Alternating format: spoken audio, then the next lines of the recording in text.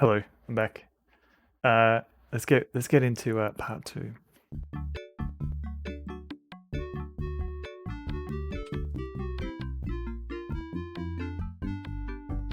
Part two being Callahan's Crosstime Saloon. Thank you everybody for filling in the gap with some emotes.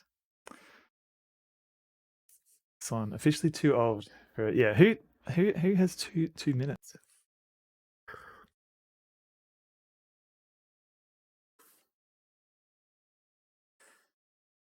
A little bit much for a Wednesday morning. Ken is over deep. Hello, it's Wednesday evening for me. Hopefully it'll slow down a bit now. Moving into the actual adventure game.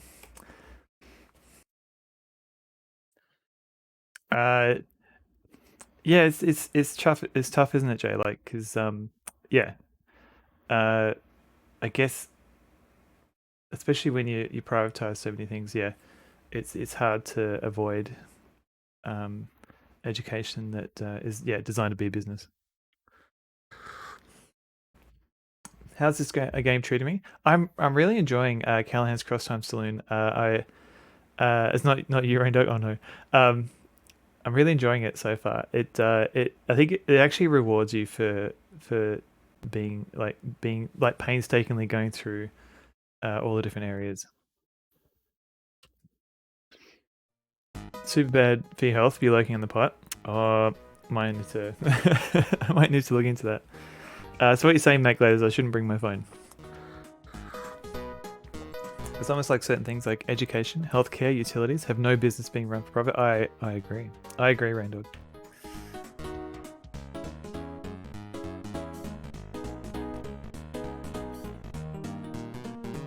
Let's turn. All right. I think I got. Official higher education is awful these days. Yeah, it's been a while, so I don't know. I'd like to think it's not too bad. Your main gaming setup is in the John though. Oh no, reach out and touch. I mean, I guess if as long as you're comfy. When we last left you, you were picking your way through the junk at Werewolves. Alright, so we've got a clerk or a clerk. I've got body tattoos. Oh wait, body tattoos. So we need to get okay.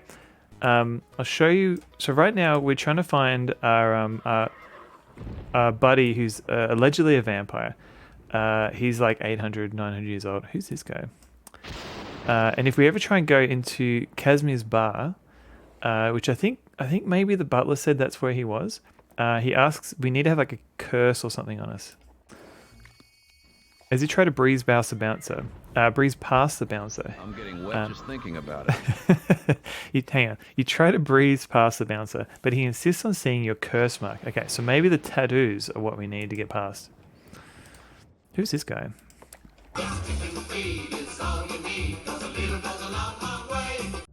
Thank you, Maclo. I worked in healthcare for a bit, and the amount of penny pinching of something like caring for unwell fellow humans is appalling. Yeah, healthcare is, yeah, it's tough, especially when, yeah, like even if it's public healthcare, it's then you're justifying the use of taxpayer money, which doesn't help either. Didn't mean to make it heavy in the chat. That's okay, Jay. The weather is not too bad. It was raining a little bit, but I think it stopped now at least. Moody Victorian vibes. Braindog, yeah. Let's have a quick look around. So there's like a fisheye lens look, and you can just kind of who's that? As a ghost, and you can kind of spin around. Gababi allow. Dries vor. Thank you.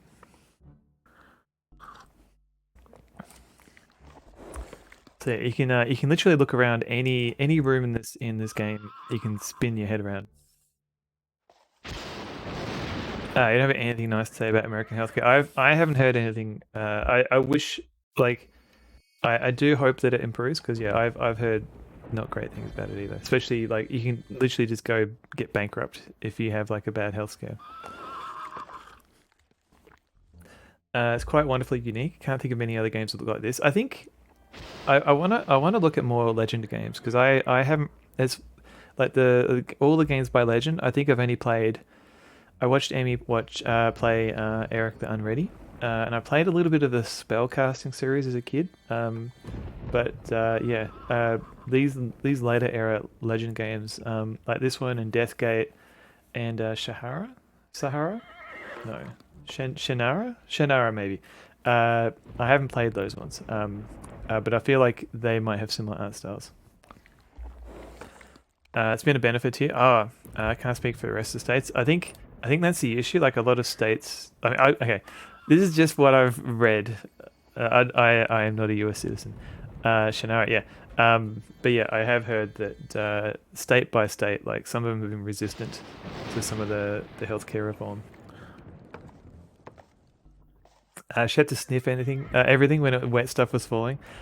I mean, at least Precious isn't too scared of the rain. Like I have heard of other greyhounds that have been pretty scared to go out, and they don't want to go to the toilet while it's raining.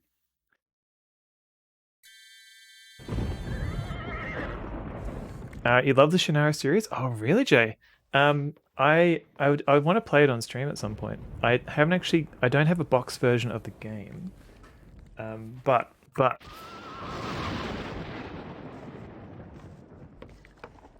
I do have one of the books. The official strategy guide of Shannara. So it was a lot cheaper to buy this than the game itself. So I wanna use it as a reference when I actually get around to playing it. I mean, everything you're saying makes a lot of sense. Has anyone thought of the poor shareholders? I mean, that's true. Like, think of those poor shareholders, and all those investments people are making. You meant the books? I haven't actually read the books either. So this game is actually based on a series of books, or short stories at least too. They might not make it to their next destination on the yacht. Yeah. Please think of your poor downtrodden yacht owner. He introduces himself as Sal Omander. Anaconda's strange creature he is. Oh god. Anaconda's strange... a one-time member of Riptile and the Mamba Kings. He axolotl questions. This is where you came in. Oh god. Alright, let's get out of here. This game has a lot of puns. And I think... so it feels like there's so many puns in this game. It's like... you don't even know if you're reading a pun sometimes. In their largest super yacht. Yeah, exactly.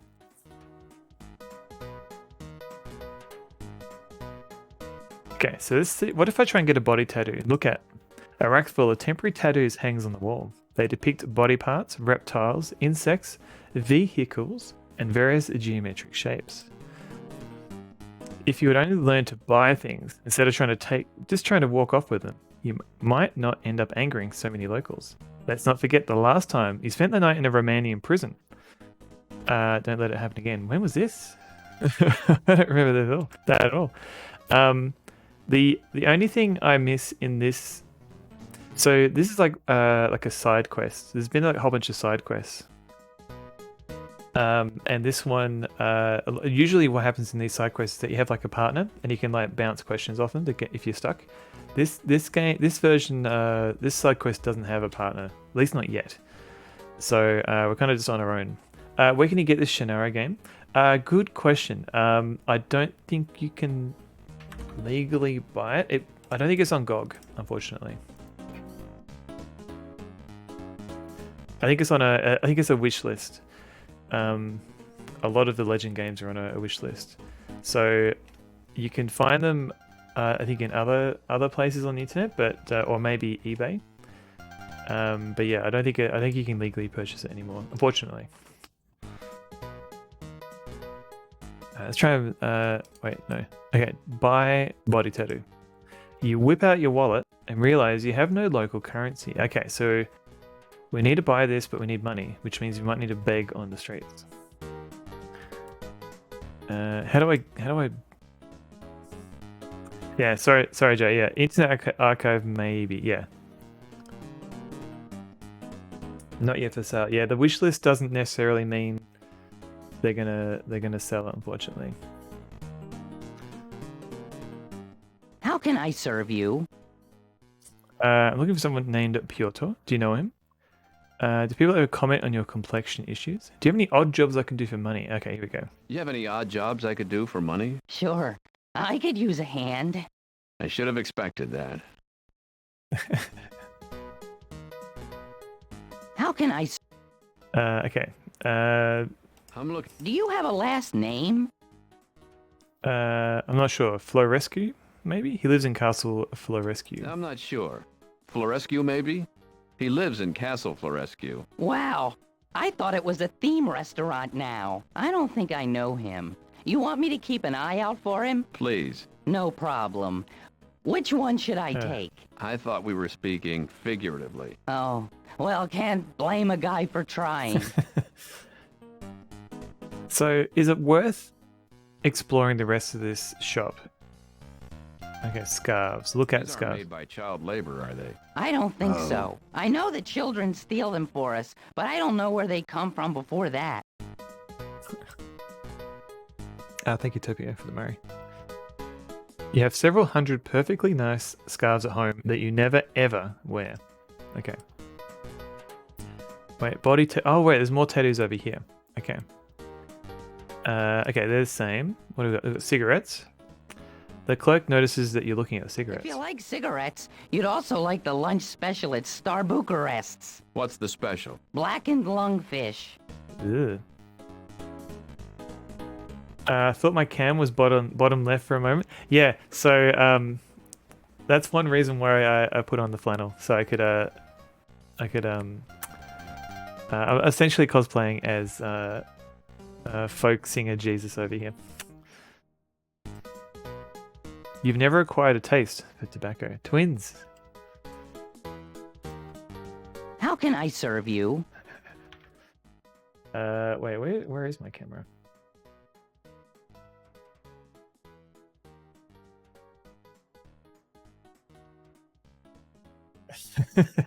There you go. I'm looking for somebody named Piotr. Do you know him? Do you have a last name? I'm not sure. Florescu, maybe? He lives in Castle Florescu. Wow. I thought it was a theme restaurant now. I don't think I know him. You want me to keep an eye out for him? Please. No problem. Which one should I take? I thought we were speaking figuratively. Oh, well, can't blame a guy for trying. Alright, that's too much. That's too much work. Put that back. He's too lively. Stone the crows. Okay. Seamless, yeah. You wouldn't know. You wouldn't know. Okay, what do we got? We've got collectible cards. Let's have a look. Where Worse carries booster packs for Magic the Profiteering. Alright. You're highly fortunate in having no Barney. Once you start buying these, it's the end. Okay, I guess they're talking about money. Okay. Wax lips. The wax lips are exaggerated, full, and bee-stung. Bugs Bunny pretending to be a female rabbit lips, and they give off a faint, sickly, wintergreen scent. You soon recognize it as eau de Pepto-Bismol. Okay. The clerk would undoubtedly be happy to sell you a pair of wax lips, Mr. Gimme. Okay. But you have no Barney, and you don't want to walk around with a pair of hot lips, or do you? Okay, so we need to get some money. Look at. There's a whole selection of wonderful old world European candies, including S&M's, milk cruds, three muskrat ears, and Reese's monkey buttercups. Now it's 15% more monkey butter. He absolutely does need some wax lips. Okay, what else have we got? There's a little bit of pixel hunting. Okay, newspapers. Look at newspaper. Papers here, as in New York, are chock-a-block with corruption, murder, disease, wanton destruction, and large-scale catastrophe. Delicious monkey butter. And that's just a weekend guide to local events and activities. You prefer to read something a little less, something less depressing. Wait, hang on. You prefer to read something less depressing and violent than these newspapers, like the latest from Clive Barker. Alright, we've got a door. Can we look at the bones? He's dead, Jim. You probably don't remember, but when you were in that crate being shipped to Castle Florescu, you vowed not to bring a lot of crap back with you on this trip. Alright, fine. So my guess is maybe there's something in this shop that we can use to make money that we can just steal. I don't know. Okay, I've got a space ride. Look at space ride. A battered old spaceship amusement ride sits to one side. On the side is painted Junior Time Traveler Astro Ship. The guts are hanging out here and there, and there's cobwebs over the seat. Unfortunately, it appears as if you have to put money into it. Real money. Oh, maybe I can put fake money in. Palming coin theft is up 400, mostly due to carelessness of the sort you're advocating here. Maybe I have to use the palming. Overstock bin, carton. Okay, let's have a look. The bin contains piles of remaindered plastic puzzles. You have to rearrange the walls so as to fit the greatest number of workers into the smallest number of office space, even stacking them on top of each other and upside down if necessary. It's called a Rubik's Cubicle. Apparently somebody returned this lawn jarts set after the first game. That's just a wild guess, because although the box has been opened, the jarts are very clean looking. Except for that big toe. I see.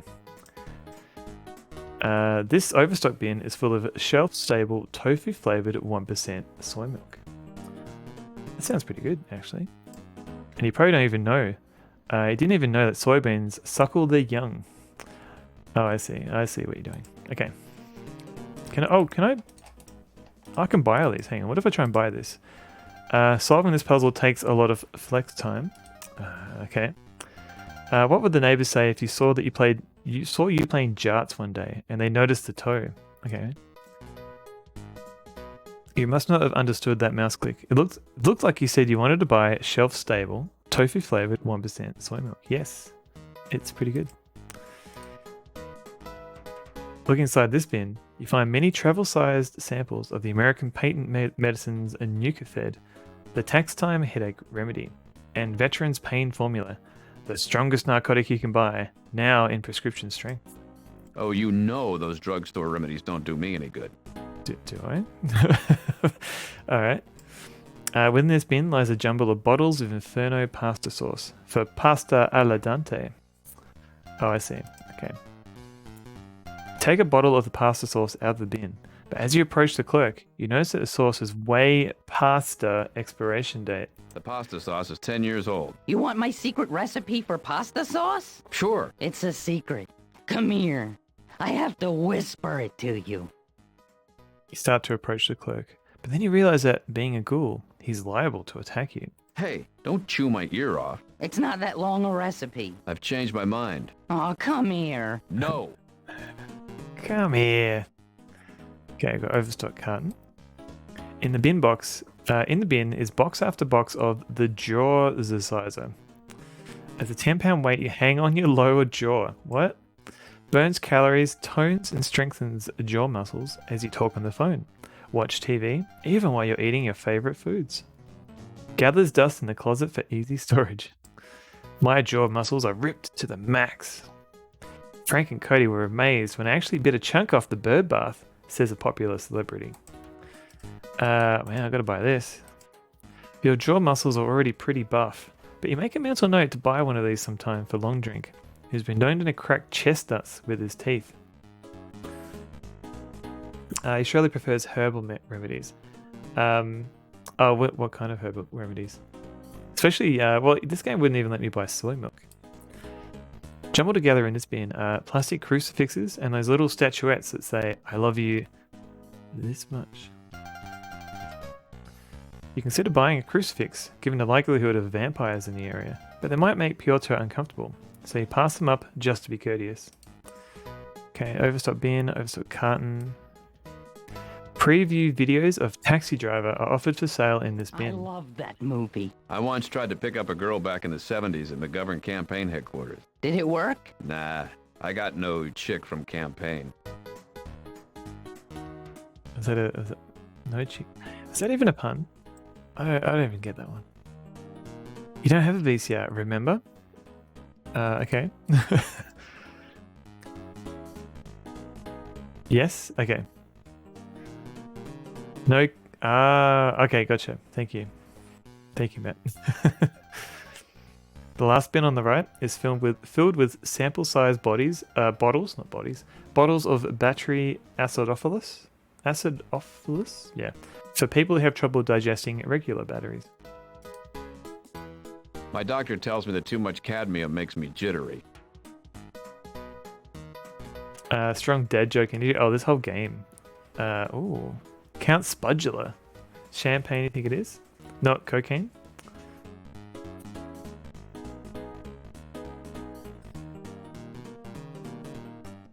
Look at. I love I once tried to pick... Did it work? Nah, I got no chick from campaign. No chick from campaign. Hey, Evie. Hey, come on, girl. You alright? You wanna say hello? This is a cocaine bit from Blazing Saddles.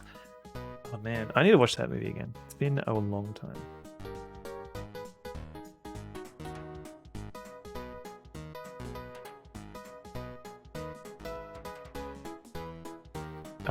That's why you're thrown off. You got thrown off the G-Funk. Hello, Evie. You good girl? This is so yeah. If you're new to the stream, this is Evie.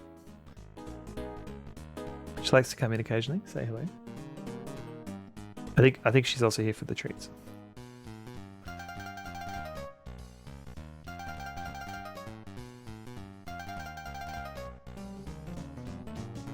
Hello. You could go.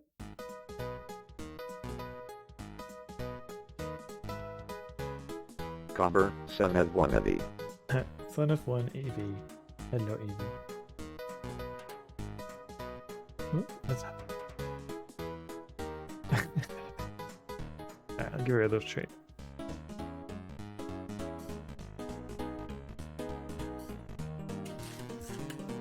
She's a very good girl. Did you get it? Go. You got it. She was just here for a treat. And she walks off. Oh, alright, dog. That's very nice. Very nice emote combination. Oh, what's she doing?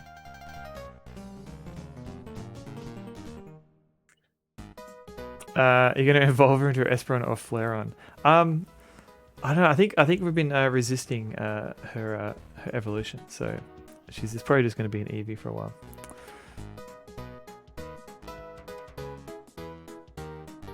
Ah, the old standby of the five and dime. Award ribbons with world's best dad and world's smallest grandmother. World's most disgruntled postal worker. This one has bullet holes in it. You wouldn't give one of these nasty award ribbons to your worst enemy. A top job every time. Tasmanian carpet cleaning. 2 3 6 8 9. Thank you, Matt. Except maybe this one, world's worst enemy. Ah, I see. Okay, so we've got Count Spudula. Oh my god, is that blood on his fangs? Oh, it's just ketchup. Mr. Spud for Brains is back at Callahan's. Wait, Mr. Spud for Brains back at Callahan's fulfills your daily adult requirement of starch-based life forms. What if you were to... Mr. Spud for Brains... oh wait, no. Can we talk to him? He refuses to speak. You have to understand, hundreds of years ago, he took a vow of silence. He was a monk in a monastery outside of Versailles. You mean... Yep, he was a French friar. This game. I apologize for that pun. French friar. It's terrible. Piled on the shelf are various children's toys, such as the new Hot Wheels with side-mounted gas tanks, butane, refills sold separately, Retcher sketches, and My Little Crony. The Michael thing. Welcome in. Thank you for 100 bounders. French fry, good one. I'm sorry, Michael thing. How you going? Welcome in. So much hair. So much hair. Random NES, SNES, and Genesis Mega Drive games. You ain't got no Barney, and no Barney cares for you. Just for you, Michael, I think. Have a Dee Dee. Hello, Dee Dee. You good girl?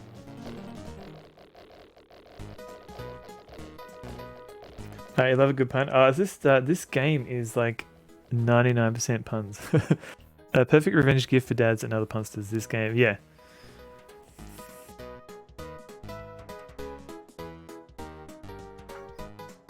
Wait, is she feeling better now? Wait. What's on my t-shirt, Emmy? What is on my t-shirt? How's she doing? So yeah, she had I think it was a back issue. So apparently like one of the reasons why she stopped. So she used to be like a racing greyhound, and one of the reasons she stopped, I think she hurt her back. And that was our guess that that she kind of hurt her back somehow again, or maybe something flared up. Because she seemed to be in a little bit of pain, but we weren't quite sure how or why. But she seems to have cleared up. Yeah, Amy, I'll show you what's on my t-shirt in a sec. Oh, she's off. She's just gonna hang out. Okay, so yeah, what's on my t-shirt today? Don't know. Is it Bad Cat? It is. It's Emmy as Bad Cat. So yeah, just hanging out. It always makes me laugh seeing this picture. So yeah. Cursed. I know. But yeah, Dee Dee's doing a bit better now. Although she is chewing on something plastic. Hang on a sec.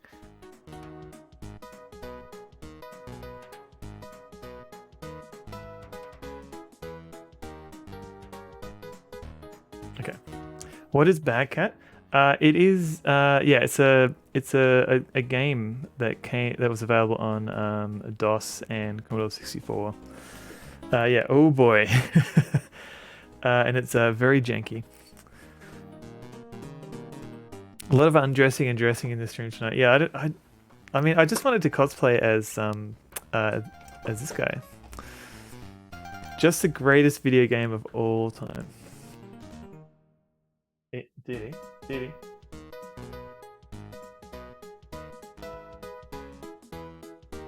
Alright, I'm just taking the plastic toy of Dee Dee.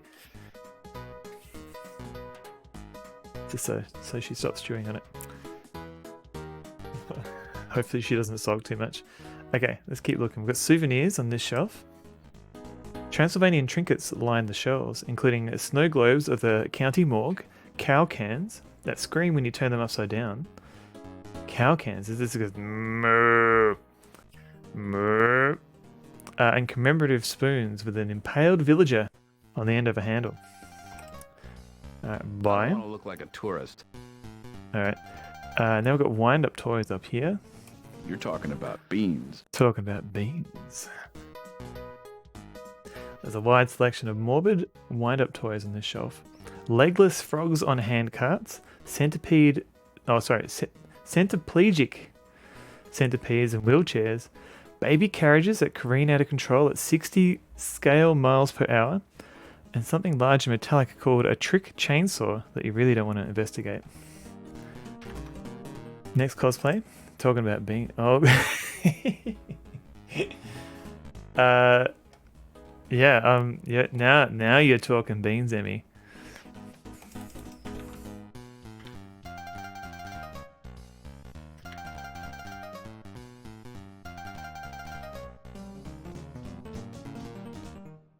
There you go. Now we're talking beans. Look at that guy. Looks pretty cheerful.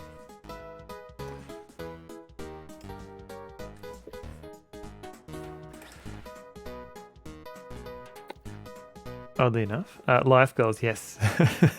Cow cans for robot space. So is that the thing that goes moo, moo, or is that a different can? Oddly enough, they strike you as more tasteful than many real toys back in the US, such as the Mad Doctor Labs, where you eat brains and dissolve flesh off of tiny bones. Freddy Krueger-style gloves with foot-long fake razor blades, and computer games where you ... Yeah. Wait, yeah. Yeah? Yeah? Okay, yeah.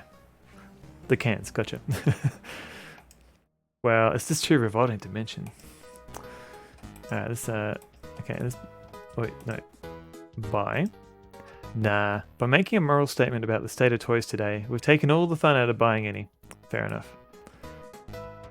Next bit of the screen. He hates these cows. Stay away from those cows. But they're good cans, Matt. Makeup department. Oh. Wait, what was? Oh, right. Yep. Okay. You browse through the masks, which are made of skin and outrageously expensive. By the way, we sell the brains separately so you can mix and match. What? It makes more sense to get one of these at the duty-free shop on the way home. Fair enough. Greeting cards. Any particular greeting card? No. Okay. This is a display of all occasion mall mark cards. You browse through them. This one reads, outside. So I hear you've been dead for 50 years now. But don't worry, once you die, you're not getting any older. It's a quote from The Jerk. Gotcha. Okay. Man, all I remember from The Jerk is, what's his face?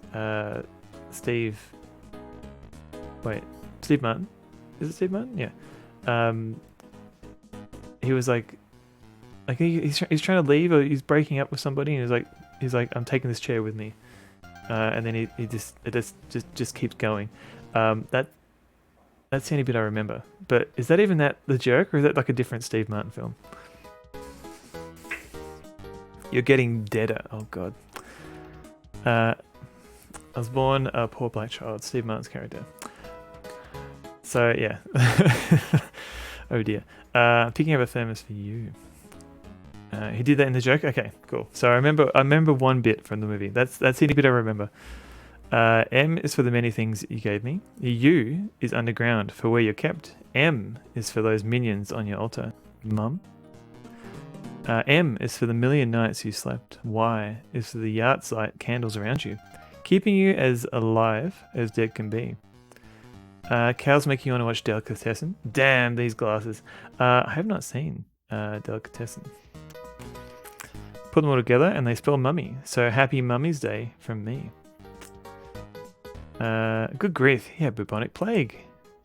You don't still want me to collect your homework assignments, do you?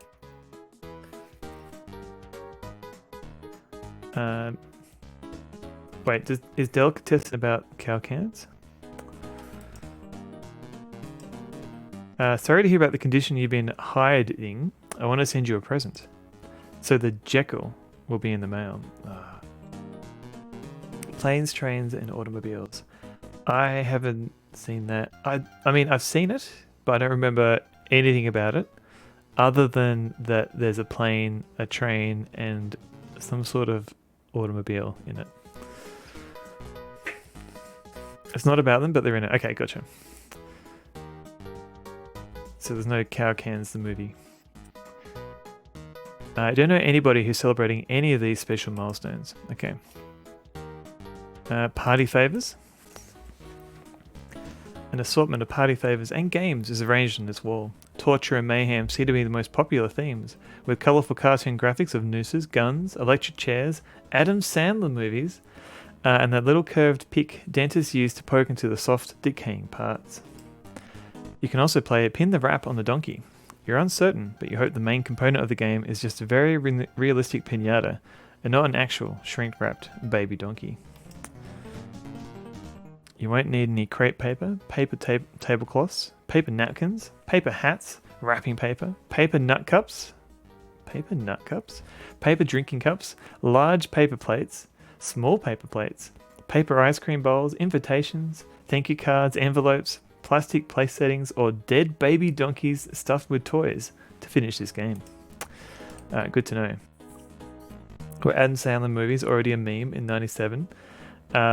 I guess so. Yeah, like when did because I guess you had movies like Little Nicky and stuff like that. Like Happy Gilmore and Billy Madison. They were classics. And then you had like Waterboy and Little Nicky, and I felt like there was a kind of a dip in quality. But also, yeah, I don't know. I was a lot younger and I was more easily entertained, so I don't know how well those movies hold up. I would argue planes and trains are automobiles. Please don't. Yeah, all right. Dot. Also, hello. Dot. I guess also automobiles doesn't have quite as catchy a title. Oh yeah, The Wedding Singer. I forgot that. That wasn't too bad. You forgot the year that was. Happy Gilmore was early 2000s. No, surely it was the 90s. I Reach Out and Touch. I'm not sure actually. I thought it was like late 90s. Hang on.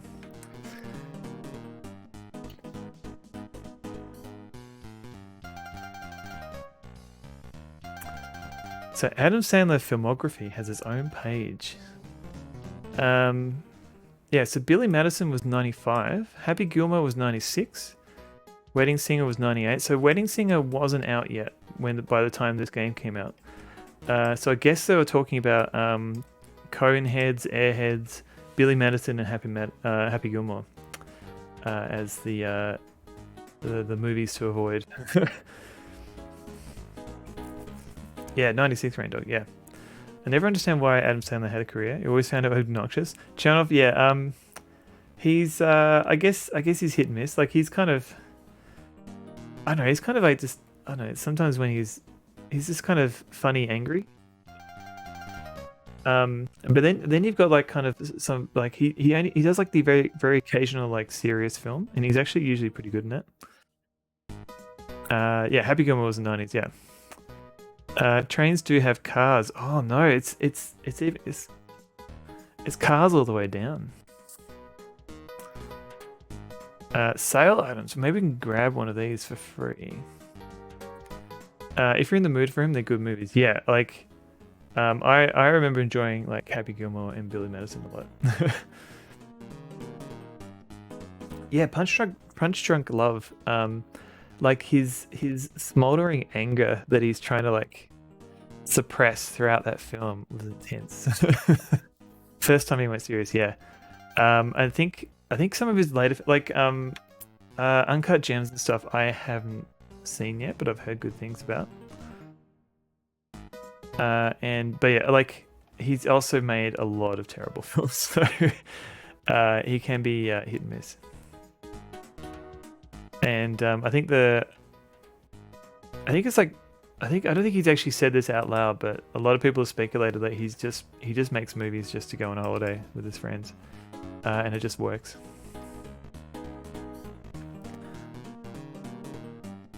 Sharing a relevant delicatessen clip on Discord. Oh, thank you, Robot Spacer. I'll have a look in a bit. Clicky made you cry so much as a teenager? Oh no, really? I know the basic plot of that film, but I never actually got around to watching it.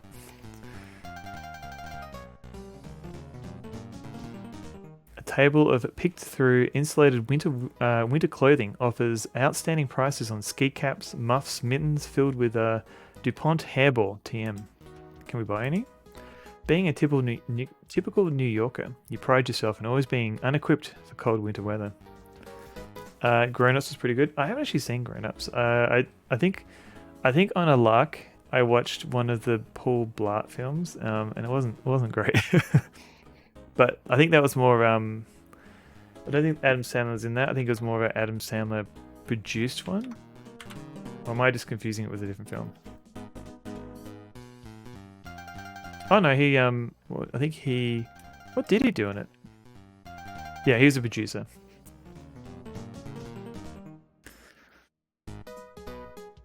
Let's look at the sign.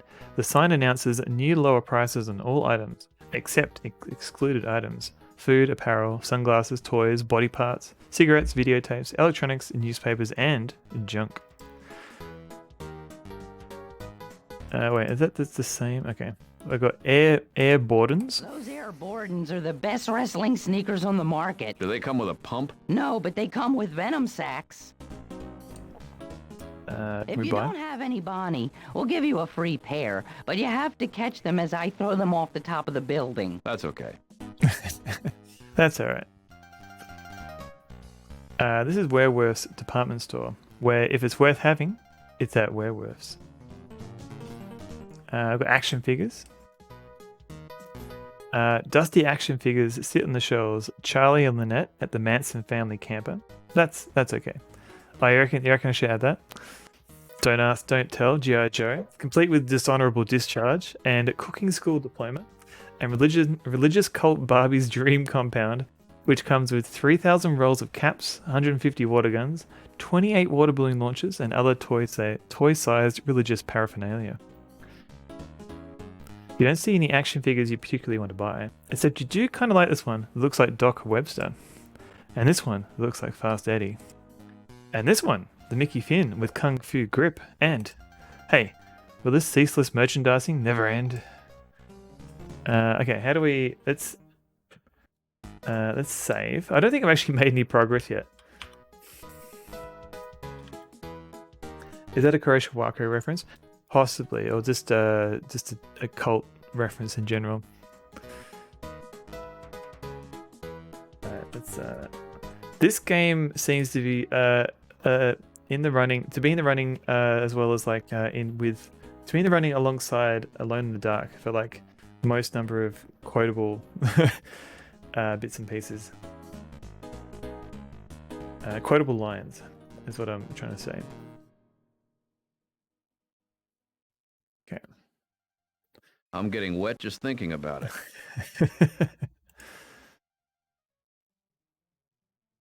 All right. How did I do this? Buy. If you don't have any Bonnie, we'll give you a free pair, but you have to catch them as I throw them off the You're top of talking the about building. beans. That's okay. Oh no, you spoke over it. If you don't That's okay. Okay. No. You're talking about beans. That's okay. That's okay.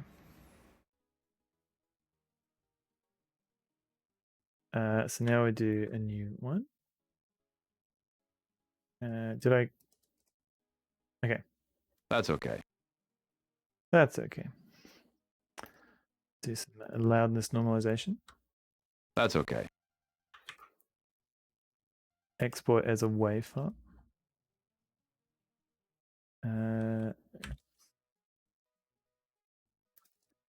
That's okay.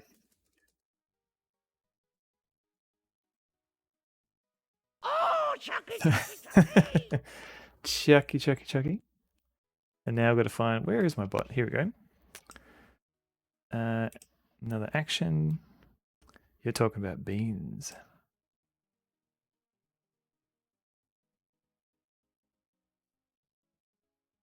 That's okay. I should probably put the music back on. Hang on.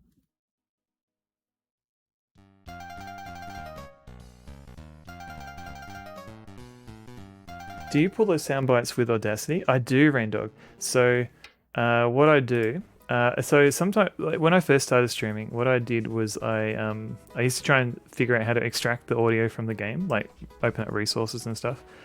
These days I just Reach the Corey hotline, $4.95 a minute. Here are some words that rhyme with Corey: glory, story, allegory, Montessori. Montessori. So thank you for the Corey. Reach out and touch. So usually I'll set the input device as a loopback. So I'll use whatever I'm spitting out my audio to, and then I just capture that. You can do it if you set it to one of the there's it's not. I think you have to use like the WAS API driver, the Wasapi driver, and then you can select a loopback device. And so yeah, that's how I record a lot of this stuff. Daddy, would you like some sausage? Daddy, would you like some sausages? It's worth paying the premium rate for Allegory and Montessori. I mean, I learnt what Montessori is, so it's been pretty good.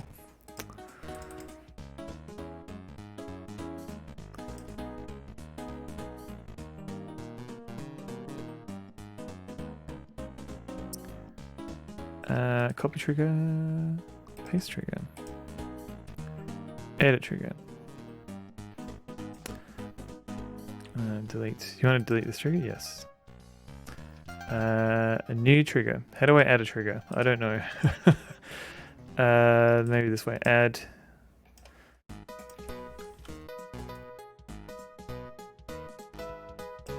Play. Okay. That's okay. And then we want to add cooldown. I don't know, the streamerbot's commands of kind of, I don't know if I like them. It's all different. How do I, oh god, how do I don't even know how to add how do I add a trigger? At 3.55 minute, it's practically free. It's not very expensive. I hope you and I can get married someday.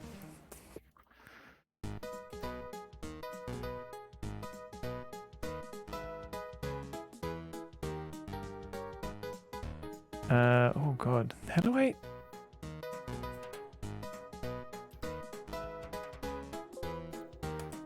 Paste trigger. I don't want beans though.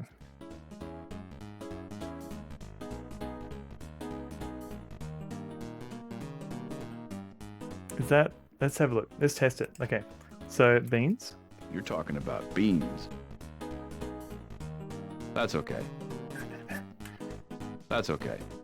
Okay, that seems to work.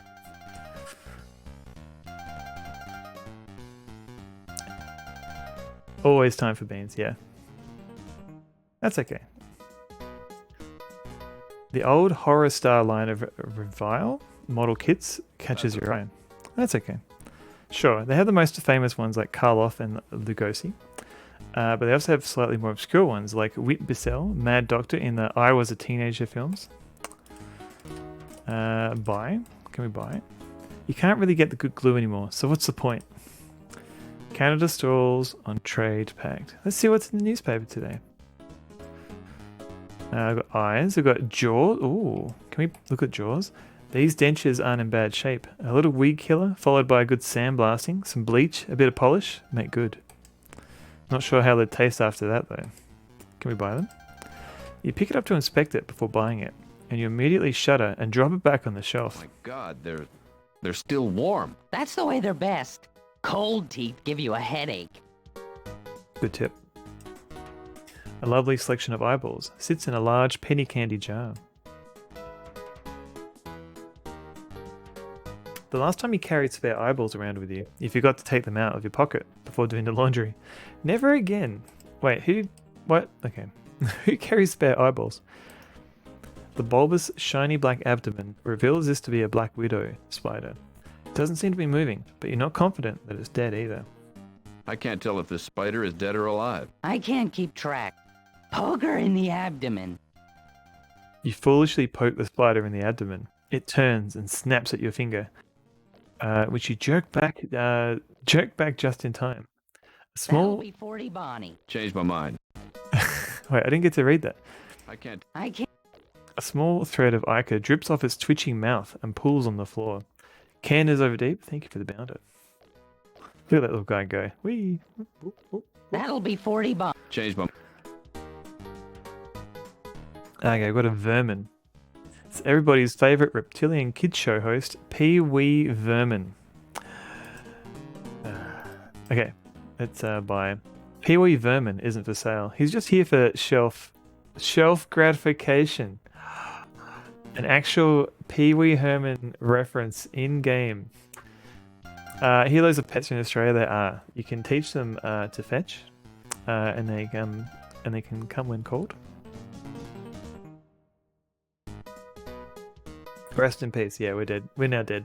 Beware the reptoids. A few sweaters sit on the shelves. Those are honest to goodness yak hair sweaters. Just don't get them wet. Ever smell a wet yak? No. Wow. I guess you don't get out much. It's got burned. You need Barney, lad. I've got candy. Ricola. Okay. You choked one of those down a few years ago. No reason to put yourself through that again. T-shirts. You browse among the Morphia t-shirts, thinking maybe you'd find one to buy. Then you notice that the shirts are long sleeves, and the sleeves, which have no openings, wrap around and buckle together in back. Are these straight jackets? We won't have jackets until summer. These are straight t-shirts. Just as confining, but perfect for warm spring days. Convenient. You're not that far gone. At least, not yet. It's not a Friday night if it doesn't end with a smelling wet yak Can I relate? I don't know.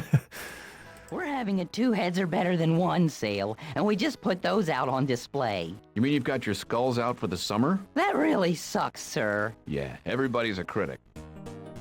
Skulls out for the summer. Oh, school's out. Okay. You take one of the skulls off the shelf, and then you exchange it for another. Then you put that one back and take the first one again. Then you put that one back. Changing your mind? No, just picking my head. Well, do you mind if I pick your brain for a moment? No, go right ahead. Okay, I'll get my pick. No. No. Okay, we're almost done. We're almost done. What appear to be portable radios and cassette players with headphones turn out, upon closer inspection, to be earwig farms. You keep the earwigs in their little box, and when they want to lay eggs, they go up the tube and into one of your ears, through your brain, where they leave the eggs, and out the other ear and back in the box. Yeah, ew indeed. Now watch what happens. Somebody will actually make one of these things, and, as defense against a murder charge, will blame this computer game for putting the idea in their head. Whoops, let's rephrase that. You really don't want an electronic earwig farm, but you still have to admire the technology. Okay, what else we got? Oh, tea. Available here is a delightful selection of herbal teas with medicinal effects. Among them are sumac, great as a sore throat soother, So Long Blackhead's Comfrey Blend, Farewell Elephantitis with fenugreek, and Tanner Leaf, a common old-time remedy for black hairy tongue. You really... Oh, no. Take one. I don't have any Bonnie, but I sure wish I could buy some of this tea. I might be willing to barter. Really? Are you eating that arm? What arm? My arm? No. Well, can I have it then? No. No. Buy tea. I don't have any Bonnie, but I might be... Really? Are you... What arm? My? No. Well, can... No. Sumac is quite a natural stimulant. You can kill yourself with it if you're not careful. Ah, that seems to be in theme with this game, though. At least this area where everything can kill you. Sunglasses. A typical sunglass display displays an atypical. Oh wait, atypical sunglass display displays atypical sunglasses. None of these sunglasses will fit me.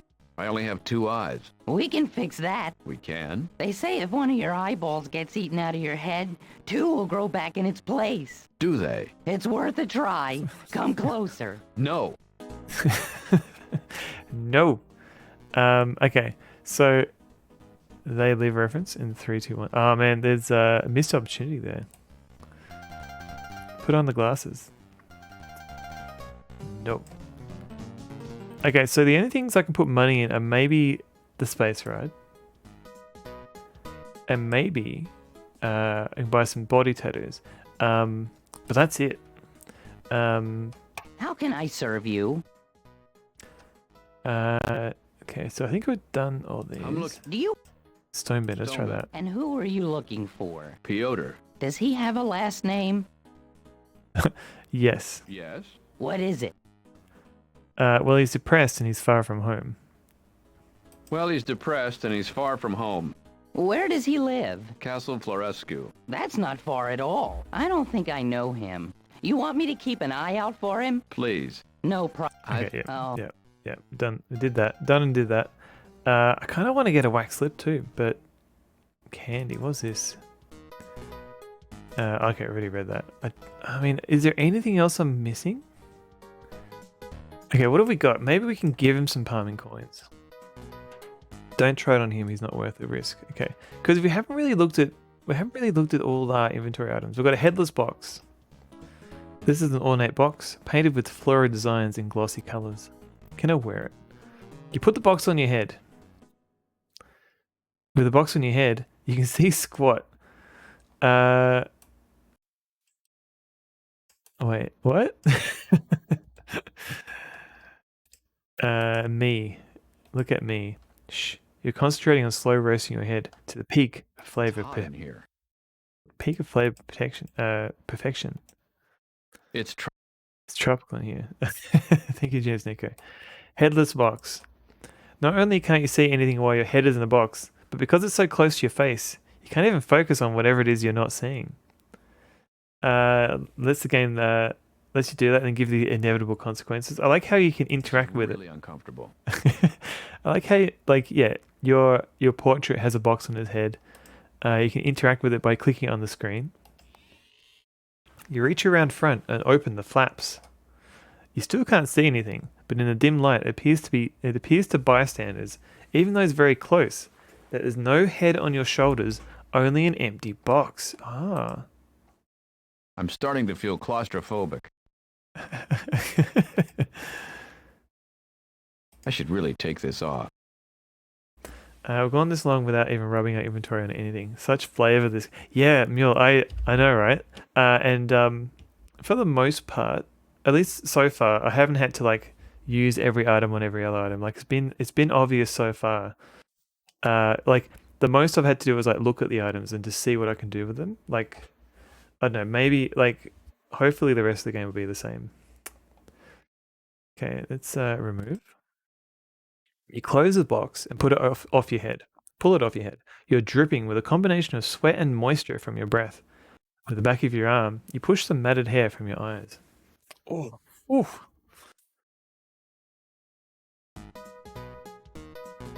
Okay, so we can use the headless box to make it look like we've got no head. Okay, spirit slate. I don't even know what this is for. You and those magic slates have never met before today, right? Read. The slate is blank. Right on. Oh, right on with pencil. The pencil marks hardly show up on the dark slates. You can't write on the slates with that. What's this? Antenna. Can I use antenna? These belong to Piotr. You're their legal guardian. Don't let them out of your possession. Okay, fine. I guess I don't have anything to draw in it.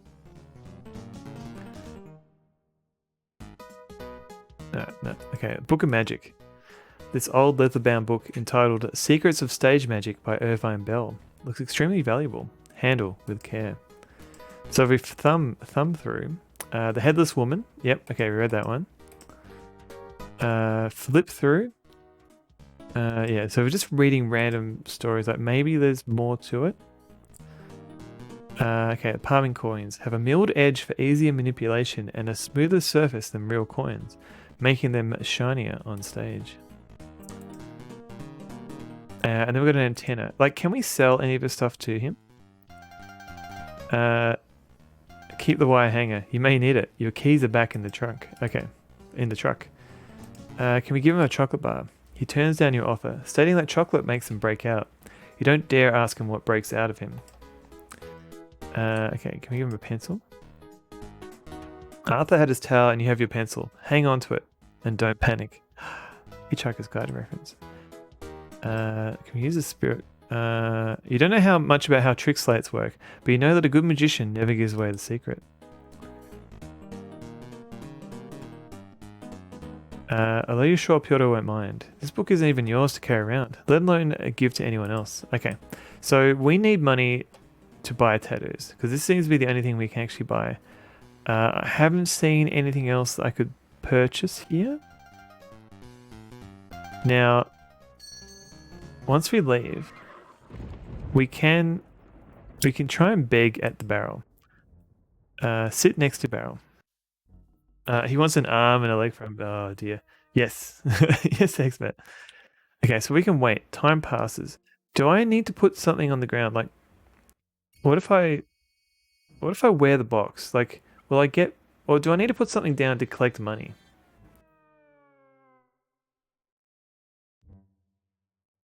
Okay, cobblestones. This game doesn't need help with the puns. Thank you very much. Yeah.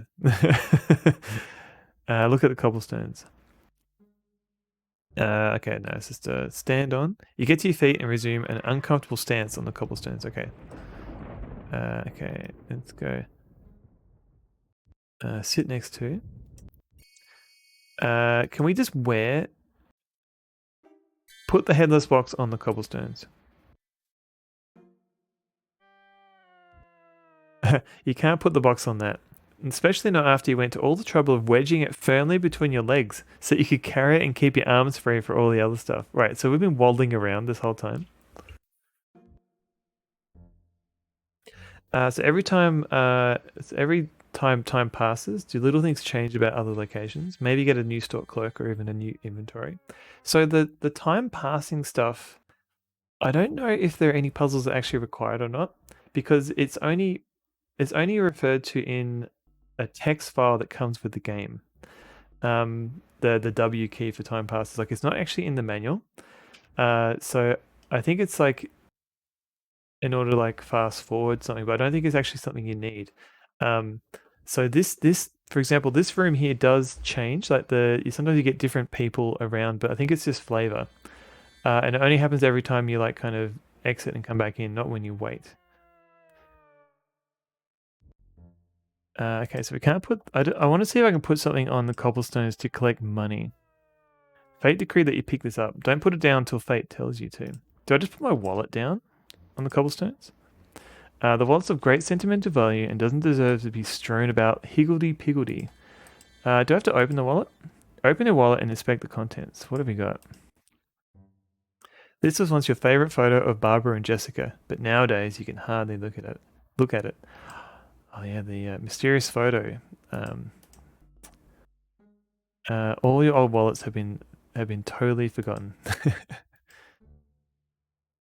Okay. So if you open it, there's a picture, and that's it. Wait. What's this? Okay. License.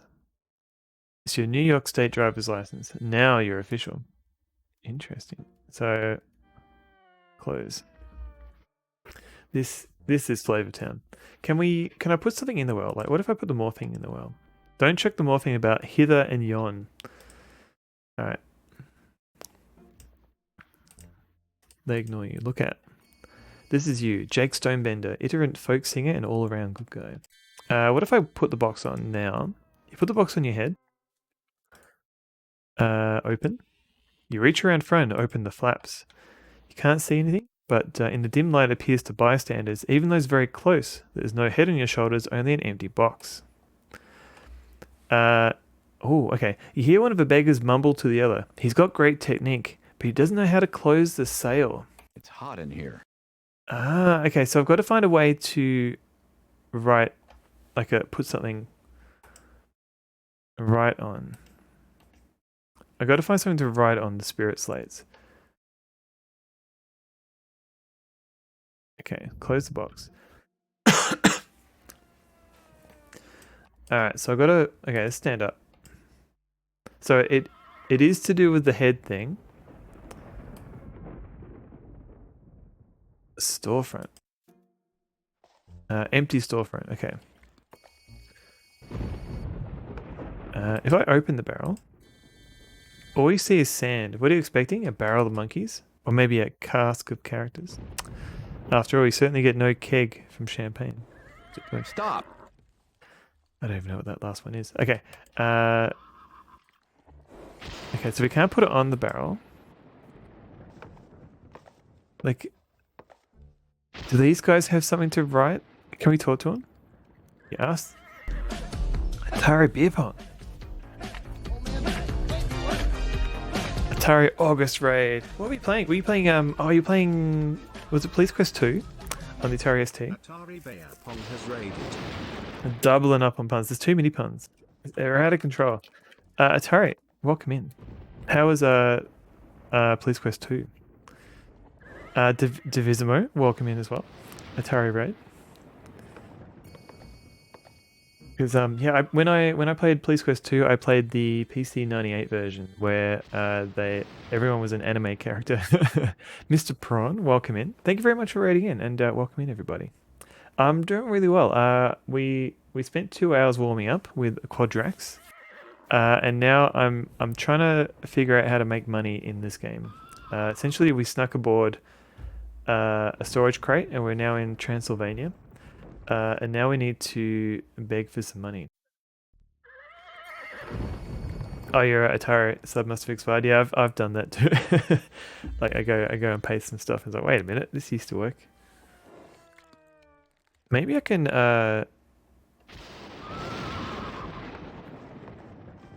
talk to this beggar. No. Okay, tropical paradise.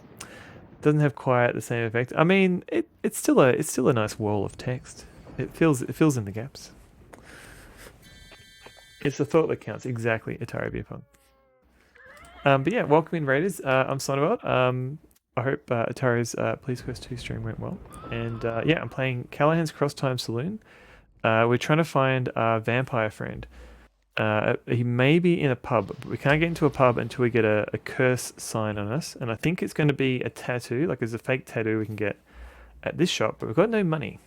And I think we have to beg. And we can put this headless box on our head, but we don't have any way to write on the spirit slates yet. Made some progress in the game. From what I remember, there's a few optional bits, but there's also a few like confusing bits where it's not obvious. You've got to like follow up on some clues. Oh, there's a new. Okay. Tsar Bucharest is a new area. Didn't this start in the bar? Dragon Facts, it did. Also, hello. You followed the scent of freshly brewed coffee in Star Bucharest, and immediately grab a seat at the only empty table. Yeah, Dragonfest, they moved to a space station. Yeah, so it starts at a bar, and then, I think for the bounders, by the way. Game Dev Jeff. For a random Game Dev Jeff fact. Once ate a whole habanero. Interesting. Yeah, so we started at the bar, then we went to New York, and then Brazil. And survived. Yeah, and survived. And then we went to a space station. Was there something else we went? There was somewhere else? And now we're going to Transylvania.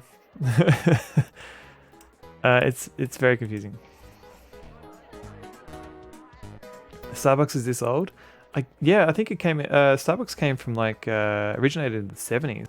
So it's been around for a bit. Wolf of Rock!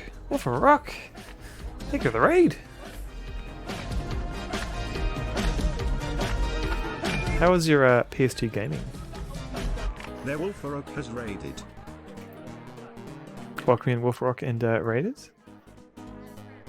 Drakengard PlayStation 2. Yeah, what was Drakengard? That sounds like an RPG just based on the name. Because I saw you were moving playing at a different PlayStation 2 game. But yeah. Welcome in. Thank you for raiding in. I'm Sonobot, and yeah, playing Callahan's Crosstime Saloon. So yeah, welcome in. There are Star Wars games on the 2600, amazingly.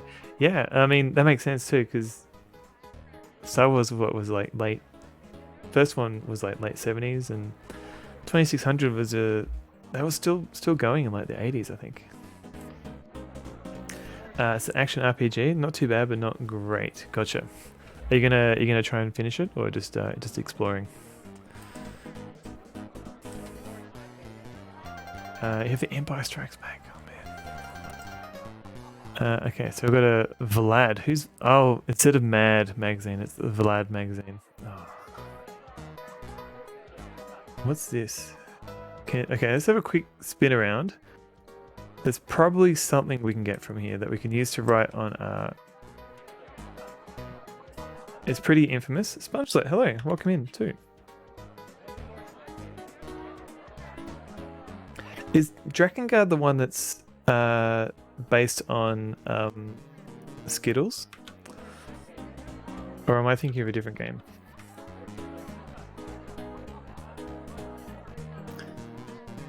Oh no, okay, different one. You're tired? No, it's okay.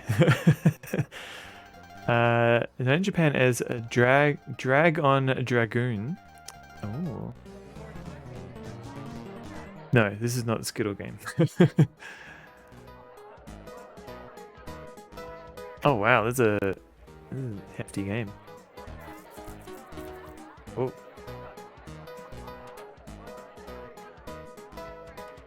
Thank egg.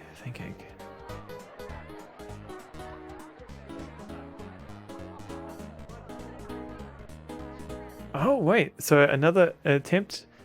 So Nier is actually a spin-off from this. Interesting. Gotta represent the flannel.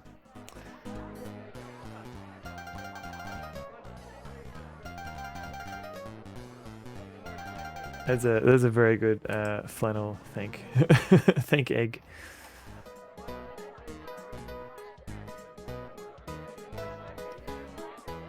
Oh, wait. Chalk. Can I take the chalk? You take the chalk. Yes.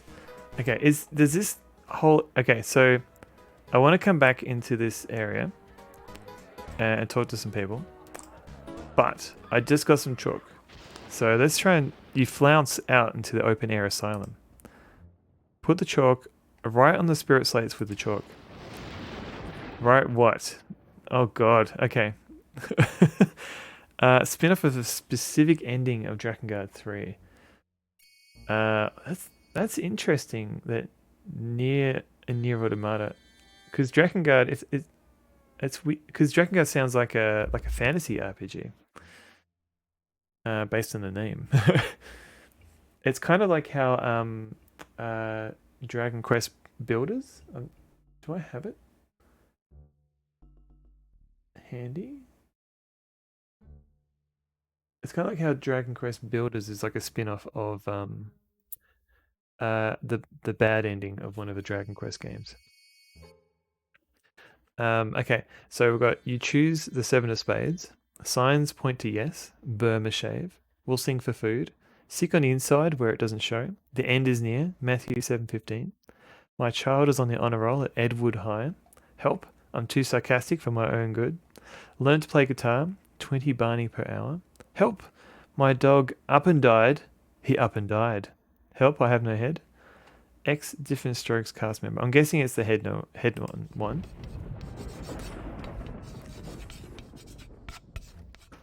You scroll the message on the slate. So now, sit next to. Put the spirit slates on the cobblestone.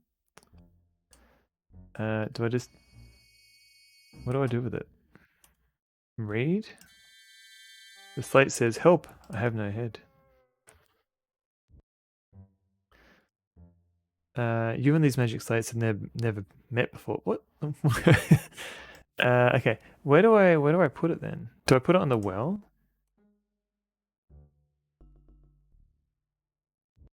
Maybe if I wear it. Now we don't get to hear sarcastic replies to each message from passerbys at each different time of the day.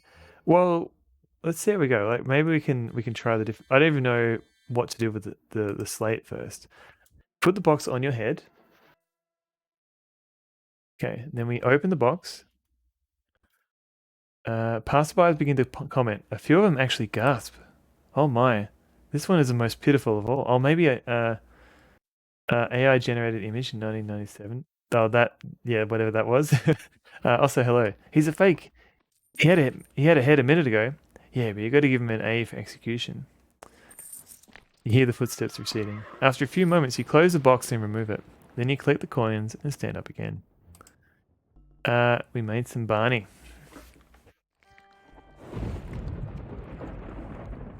Well, let's write on something else. Use chalk on... You hastily scrub out the previous message. Okay, let's try we'll sing for food. And then wear the headless box. There's no more need to beg unless you run out of Barney. So maybe there are actually different messages. Let's save. Let's see if we can get a different one.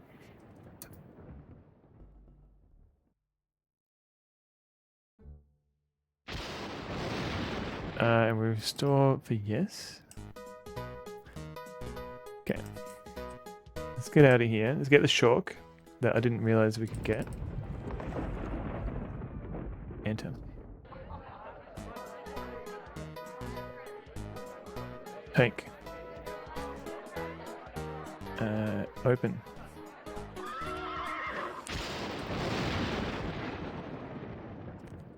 You go for a bar me right now. Oh, they're not. They're so good. Alright, let's try let's try my dog up and died. He up and died. Surprised the begging simulator hasn't made the rounds on Steam. It might have been at a maybe too much, maybe made in poor taste, or maybe it's hard to do that respectfully. Be the change you want to see in the world. Oh, was that one of the...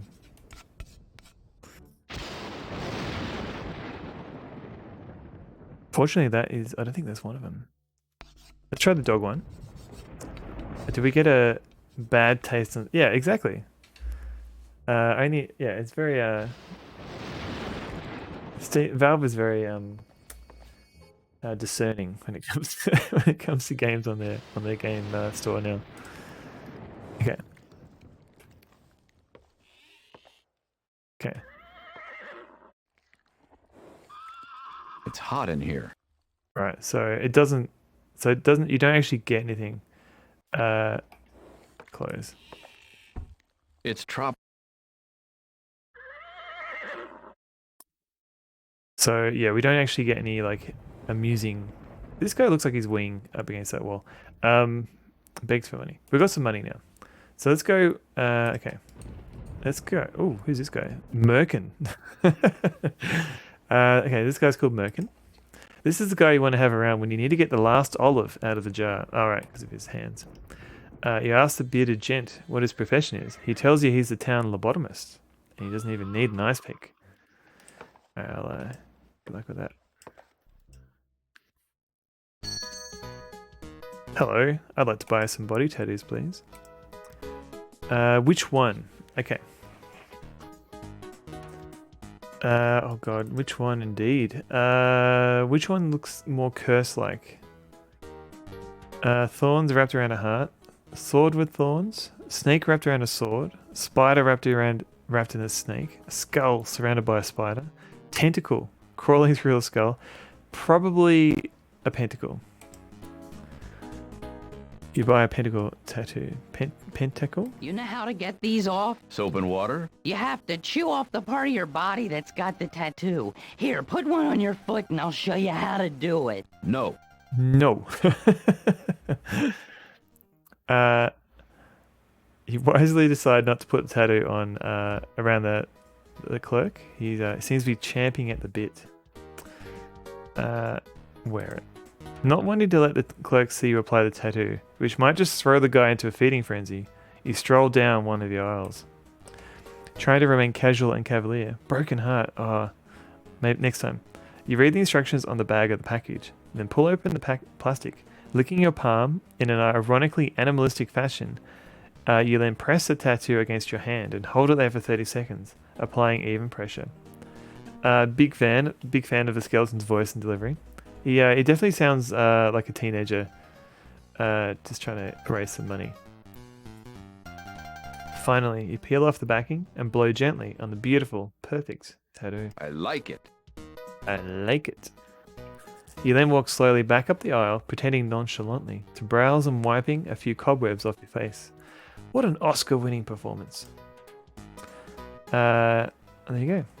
We've got a tattoo. So maybe that's all we need to get into the pub. But before we do that, I want to try the spaceship machine. Ride it. You wipe some of the cobwebs away and take a seat in the cramped Astro ship. You fish a Barney coin out of your pocket and drop it into the slot. It audibly falls into the coin box, but the machine shows not a flicker of life. Hey, this thing doesn't work. Can I get my coin back? The clerk digs around in a drawer and hands you a Barney. I don't think that thing even works. Thanks for telling me. Is this like a way to get money? Like, can I open it somehow? Probably not. Can I buy this? Okay. Can I buy any of these? No. Can I buy this? You sit on the floor and try on a pair of size 10 Air Bordens. The moment you stand up, the spikes sink to the floor, which screams in agony. You untie the sneakers and pull them out of the floor. Alright, so now I've got all new messages for things that we can actually buy. Okay, let's see if there are any new ones. Look like a tourist. I'd like to buy some of these toys, but I don't want to have to carry them around with me. We do mail order. Okay, maybe I'll wait till I'm back in the States. Then just give you a call. Very wise. Buy a ribbon. Okay. Buy a mask. Buy a greeting card. You don't know anyone who's celebrating those. Buy a party favor. You don't need any of those. Buy a model kit. What have we got? Action figures. Can we buy that? Can we buy? Yeah. Can we buy vermin? Not for sale. Okay. Oh, let's buy the jaws. My God. That's the way. Okay. Buy some eyes. Buy some sweaters. Those fit my. Thanks, any. Okay. Buy sunglasses. We can. We can. They say Do they? it's. No. No. Buy a newspaper. Buy wax lips. I forgot. I'll sell you those, but I'll have to see your ID. You show the clerk your driver's license. Fortunately, the reciprocity laws work so that this Romanian reads English just as easily as you speak Romanian. Okay.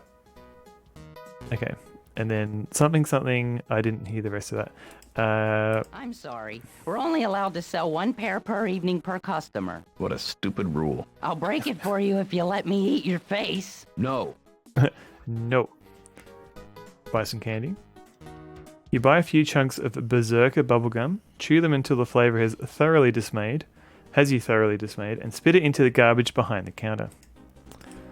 Alright, can we buy some collectible cards? Don't do it, kid. You got a whole life ahead of you, and then you're gonna have to retire someday.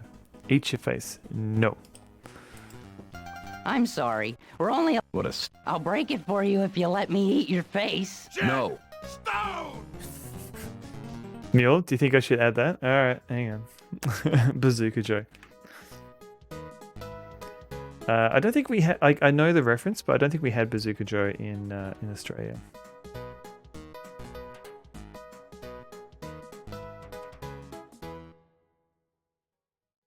Alright.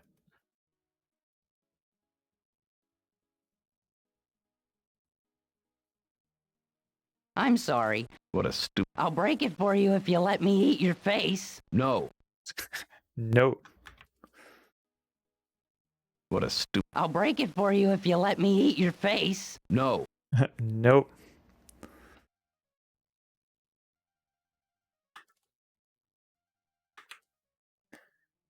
I'll break it for you if you let me eat your face. Beautiful. Okay. Loudless normalization. Okay. Export. Eat your face. Alright, let's see if we can do this.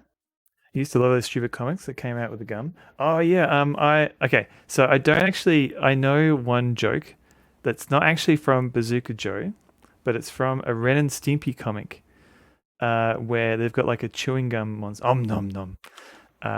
There's like a chewing gum monster that they get chased, and apparently it was driven insane by a Bazooka Joe comic that was stuck on it. And the joke goes something like, "How do you stop a fish from smelling? You kill it." It's a terrible joke.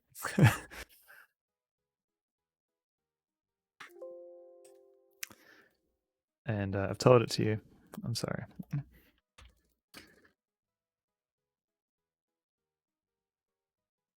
So you whizzed on the electric fence. Wait, is that another Bazooka Joe? A dead fish should probably smell worse, if anything. Mars. Oh no, I think it was more Ravensword. Thank you for the hydrate. I think it was like assuming that the fish would actually smell with its nose, even though like fish don't smell with their nose.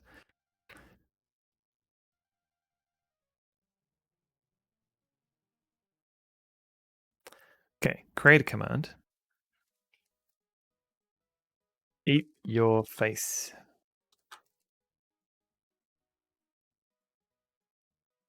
Ravensword, thank you for the hydrate, by the way.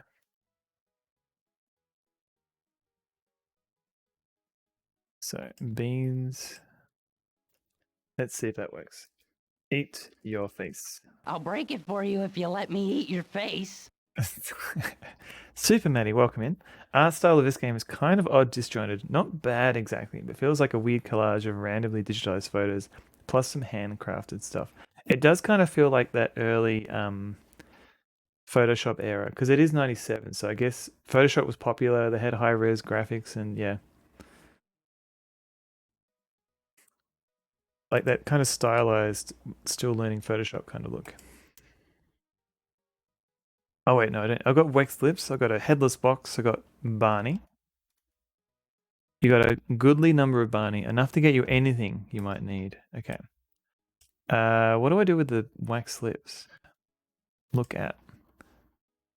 Whoa. The fake lips are exaggeratedly full and hyper-sexual. Wear them. You put the wax lips in your mouth and clamp down on them. You feel like you ought to be carrying a sign that says, "Help! I have no class." I want to see a... Okay, talk to How him. can I serve you? I'm getting wet just thinking about it. Look at these lips.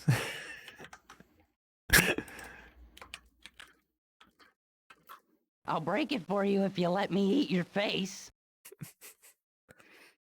This book is the book this game is based on from Spider Robinson is amazing.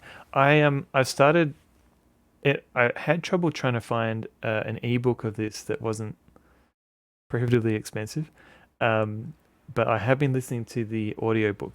I haven't. So yeah, like it goes a little bit deeper into like this guy's backstory.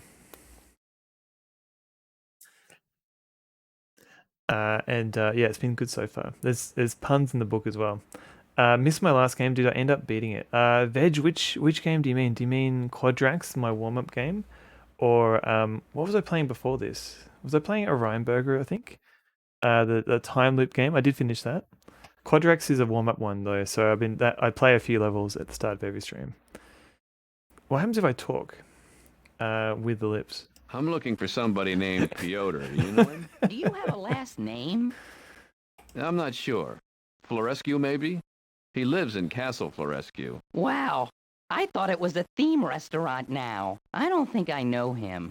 You want me to keep an eye out for him? Please. No problem. Quadrax, Which gotcha. one should I take? I thought we were speaking figuratively. Oh, well, can't blame a guy for trying. Yeah, Quadrax. I'm going to be slowly working through that game. I think, what level am I up to? I am up to level 19. Apparently there's at least 100 levels in that game. So yeah, it's going to take me a few streams to beat. Yeah, oh, that's right. Yeah, you were. Yeah, I don't know why other people have been playing it, because I haven't seen many people play it recently, and I thought I'll play a whole bunch of time traveling, time related adventure games, and Orion Burger is definitely a time travel game. This one has Crosstime in the title, and one of the quests did have a little bit of time travel in it, but so far this game hasn't really been about time travel in general, which is a little bit disappointing, but that's okay. It seems like a load runner type game, is that right? It kind of is. That's also why I started playing it, because somebody else mentioned load runner in chat, and I was like, okay, I'll look up load runner, see what it looks like in DOS, and then Quadrax came up as like a recommended game, and I was like, I've never heard of this game. I want to play it. So in a way, that's load runner is the reason why I'm playing Quadrax. I'm guessing it's a wardrobe maker over solution. Yeah, maybe there is a puzzle somewhere I've got to put more on, like more clothes or something. We'll see. Let's have a look. If we try and go into the bar now, enter. You try to breeze past the bouncer, but he insists on seeing your curse mark. You're going to the shop. Do you want anything? Or maybe some Chocky Bickies? Wouldn't mind some Chocky Bickies. Thanks, Phil. Bombman is technically the guy from Load Runner if you follow the NES lore. Thanks, Phil. Really? I didn't know they were connected. Is Knights Chasing list? It is Vinod. Where's my list? Do I have it handy? So yeah, so games like Day of the Tentacle, Discworld, and Orion Burger, I've played those, and they definitely have time travel in it. Callahan's Crosstime Saloon has a little bit, so I guess it counts. The other games I have on my list are Space Quest 4, Future Wars, Pepper's Adventures in Time, Lost in Time, Time Paradox, Time Commando, Time Gate Knights Chase, and then I've got a few that maybe might work, but I'm not as familiar with. Like, so apparently Shadow of Destiny for the PS2, maybe. I don't know. We'll see. There's Chronomaster, which I know the name, and apparently Old School J has played it. There's the Journeyman Project, maybe. And then apparently Waxworks by Horrorsoft has a bit of time travel in it. I don't know enough about that game. And then there's Time Quest, which is like another Legend text adventure game. So yeah, there's a few time traveling games to go through. Tell you I'm hot. Yeah, let's see how we go. I don't actually know what the lips are for yet. Steins Gate. Oh yeah, Steins Gate. I think I've got a secondary list of other ones, but I'll add that to my list.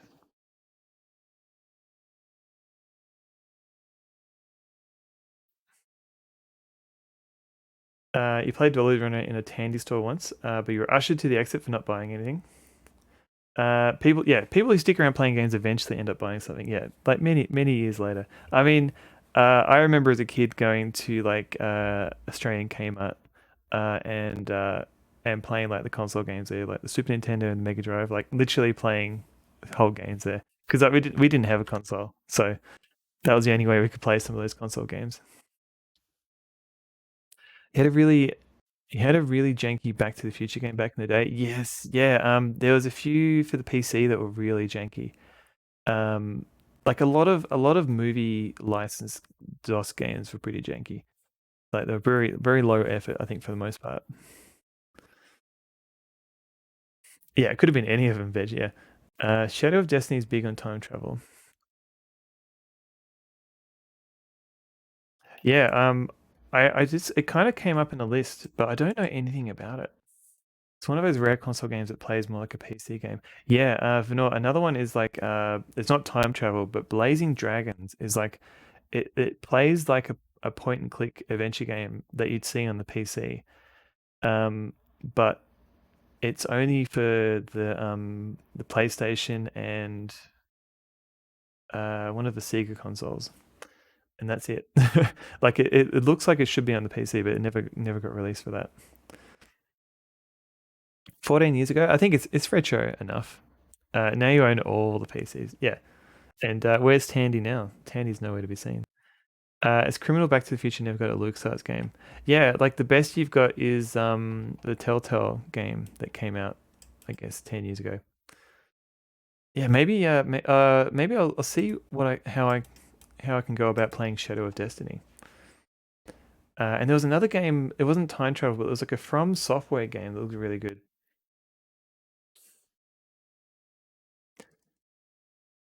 What was it? What was it called? It was like it was an early game.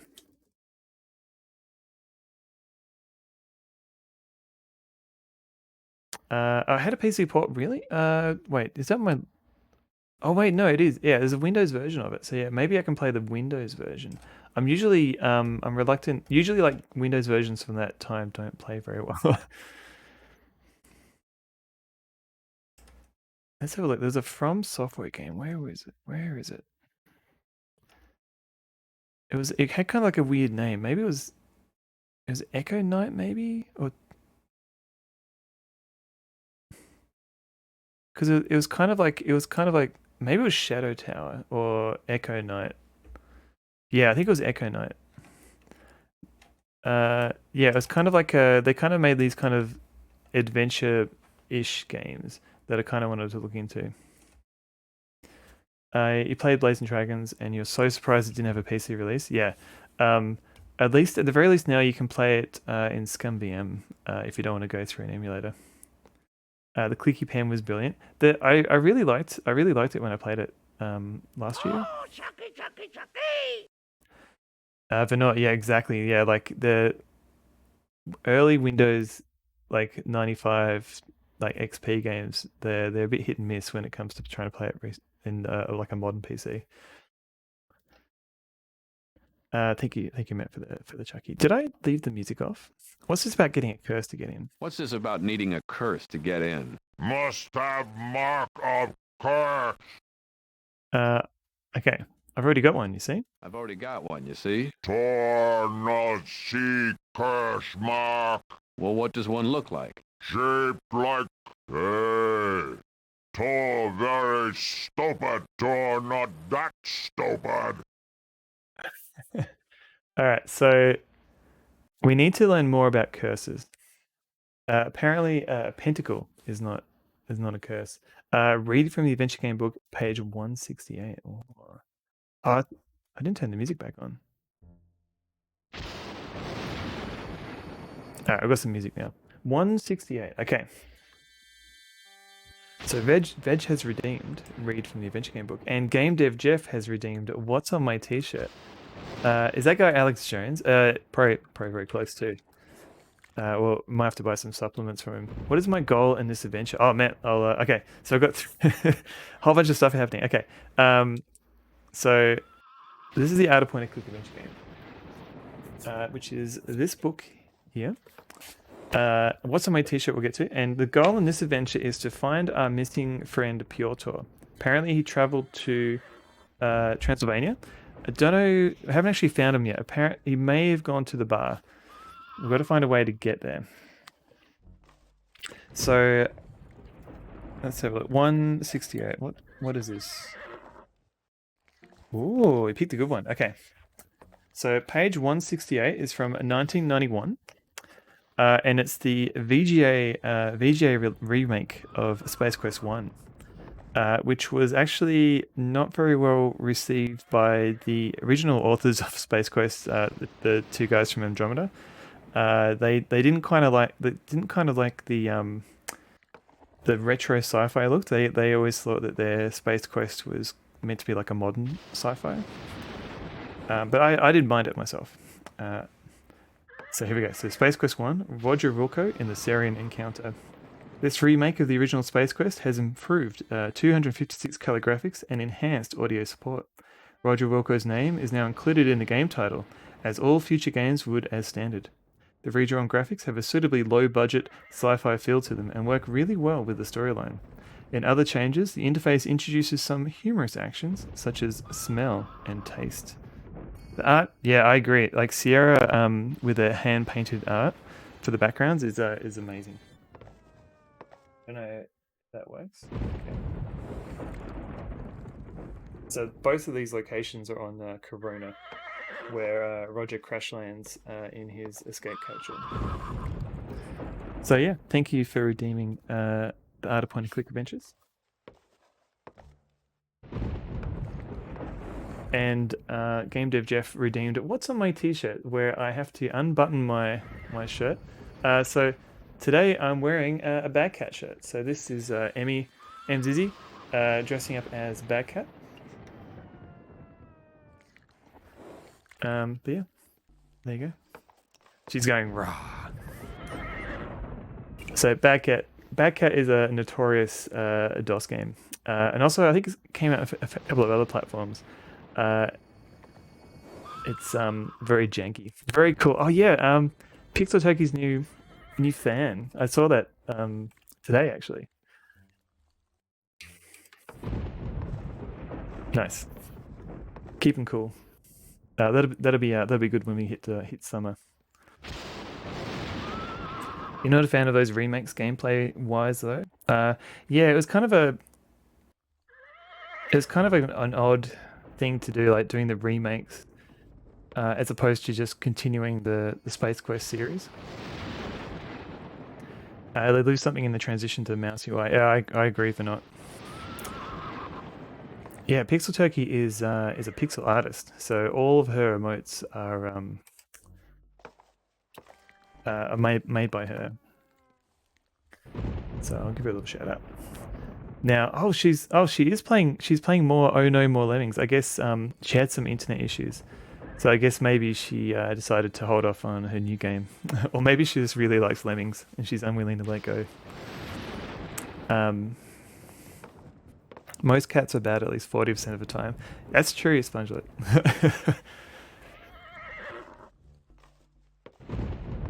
Kind of like the Grim Fandango mouse port. Oh, I can kind of see that. Yeah, where they shoehorned the mouse into the Grim Fandango, even though it was really designed around the tank controls. She decided to tether to her phone for internet. Oh man, that's commitment. That's commitment. Hopefully it's not too expensive. Point and click adventure game coming in 2024. That's true. So there's a trailer coming out allegedly this year at some point. Two retro inspired games coming out soon. What price can you put on stream? That's true. That's true. For the content and joy that all us fellow streamers supply to everybody. Cats are technically responsible for most of the world's atrocities. How does that work?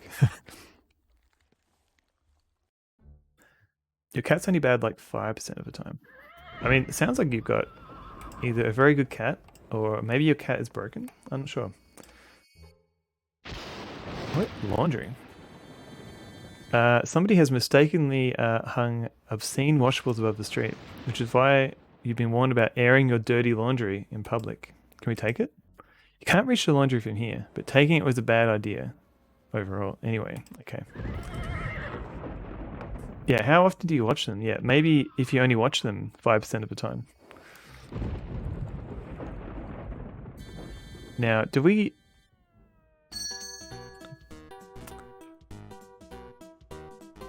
Okay, look at body tattoos. No, look. Look. They depict body parts, reptiles, insects, vehicles, and there's an empty rack with a tag that says number 22, pentagram, sorry, we were ordering. Okay. Do we... Okay. Maybe your cat is broken. Spoken like a cat. I know, I've got dogs, so I can't really relate to cat stuff. I'm sure they're lovely though. She's sleeping most of the time. Well, that sounds like a cute cat. Like, I imagine I could just go through all these different options. I feel like maybe we've got a... you buy a motorcycle body tattoo and immediately stick it to your forehead.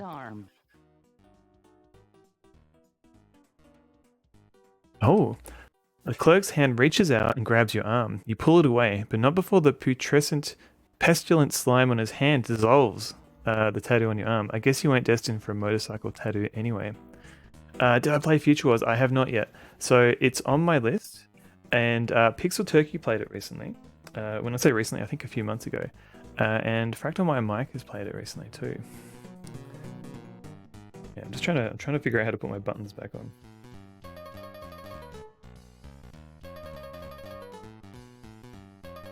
So I don't normally wear flannel shirts on stream. I'm just wearing them to cosplay as Jake Stonebender. Looking forward to see Sonderworld play Future Wars. I've heard there's a few soft locks, so I'm a bit worried. We'll see. We'll see. Okay, so we can't get a motorcycle tattoo.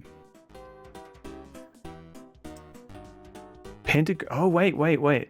So maybe we actually need a pentagram, but all we can buy is a tentacle. Oh no, wait, we could buy a pentacle, but it's gone.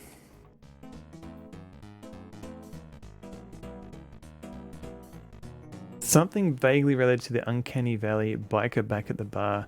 Oh, maybe. So the biker guy at the bar, I wonder if he's related, because apparently the main plot of this story, of this game, is that the universe is going to be shut down or something like that. And I think we're trying to prove that the universe is worth saving by kind of helping with these like kind of odd jobs here and there. Like we essentially saved like a type of chocolate, and we stopped the testosterone being reduced in the planet via some weird alien spaceship. And so we're just saving a friend. Tentacle, yeah, let's go try tentacle. You ask the clerk for one of the tattoos. You buy a long, thin tentacle tattoo and attempt to affix it to your arm, around which is supposed to coil. It looks fantastic until the first time you bend your elbow, when the tattoo snaps neatly in half. In disgust, you peel the two strips off your arm and let them flutter floorward. Alright, maybe I have to experiment with the tattoos. He had Future Wars as a kid and could never figure out any way past the room with the technology right at the beginning. I think I played a little bit of it, but I never got very far either. I've played Operation Stealth, or the James Bond 007 adventure game, which used came out a little bit later, but it used the same engine. Through the Skull. All right, let's try and buy that one. Where is it? Tentacle crawling through a skull. Okay. Apply the tentacle-filled skull tattoo to your upper arm, then flex your muscles to try and make the tentacle look like it's moving. Instead, the skull just frowns. Ooh, you've got a thread hanging down from your sleeve. Let me bite that off for you. No. No. Dismayed with the effect you get from your muscles, you scrape off the tattoo. All right, we're just trying them all. 1% battery. Oh, no worries, Veg. Thank you for hanging out. Good luck with your battery. Peace and love. I want to buy some of my beard follicles. Oh no, Veg. Well, haven't tried selling those. Future Wars is rough in spots, at least. I feel like sometimes with adventure games it can be rough, and I did hear that Future Wars is soft lockable, so I've got to be careful with that. So not these ones. Skull surrounded by spider, maybe. It purchases a tattoo of a spider embracing a skull. You rip it open and try and apply it. Part of it won't come off the backing. Finally, one of the adhesive surfaces touches another of the adhesive surfaces, which instantly eliminates any chance of getting it on right. Flustered, you crumple up the whole thing and throw it in a wastebasket behind the counter. Okay. Buy again. Okay. Spider wrapped in a snake. Scatoo. Yeah, no. Don't buy one of those. He purchased a tattoo of a snake coiled menacing. Oh god, hang on.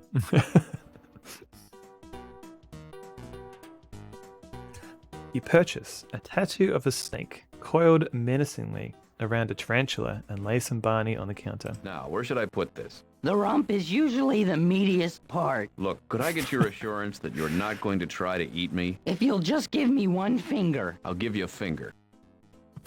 You petulantly shove the tattoo back on the rack and sweep your Barney off the counter. That'll show him. There's too many. There's too many to add here. I'll break it for you if you let me eat your face.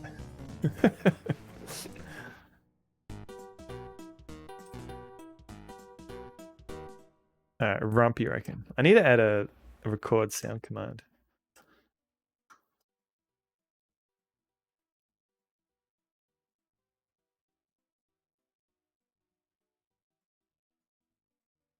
Okay, buy. Spider wrapped in snake. Now, where should I put this? The rump is usually the meatiest part. Look, could I get your assurance that you're not going to try to eat me? If you'll just give me one finger. I'll give you a finger. Alright. The rump is usually the meatiest part. Look, could I... Okay. Loudness normalization. Okay. The rump is usually the meatiest part. Nice.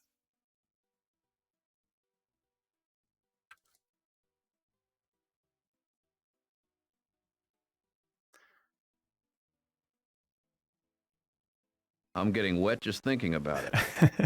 Thank you, Wolfor. Okay. Where's my... Here we go. While that's happening, I can turn my music back up.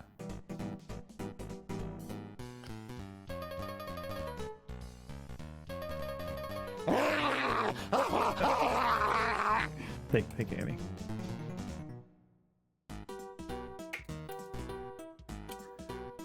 Okay, so we've got rump.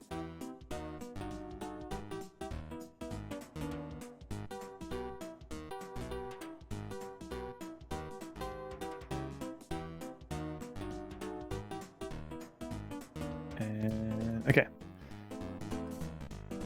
That should be it. The rump is usually the meatiest part. You're talking about beans. Oh yeah.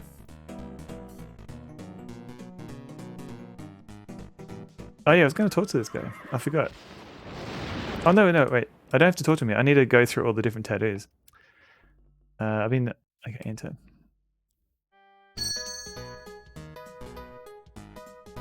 Okay, buy tattoo. Let's try a snake wrapped around a sword. I'm sorry, those are reserved for the ladies' auxiliary. Okay, fair. Sword with thorns. You pick out a good thorn-studded sword tattoo and apply it to your forearm. That's perfect. I didn't know you were a host. A what? A host. That's the host trademark, the thorny sword on the forearm. What's a host? Come here, I'll show you. No. Just come on. No. Nope. Ooh, then take that thing off. You're making me hungry. The way he says hungry relaxes your gastrointestinal tract. You hurriedly rub the tattoo off. Wait, what? Thorns are wrapped around a heart. A heart with thorns sticking in it, and stick it on your forehead.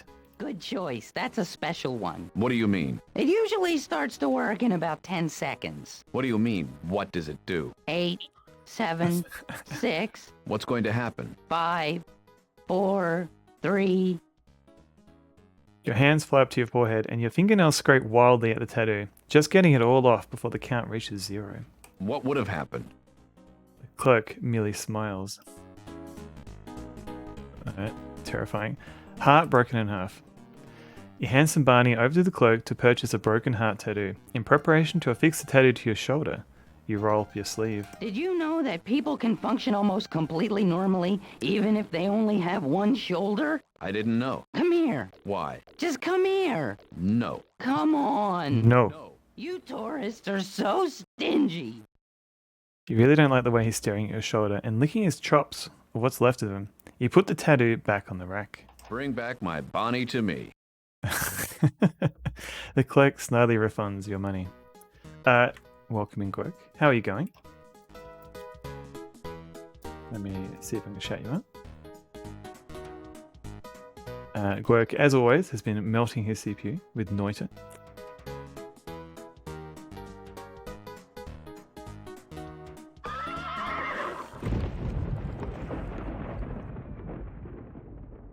Okay.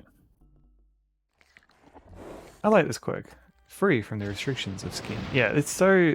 Skin can really get in the way. Okay, he wants to see my curse mark.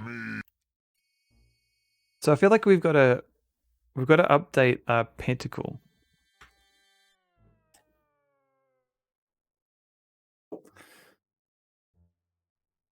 Like maybe we've got to do more to it. What's this about needing a curse to get in? Must have mark of curse. Isn't this a discriminatory policy? Nobody else want to get in before.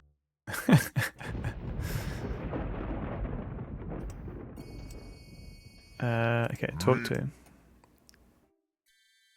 What's this? Must Okay, I already got one, you see. Where do I get a curse mark? Where do I? old gypsy woman, old woman gypsy. We could also find an old woman gypsy. Me What's this? must I've already... torn up Well, what does one... shape torn. Alright, so that didn't work. So when we go into the shop here, maybe one of these people is an old woman gypsy. Like this quiet woman, maybe? Maybe the clerk at the back here?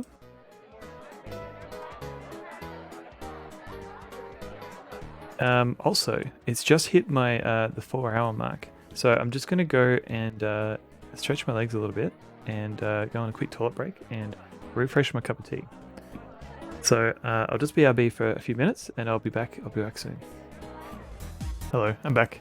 James Nako, thank you for the emotes. Look at those guys, look go. What am I doing? I think I'm gonna talk to this old lady. Maybe she's a witch. Maybe she's a gypsy. We'll see.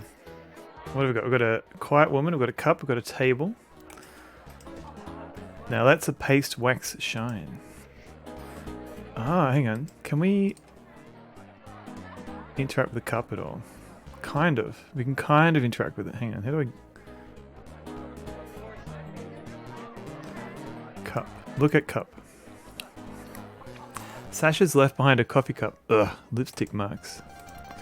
You can't take the cup. Oh, maybe she leaves? Alright. The woman's eyes reflect a bleak, careworn spirit. Yes. Excuse me for interrupting. My name is Jake. It's nice to meet you, Jake. She offers her hand, and you shake it gently. Her skin is cool and dry. What are you drinking? What are you drinking? This. It's a private blend they make for me here. Would you care to try some? No way. Maybe. Yes, I think I'd like to. Yes, I think I'd like to. She slides a drink over to you, and you take a sip from the side opposite hers. It's coffee, alright, but it has an unpleasant metallic taste, as if there were pennies in the bottom of the cup. She looks at you expectantly as you slide the cup back towards her. I was going to say it's not my cup of tea. That's all right. I didn't expect it would be. Alright, what did we just drink? Did we just drink blood? Yes. Are you alone? Yes. Would you prefer me to leave you that way? She shrugs. Yes. I'm looking for a gentleman named Piotr. I'm looking for a gentleman named Piotr. She hesitates, then shakes her head. I'm sorry, I don't know anybody named Piotr. I'm given to understand it's a common name here. It is a common name. I know several Piotrs in Brazov.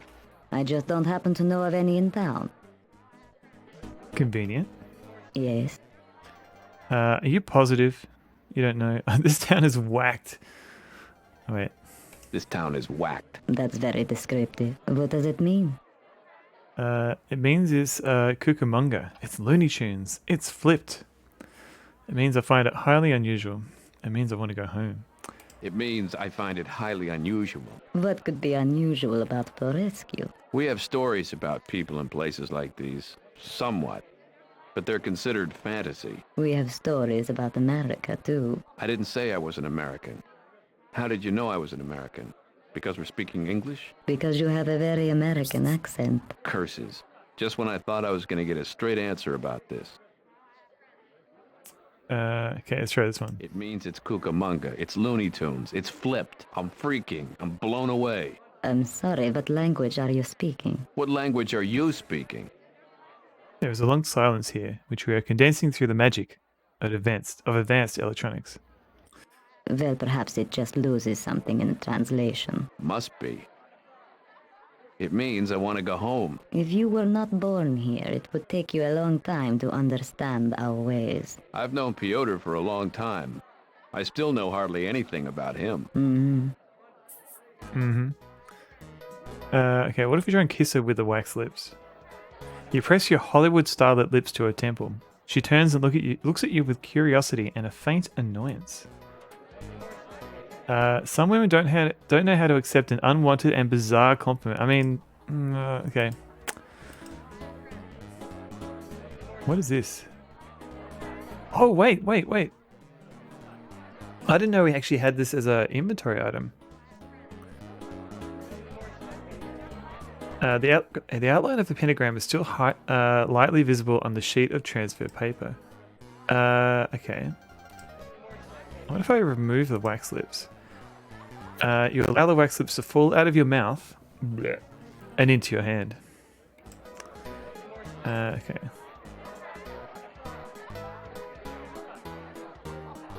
She holds up her hand for you to kiss, but instead you lean forward and give her a chaste peck on the forehead. She pulls back and nods expressionlessly. Yes. What do you think? This. Would you get... Maybe. Maybe. Depending on what. On what's in it, I guess. I don't want to prejudice you. What's in it doesn't matter as long as you like the taste. You have to be careful about catching things these days. I see. I see. Yes. What do you drink? This. Would you... Okay. Yes, Okay, so it doesn't... I was going to say it's not my cup of tea. That's all right. It doesn't change whether or not I'm wearing the wax lips. Yes. Are you positive you don't know of Piotr? Moved to the United States? Used to live in Castle Florescu? She hesitates again, and this time, the silence speaks the answer before she can. Yes. I believe I knew a Piotr who lived in Castle Florescu. But this was a long time ago, and he hasn't lived in Romania in over half a century. Well, in a long time. It's a trap. Maybe. Maybe. We'll see. Do it because they've still got the palming coins. Nobody here knows how to palm a coin. Okay. Alright, let's keep looking around. Maybe there's something I can... Oh god, how many bins? Oh no. Okay, window, look at. The large decorative windows beckon to passers-by in a way that seems to say, welcome, come on in, order a lot, and contact the manager about franchise opportunities. They don't open, they just sit there beckoning. It reminds you of the story Shorty Steinitz told about how his cousin nearly suffocated when he got rolled up in a window blind that was trying to kill him. Talk about a deadly nightshade. Alright, I've got a whole bunch of bins. The sign on this bin says Florescu. Excuse me, but could you tell me what's in Florescu? It's chock full of nuts. The coffee or the town? Yes. Yes. According to the sign, these beans are for molten lava mocha java. What's the molten lava mocha java? Habanero flavored espresso brewed at 500 degrees. And of course, I'm now obligated by my insurance company to warn you that the coffee is served very hot. Fair enough. The label describes this as a bin for Orient. What's Orient? Chinese coffee beans brewed as espresso and topped with a dollop of fresh mortar. I've never seen that before. You've never seen mortar on an Orient espresso? Oh, okay. Fourth bin. This bin is marked cappuccino beans. What's cappuccino? Cappuccino without a head on it. That's terrible too. Cognitive hazard, yeah. Look at fifth bin. The label on the bin says rare Cuban roasted. Excuse me, are these beans rare or roasted? Both. You notice a small tag on the floor in front of the bin. Pick it up and look at it. It says exclusively roasted for his Royal Emirship, a la Malv. You wave the tag at the clerk. Excuse me, is this rare U-ban for a la Malyev? How many times have you used that line before, hon? Dope. Rare you... What? Nah, these beans are labeled haha beans. What do you do with haha beans? We brew haha. Brew haha? Ha ha ha. Oh god. We're talking about beans. Oh, we're talking about beans, alright. This bin of beans is marked Troubadour beans? What do you make out of Toreador beans? Oh, Toreador. Ole. Okay. You mad, bro? You mad, bro? I am a little bit. Tristis, welcome in. This bin is marked has beans. You ask if they're any good. She says they were. I got a plant. After you live in New York for a while, you learn to spot celebrities. This plant is clearly the actress who played Cleopatra on the Addams Family series. Cool. You can't pluck anything now. Interesting. I can pluck it later. That's just too messy. Okay. A sign. A yellowed sign with a flourishy script hangs on the wall behind the counter. We refuse the right to refuse service to antibodies. Glued to the top of the counter and then decoupaged under a thick layer of acrylic are advertisements for all sorts of old patent medicines that date to before the advent of medical research. Professor Yum's Sweet and Clean, pure cane tooth powder for children. Dr. Puffadder's 100% mercury restorative tonic. Just Jeff 1803. Thank you for the follow. Captain Reynolds Pure Tobacco Throat Lozenges. And Polk Brothers Pleasure Enhancing Intimacy Yeast. Okay. What have we got here? We've got a counter, we've got teas. Okay. Bulk teas and glass jars line the shelves behind the counter. You notice some interesting flavors. Red Stinger with red dried scorpion tail. Early Grave, Eternal Sleepy Time, and Camo Mealworm. There's a small hand-lettered sign taped to the shelf that reads, "We only serve locally grown, tanner-free teas." Can we buy any?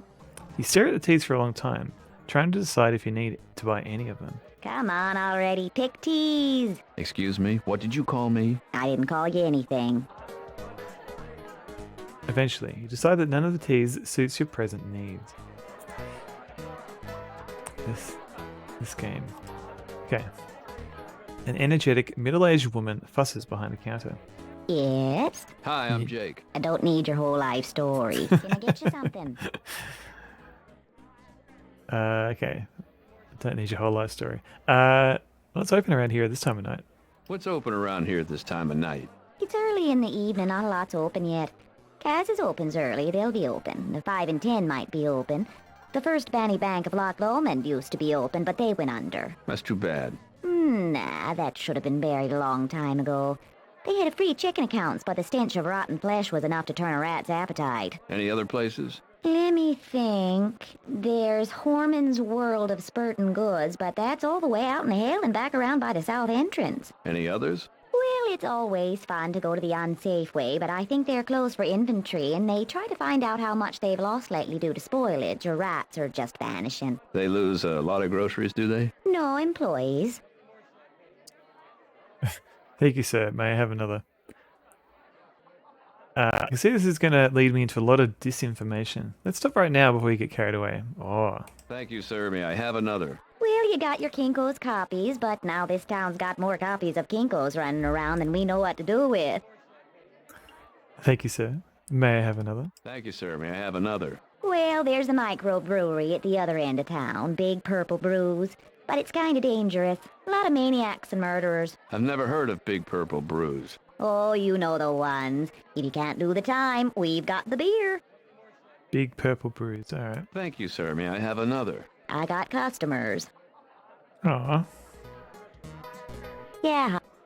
Okay. Do you sell any normal coffee here? Like if I just wanted a plain old cup of coffee. Do you sell any normal coffee here? Like if I just wanted a plain old cup of coffee? No. No. Yeah. I'd like to ask about franchise opportunities. I'd like to ask about franchise opportunities. Welcome to the Star Bucharest's team. Wait a minute, I don't... You've just made the decision to change your life for the better, starting right now. Star Bucharest is the fastest growing coffee retailer in Romania, except for 2 others. Yeah, hon. How many people live in this town anyway? How many people live in this town anyway? Well, it depends on how you define the boundaries, but basically about 400 people are actually living here. Boundaries between neighboring towns? No, boundaries between what's actually living and what's not. We got an Evie here. Evie, that's my cat. How you going, Evie? Good girl.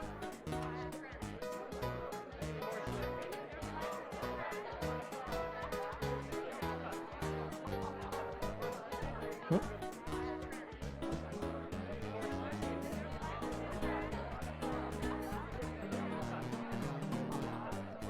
Evie's just hanging out. Oh, you good girl, Evie? You good girl. Oh, she's a very good girl. Equipment says hello.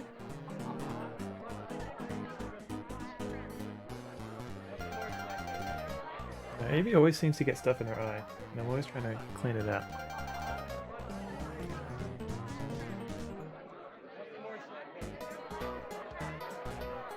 Wolferock says Evie! Sirius is like, hey doggy, or yay doggy. I think he's excited to see you. Who knows? Is that peanut butter? What is that?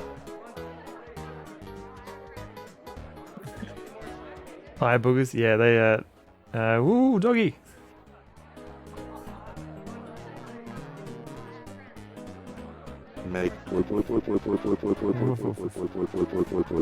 Local streamer, saved by a therapy dog after pun overdose. Oh man, there's so many puns in this game. In Oblivion, hello. How's it going? Ian Oblivion is Retro Twitch's one of Retro Twitch's newest streamers. So give him a follow. Ian was playing the Horde last stream, so I don't know. I don't know if you're gonna be playing like a lot more DOS games, or what your overall theme is gonna be. But yeah, check out Ian's stream.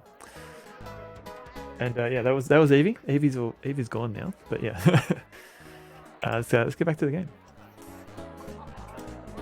Yeah, hon. You know a guy named Piotr? Tall, thin, blonde guy? No. Oh, the short, heavy-set guy with the frizzy red hair. No. This guy's medium build, medium height, dark hair, fangs. Sorry. I know a lot of Piotrs, but none of them are medium anything. So, floor. I haven't looked at the floor yet. Tiled floor is brilliantly polished. Alright, that's it. I've got merchandise. I've got a plant, another plant. The poison sumac is looking especially healthy. Someone here must have a black thumb.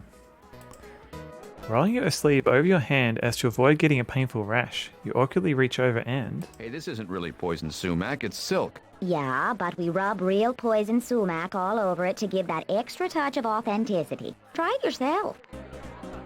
Can we water I it? think you're supposed to water silk plants until they start to wilt. Good to know. Aren't you lucky? We just did inventory yesterday. That cabinet currently holds 22 boxes of paper filters, 3 gold metal filters, 14 mugs, 20 jars of pistachio-flavored creamer, 5 varieties of seasonal Celeste's teas, 3 lemon just missed, 8 Emperor's Folly, 6 mandarin orange fungus, and 2 morning thunder thighs, 20 coffee makers, and 10 unlabeled tea strainers. So we can't buy any of that. How's Crosstime going? Nothing appeals to me right now. Then don't you dare ask me to repeat what's on those shelves. What if we look... Filters, mugs, creamer, teas, coffee, hot chocolate, rump is teapots, usually the coffee makers, and tea meatiest part. strainers. Stuff, all right? Stuff. Nothing you want and nothing you need, so don't ask. So how's Crosstime going? It's going pretty well. I've managed to beg for some money. And we bought some wax slips and a tattoo. Now, I've got to find... I figured the tattoo might help with proving that I've been cursed. But it seems to be not enough. So I need to do a bit more research. And I thought maybe if I ask around here, maybe someone might tell me more about curses. And yeah, we've added a couple of extra sound commands. I'm getting wet just thinking about it. I think it's fair. Sitting at the next table is a man who looks like he's doing some very heavy thinking. Can we talk to him? You try to engage the man in conversation. He muttered something about this place needing a parking lot. Alright. Let's keep looking. I've got a display case. And a pound cake. And a layer cake and a carrot cake.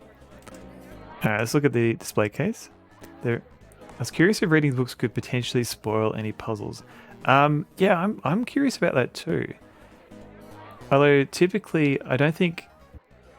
Usually, like the narrative in the story the narrative in the book might get spoiled by a game, but maybe not the puzzles in the game are necessarily spoiled by the book. Although I was thinking of the novelization of Gabriel Knight, and there's a lot of awkward prose in that book to explain some of the puzzles that you have to solve. Or at least Gabriel's thinking as he's solving puzzles. So yeah, that book definitely spoils some puzzle solutions. Okay, so the display case is stuffed with all sorts of fancy pastries. Yeah, apparently the Beast Within, the sequel, the novelization is more of a story and less of the puzzle solving. Wow, what have we here? Let's see. We have a delicious blueberry grunt. We have apple pandowdy, blackberry fool, plum slump, peach doofus, apricot grump, cranberry wince, nectarine smartass, and boysenberry chomp. What's in the boysenberry chump? Butylated hydroxytoluene, calcium and sodium propionate, dioctyl sodium sulfosuccinate, mono and diglycerides, propylene glycol, and sorbitan monosterate. Any boysenberries? I'd have to check. Oh, that's quite all right. I'll take a pass. If we try and look at it again, do we get like a shorter... Wow. Let's see. What's in the... Any Oh, that's... Open. It doesn't open from this side. And the other side has bars and a padlock. you suppose they're trying to keep people from getting in, or to keep something from getting out? Pound cake. I see you're admiring our pound cake. We get that fresh every week. What's in it? This week, I'm not sure. We don't bake it on the premises. They just send it over from the pound. Cake looks like it bites back. Alright. That's the Whitaker special. Black forest cake with shrimp, chocolate shrimp, chocolate cherry shrimp, and chocolate shrimp with cherries. Let's buy that. You tend to distrust any dessert that has antenna. Fair. That's our delicious carrot and hashish cake. You want to try a slice? No, I don't care for carrots and cake. Nobody does. That's why we put in the hashish. One bite and you don't care it's cake. You don't care it's... Okay, yeah. You shouldn't eat anything around here once you know for a fact what's in it. Good point. Wolfbane. That's odd. You so rarely see wolfbane in bloom this time of year. You reach out and pluck a blossom off the wolfbane plant. This isn't a real plant. It's silk. The plant looks offended. Not that there's anything wrong with that. Wolfbane blossom. The silk wolfbane blossom is incredibly lifelike. Okay, so we've now got a fake flower. It smells like fresh silk. Like, is the silk significant, or is it just part of the fakeness? We'll find out. What have we got here? Okay, blackboard. Today's specials are listed on a chalkboard. Read it. The special brews here are scrawled on the blackboard. Decappuccino, Cafe Au Plague, Depresso, Frenchman roast, and hazelnut, sprinkled with real pieces of hazel. The flower was offended at Jake telling the truth. I mean, yeah, fair. Appears to be a large glass jar filled with penny candy. Penny candy. What kind is it? Mostly penny. She was such a sweet little girl. Too bad about her. Maybe not. Okay, I've got syrups. Star Bucharest offers a complete line of syrups for the discriminating palate. You see such local favourites as Casparilla, Irish Cremation, Hazel Smuts, and Honey Almond Pain. Can we buy any of these? They don't sell these syrups by the bottle. Are you kidding? At the price you pay for a 1 ounce slug of the stuff in your coffee or seltzer, a bottle will cost well over $20. Don't get me started. Alright, drink from Hey, it? can I have a free taste of one of those syrups? Okay, but I get to choose which one. Here. You take a sip and immediately start to cough and gag. What flavour is that? Hogwash. Why did he stop talking? Can I have a free taste of one of those syrups other than hogwash? Okay, but I'm not telling you which one. Here. It feels like there's a 5-alarm fire in your mouth and everyone's invited. What in the hell have I got in my mouth? It's German Pop-Tart flavor. What's German Pop-Tart flavor? Braunschweiger cinnamon. Gross. Yeah, Mad Magazine. There's a Vlad magazine, so it's very... I believe that's a intended stool. A couple of diner-style stools grace this end of the counter, both with a diner-style stooges dining on them. Hasn't anyone ever told you not to sit on a stranger's lap unless they're dressed like Santa Claus? Winding up, you spin the stool as hard as you can. The stool's unfortunate occupant slides off and lands several feet away. He stands up, brushes himself off, walks over to you, pushes you off your chair, and sits back down as if this sort of exchange happens constantly. Alright. Nosy man. Why is he nosy? The man at the counter looks utterly normal. He must be lost. You begin to start a conversation with the man. He looks at you and starts to speak in a friendly and conversational tone about the lights he saw in the sky last night. Suddenly, his neck begins to bulge, and a purplish green tentacle snakes out of his mouth and slaps him across the face a few times, and then slips back into his mouth and down his throat. Chastened, he immediately grows sullen and turns away from you. You hope this man has had enough to eat and drink. After all, he's eating for two now. I like how when you talk to somebody, looking at them will actually change the text sometimes. Okay, yep. What's this guy? This man is downing his sandwich with a mucho gusto. You ask the gentleman what he's eating, and he tells you it's one of those house specials. Hindenburgers. Hold the humanity. How come their belladonna plant is doing so well, and yours are always drying? Hello, Dee Dee. How you going, girl? So, this is Dee Dee. Mr. Wooflet, how you going? I think it's alright. Here's Dee Dee. And there's Evie behind me. How you going, girl?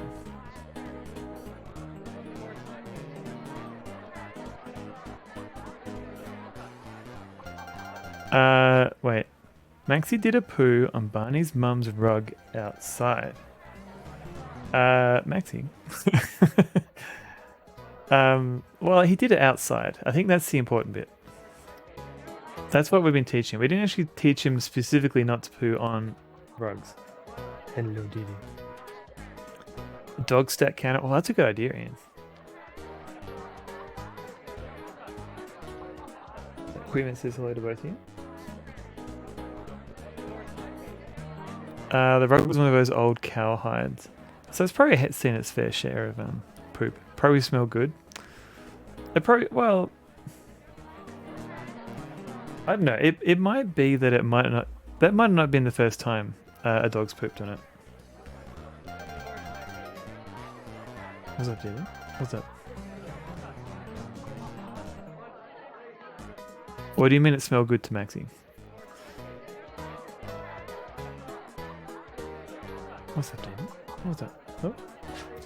Okay, she's off. Is Dee keeping me in line? Just a little bit. She was chewing on the plastic gum, on the dog liquor. I had to take it off her. Alright, she's off. Back to the game. That sounds like yeah. I didn't want her ruining her teeth. The new one? This one.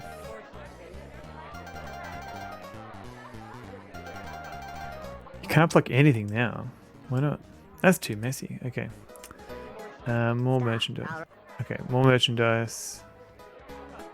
It says human sister's butt. Oh, delicious. 3 chairs. Hip hip hooray. Oh, and your little ponies too?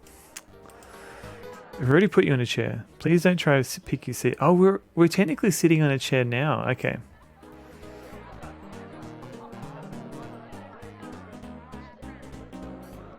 Grizzled gentleman. An amiable gentleman sits chortling at the article is reading over the man from Villard's shoulder. One day at the burn center. He's also swilling a cup of strong coffee with a handful of dead flies in it. Gross. You ask the gentleman about his coffee, and he tells you it is his favorite. A steaming cup of Kona fly now. Kona fly now. What? Alright, look at.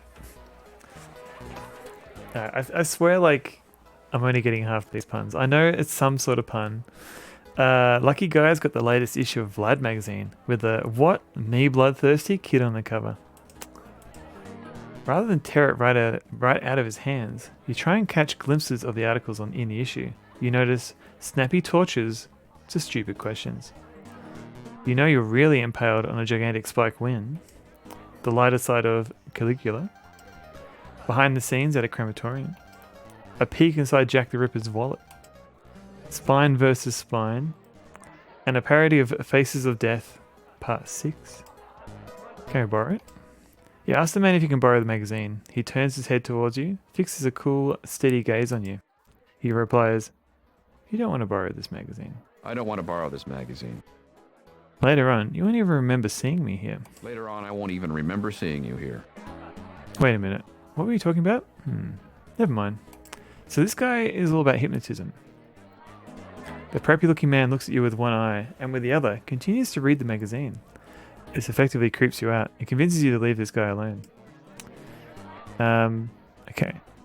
Do we have anything that was... Can we give him chocolate? People who don't seem to have a sweet tooth, which is just as well, since it leaves so much more for you. Can we palm... Okay, no one here knows how to palm. Can we give him a book? No. Give him chalk. Nobody here needs that chalk. There's this little store just outside of town, Alexi's World of Limestone, and they give you a free chalk just for test driving at Headstone. Okay, cool. Anything on the table? No, that was it. Wet just thinking about it. Thank you, lasses. Now that's a paste wax shine. So, okay. We didn't really learn much. We learned we can talk to the quiet woman. We can talk to the clerk. But we can't get anything. What are you drinking? This, would you? No. No way. She draws back slightly at the intensity of your reply, and then nods and looks past you. Yes. Are you positive you don't know Piotr? Oh, Are you alone? Yes. Would you prefer me to... No, we did that one. Okay, talk Yes. to him. Are you moved to the United States? Yes. Well. Alright, that doesn't change anything. Yeah, hi. You know what? Told. No. No, okay. Yeah, okay, so we've got a wolfbane blossom, we've got wax lips, there should be we've got a tattoo, we've got chalk, we've got a money. So, can we give her a flower, maybe? You start to give the wolfbane blossom to the quiet woman, until you remember Piotr telling you that in this homeland, giving someone a fake flower was a symbolic way of saying, I find you superficial. Interesting. Okay. What if we give it to the bouncer? I feel like we could do something with the... This is an extra fine pentagram tattoo repellent chalk. That's why you keep getting plastic plants as gifts. Oh, I'm sorry to hear that, Lasses. Maybe I can modify it with a pencil. Put the pencil on the pentagram filter. No. Okay. What's the cover charge? Tonight. So it's like...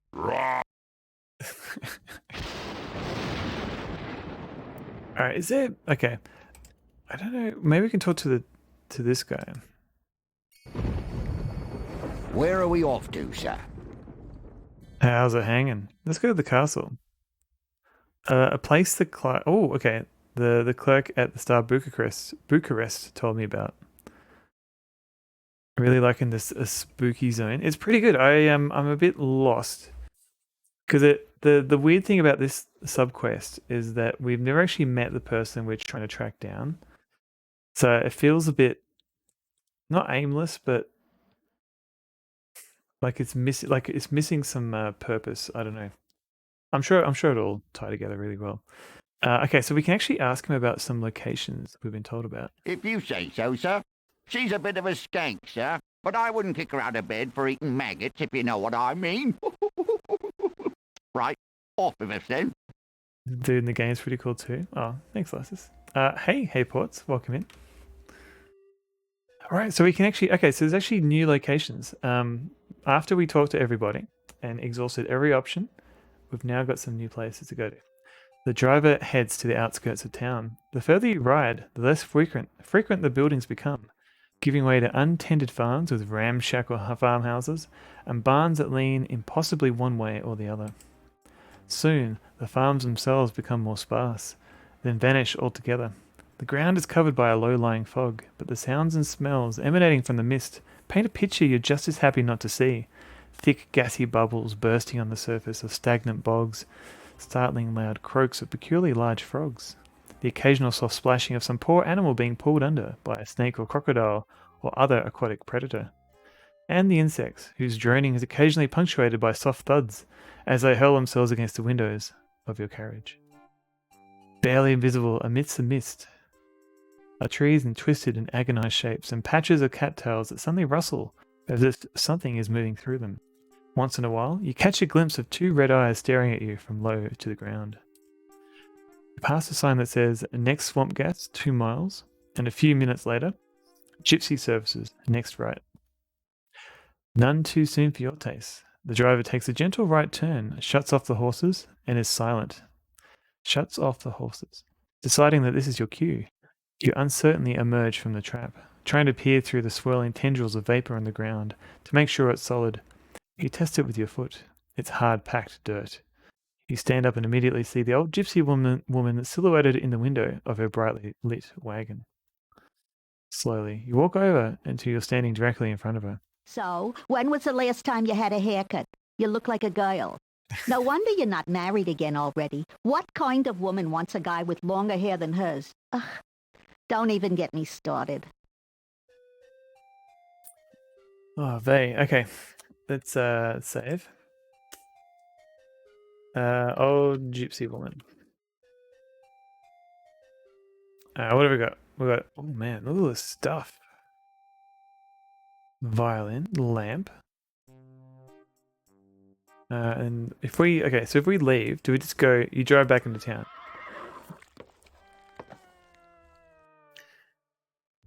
Okay, so that just it just takes us all the way back. Where are we? The old gypsy woman's place, as fast as lightning. Yeah, what he says. The driver whips the horses into a frenzy. Melody knows the route to the old gypsy woman's place. You make the trip in half the time. Once the horses are stopped, you get out of the trap and walk up to the wagon. Okay, let's talk to her. Wait. Talk to, look at. You heard it from the people in town. They call her the old gypsy woman. She's got the moon in her eyes, which are pale and murky. The eyes of the blind. That certainly explains the accessorizing. Wait, don't tell me I know it already. Your name is Jay. No, Jake. Jake's Smokeenders. Jake Smokeenders. Am I right or what? Very close. It's Jake Stonebender. Oh, please, it's the same thing. So, Please. Who sent you? Tor sent me. Oh, Tor, so sad about him. He was such a nice boy. But now, ugh. I know. You have a vague recollection. She has a lot to say. Oh, God. I'll just press a button and just sit back. I like to get to Kashmir's, but they want me to have a curse mark. Do you know a fella named Piotr? Is there a way to cure Tor? Let's try from the bottom, because that one looks like what we need. Is there any way to cure Tor? I tried, believe me. He doesn't want it. He keeps saying something about a lawsuit and I'm going to be rich soon and I don't know. That wasn't too much. So? Okay, fella. Do you know a fella named Piotr? Only about 1,000 of them. Why? I got a friend named Piotr who lives here, in Castle Florescu. Piotr from the Florescu Piotrs? I knew him, must be close to 100 years now. How is he? He's depressed, he's sad, and he's lonely. He came back here from America. I'm not sure why. That's a shame. He was such a sweet little nudnik. That's a very cute little smiley face earring. Wonder how big that is. An interesting accent for a gypsy. Possibly that might be part of the humorous content of this game. So? I'd like to get into Casimir's, but they want me to have a curse mark. And? So? Show him your curse mark. I don't have a curse mark, I don't think. Why not? My dog ate it. It fell behind the couch cushions and I couldn't find it. I'm not cursed. On second thought, I do have one. I'll go get it. So long. I'm not cursed. You're not? Well, so you'll go to Casimir's another night. How do I get cursed? Are you cursed? Sure, fine. Even though my friend is in there now, drinking himself into oblivion, all I want to do is go in, get him, and get out again. But that's okay. It'll be all right. Sure, fine. Even though my friend is in there now, drinking himself into oblivion, all I want to do is go in, get him, and get out again. But that's okay. It'll be all right. It don't work on me, Booby. I'm the original. Known for introducing a lot of humor in the games. This feels like every second line is just a pun. So? I don't have... What? Okay. My dog ate it. Let's try this. My dog ate it. See, that's why I tell people to rub bitter apple on them. The dogs won't lick them then. Well, my supermarket doesn't carry bitter apples. Well, I don't know what kind of supermarket that is. What's your case? I'll get you a new one. Oh. So we can actually... So my dog ate it might be the way to forward. Okay, what if we just say I'm a vampire? Because everyone seems to be a vampire here. I'm a vampire. Very good. Give me your palm. The gypsy takes your palm and swabs it with alcohol. From under the counter, she pulls a tiny envelope, which she tears open, exposing a narrow metal shim with a sharp point. She scratches your hand with it and waits for several minutes. She explains about the garlic scratch test, which you can use to confirm your vampirishness. She doesn't see any reaction. Whatever you have, it's not vampirism. Ah, okay, so we've got to prove we've got one of these curses. Okay. Companions of Xanth. Puns rule reality in that game's world. Yeah, I played that, not on stream yet. I played it many years ago. I want to play that on stream at some point. Yeah, it is also very punny, that game. So. Okay. I think I'm a vampire. I think I'm a zombie. Like, are any of these like lip tests? Oh, maybe. Ah, okay. So maybe I wear the lips. Well, I know. Hello. Don't you, Madam Petrushka, me you. Oh my. Maybe if I wear the lips. You might say, this game doesn't pull its punches. Get out, Malco thing. Get out. No, it's fair. Put the wax lips in your mouth and clamp down on them. You feel like you ought to be carrying a sign that says, "Help, I have no class." Alright, so maybe... Maybe... Very good. Okay, so she uses the palm. Whatever you have, it's not vampirism. What do you mean no reaction? My lips have gotten big. So? I think I'm a zombie. Gypsy holds her hand out and you lay your palm in her hand. Thank you. I'm here till Saturday. Try the veal. Delicious. She feels your pulse, scratching her head. Hold still. Suddenly she pulls a hairpin from her scarf and jabs it deep into your hand. You yank your hand back as she pulls the pin out of you.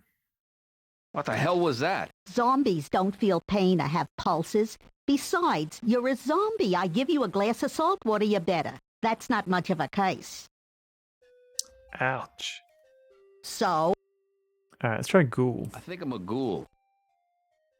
She reaches to the floor and comes up with a crumpled paper bag. Inside the bag is a wad of foil, which she peels open, revealing a Ziploc bag.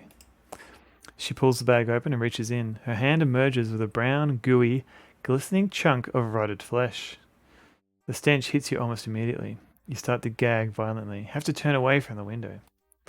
The gypsy tucks the organ meat back into the bag, zipping it shut, rewrapping it, and dropping it under the counter. The rump is usually the meatiest part. Thank you, Bjorn. From elsewhere, she pulls out a moist toilet and wipes off her hands and smiles smugly. So maybe you're not a ghoul. Maybe I'm a vegetarian ghoul? That's just a vegetarian. That's not a case. If you volunteer for it, it's not a case. Okay. So? What's the last one? A werewolf. I think I'm a werewolf. She holds out her hand. You lay your palm in there. In hers. See? Is that a lovely pentagram? They're usually just a lot of little whiteheads in sort of a five-pointed star shape. But this is beautiful. Mr. Eisenstadt, did you see his pentagram? I saw it. It's beautiful. What else do I need? I'm not so sure the wolfbane is in bloom. You pull out the wolfbane blossom and hand it to the gypsy. Wonderful. You have any silver? I'm not sure. I'm getting wet Try just thinking me. about it. Will these do? Thank you, Wolfrock. You give the palming coins to the gypsy, and her eyes sparkle. Wonderful. She makes an entry into her ledger and takes a jar off the shelf. It's filled with blackish-brownish flesh-like putty. She molds it carefully for several minutes, using a toothpick for fine details. painting a spot on your temple with a thick green pungent-smelling liquid. She presses the little curse mark onto your skin. I can feel it taking root. That shows it's working. She shines a small blue, high-intensity bulb at it for a few moments, then dabs away the excess green growth medium with a handkerchief moistened with saliva. Now listen to me. Don't get this wet for at least 4 hours. Don't pick at it. Usually that'll make it come off, but sometimes they burrow down to get away from your finger. And don't shave it. Now run along. Go to your bar or wherever it is you're going. Thank you. See you later. You will. You will. Good thing I put lips on. Yeah, I don't think the lips are actually important, but they made it more fun. Okay. Hat. Oh, this is nothing. Kathy Lee had someone on who was demonstrating how to make these. Even Regis didn't look so bad in one. Okay. The gypsy woman hands you the hat and you slip it on. How do I look? Even worse. You slip the cap off and hand it back. Even worse. Okay, I've got a shawl. I almost bought this at Saks for $49.95. Can you believe I saw the same thing at Marshall's a week later, $15. I bought 3 of them. They're very comfortable. You're wearing flannel? Suffer. Bracelet? So you like mine copper bracelet with biomagnetic powers? Keeps away all visible signs of aging. Also, you put a frozen steak on it and it defrosts in minutes. What does this game have against flannel? I know. Yes, on suffer. Thanks, Will, for it. I can't take it off anymore. The arthritis in my wrists and fingers makes it too hard. Another bracelet? This? Bloomingdale's $10, but that was what, 50 years ago? What, it's not bad enough with your hair being down to your shoulders, you have to wear a woman's bracelet too? Forget it. Forget about it. Alright, look at lamp. Lampshade looks like it's stitched skin, making the light from within a sickly, jaundiced yellow. What else have we got? We've got bottles. What's in all those bottles back there? Just a minute, I'll look. Amway, Wormwood, Elixir, Prozac, and a bunch of stuff I use to make love potion. Turpentine, India ink, and like that. Okay, filch. Filch, schmilch, look how you look. I don't even know what a filch is. Don't want to refund it. I mean, if it hides aging, just imagine how old she looks without it. Is that a Stradivarius? Is that a Stradivarius? What else? Well, the strings are genuine Stradivarius, and by that I mean that's not catgut. Oh, I see what they did there. Okay, look at the books. One of the books on the shelf is Martha Stewart's Guide to Gypsy Caravans. At your request, the gypsy woman hands you one of the books at random from the shelf. Turns out to be Dr. Zeus's Book of Death, one of the I Can Reap It All by Myself series. You open it up to the middle. And then the strangest thing occurred. The schmoozle spoke. His voice was heard. I am not dead, the schmoozle cried, and don't eat me yet. I haven't died. So please don't put me in that box. Do not crate me in my socks. Do not put me in the compost heap. I wasn't dead, but just asleep. The schmoozle spoke on, undemurred, of how he'd like to be interred. With dignity, of course, he said. So mummify me once, I'm dead. We'll make it look like suicide, the jackal Vork Yum replied, pulled out his make-zum-dead machine and placed it on the schmoozle's bean. Thoroughly depressed, he closed the book and handed it back. Alright, so maybe nothing to do with books. Well, was that a ledger? The thickly bound ledger sits on the shelf between copies of The Horroring by John Saul and That New Medical Conspiracy Theory by Robin Cook, Psoriasis Ointment. Take it. Tis beyond my reach. You can't open the ledger. Okay, so there's a ledger here. Interesting. Photo. That's my younger boy, the mad doctor. And you should see the grandchildren. 5 of them I've got now.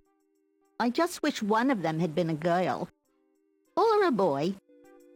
Okay, a lot of non-binary grandkids. Is that a crystal ball? No, it's a snow globe from the Seattle-Tacoma airport. Dummy, certainly it's a crystal ball. I like to gaze. And I don't mean it the future. You ever see Sliver? Yes. Then you know what I'm talking about. Do we? I'm sorry, this is a family heirloom. But it's not so hard to find one just like it. You just have to buy the right comic book. Wagon, what's this? Up close, it's painfully obvious that the caravan is one of those Airstream trailers. It's the most convincing construction of contact paper and chicken wire you've seen since the preparations for the 1996 Olympics in Atlanta. Peel.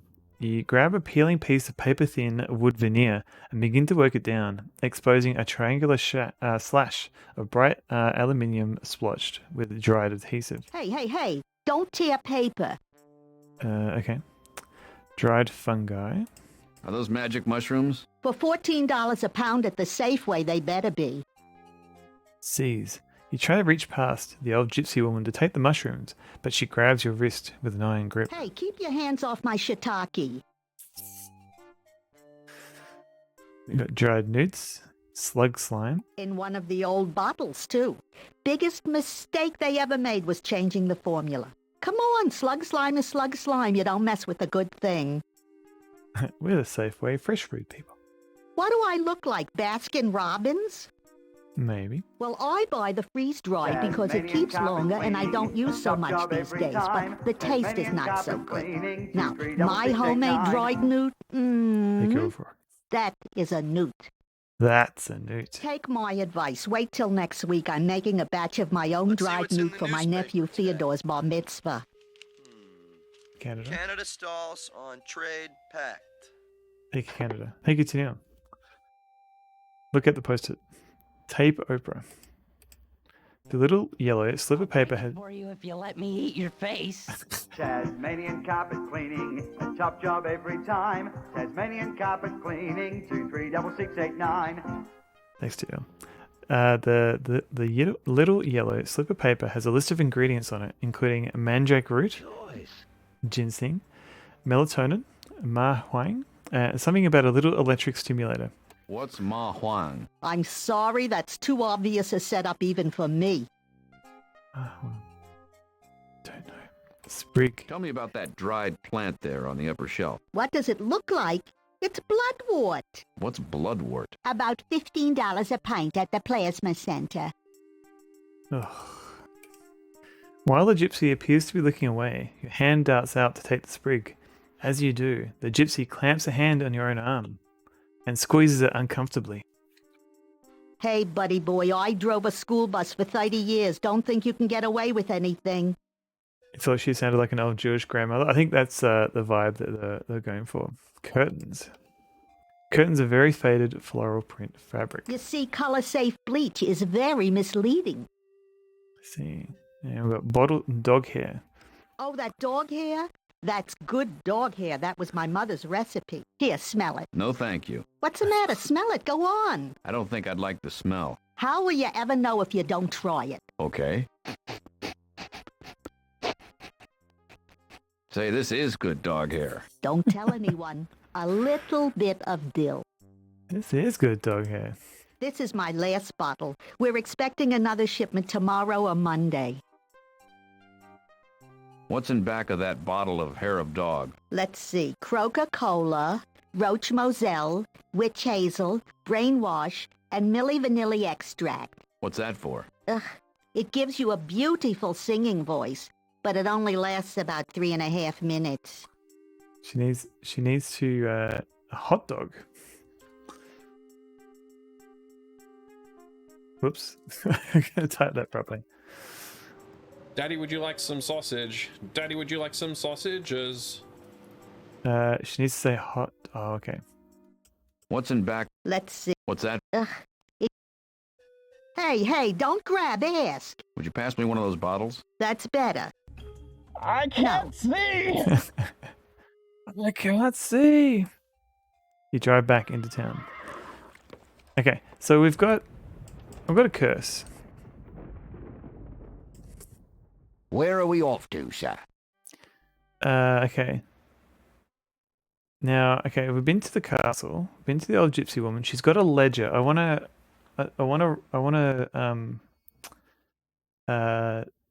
rotate back. Is it rotate? No, different word. Need to go back maybe to look at the ledger later. Okay, what Are these going to be useful? A place the clerk at Star Bucharest told me about. Oh, criminally, sir. Where's that? Okay, so Herman's World or Spurting Goods. Foreman's World of Spurting Goods. Isn't that all the way out to hell and Circle back back, around yes. by the south door? I believe that's right. Oh, take half the night to get there, sir. And you're a little overdressed for hell, sir.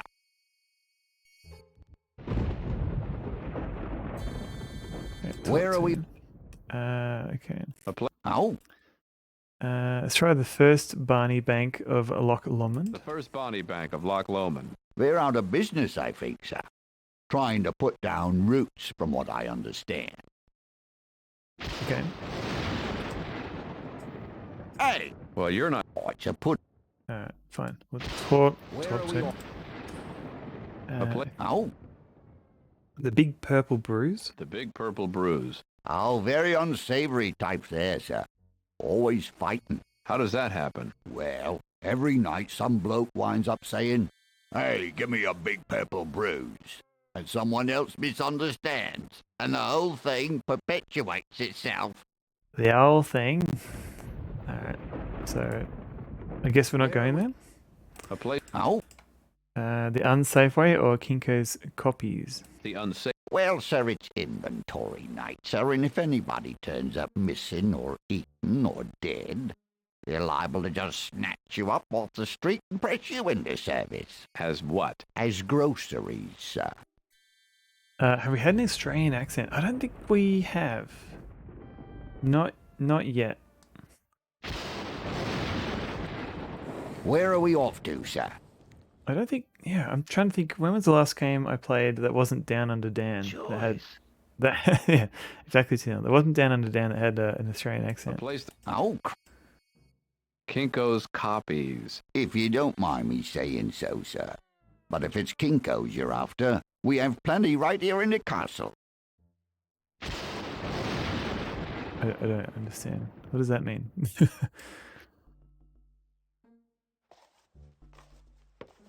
They're way too strange for this game. Yeah. Yeah. We need more. This game's positively normal compared to our access. Like kinky stuff. I think so, Tanil. Also, welcome in, Ketzel. How are you going? Kinky stuff in the castle. Probably. It's hard to tell what kind of joke they're making sometimes. You Tor friend, Tor like. We're a friend now. Okay. How exactly did you become the man you are today? So how exactly did you become the man you are today? Tor not smart. Tor not declare major until junior year. Psych professor say Tor volunteer psych experiment. Say Tor get extra credit. Make Tor drink wine cooler. Fill out test. More wine cooler. More test. Until. Okay,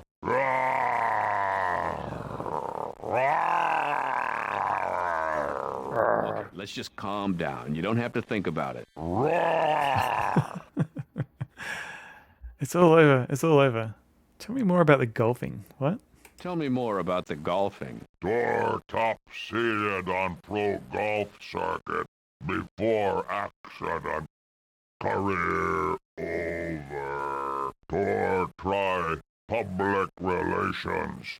Bad. So what kind of madness do you actually have? I don't get a feel for it.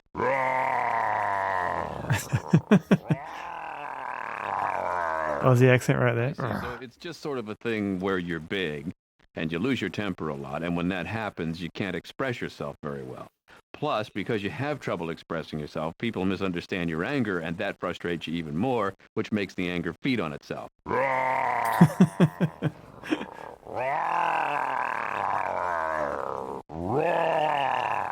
But apparently the problem is a little more complicated than that. Sounds like a bogan.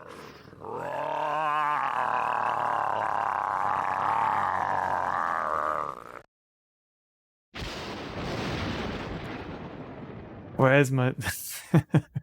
That's a wrong stream, Ketzel. You.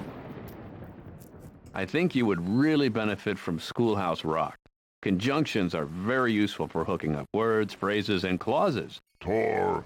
Hooked on phonics. Can we enter the bar now? You walk up to the entrance, but the bouncer puts a hand out to stop you. You have curse mark. You proudly show him your curse mark. He examines it closely and is evidently satisfied because he steps aside and holds the door open for you. You pull open the split door and experience the most intense deja vu of your young life. Oh no, because I was just joking because that is more of a Bennett / point and click stream thing.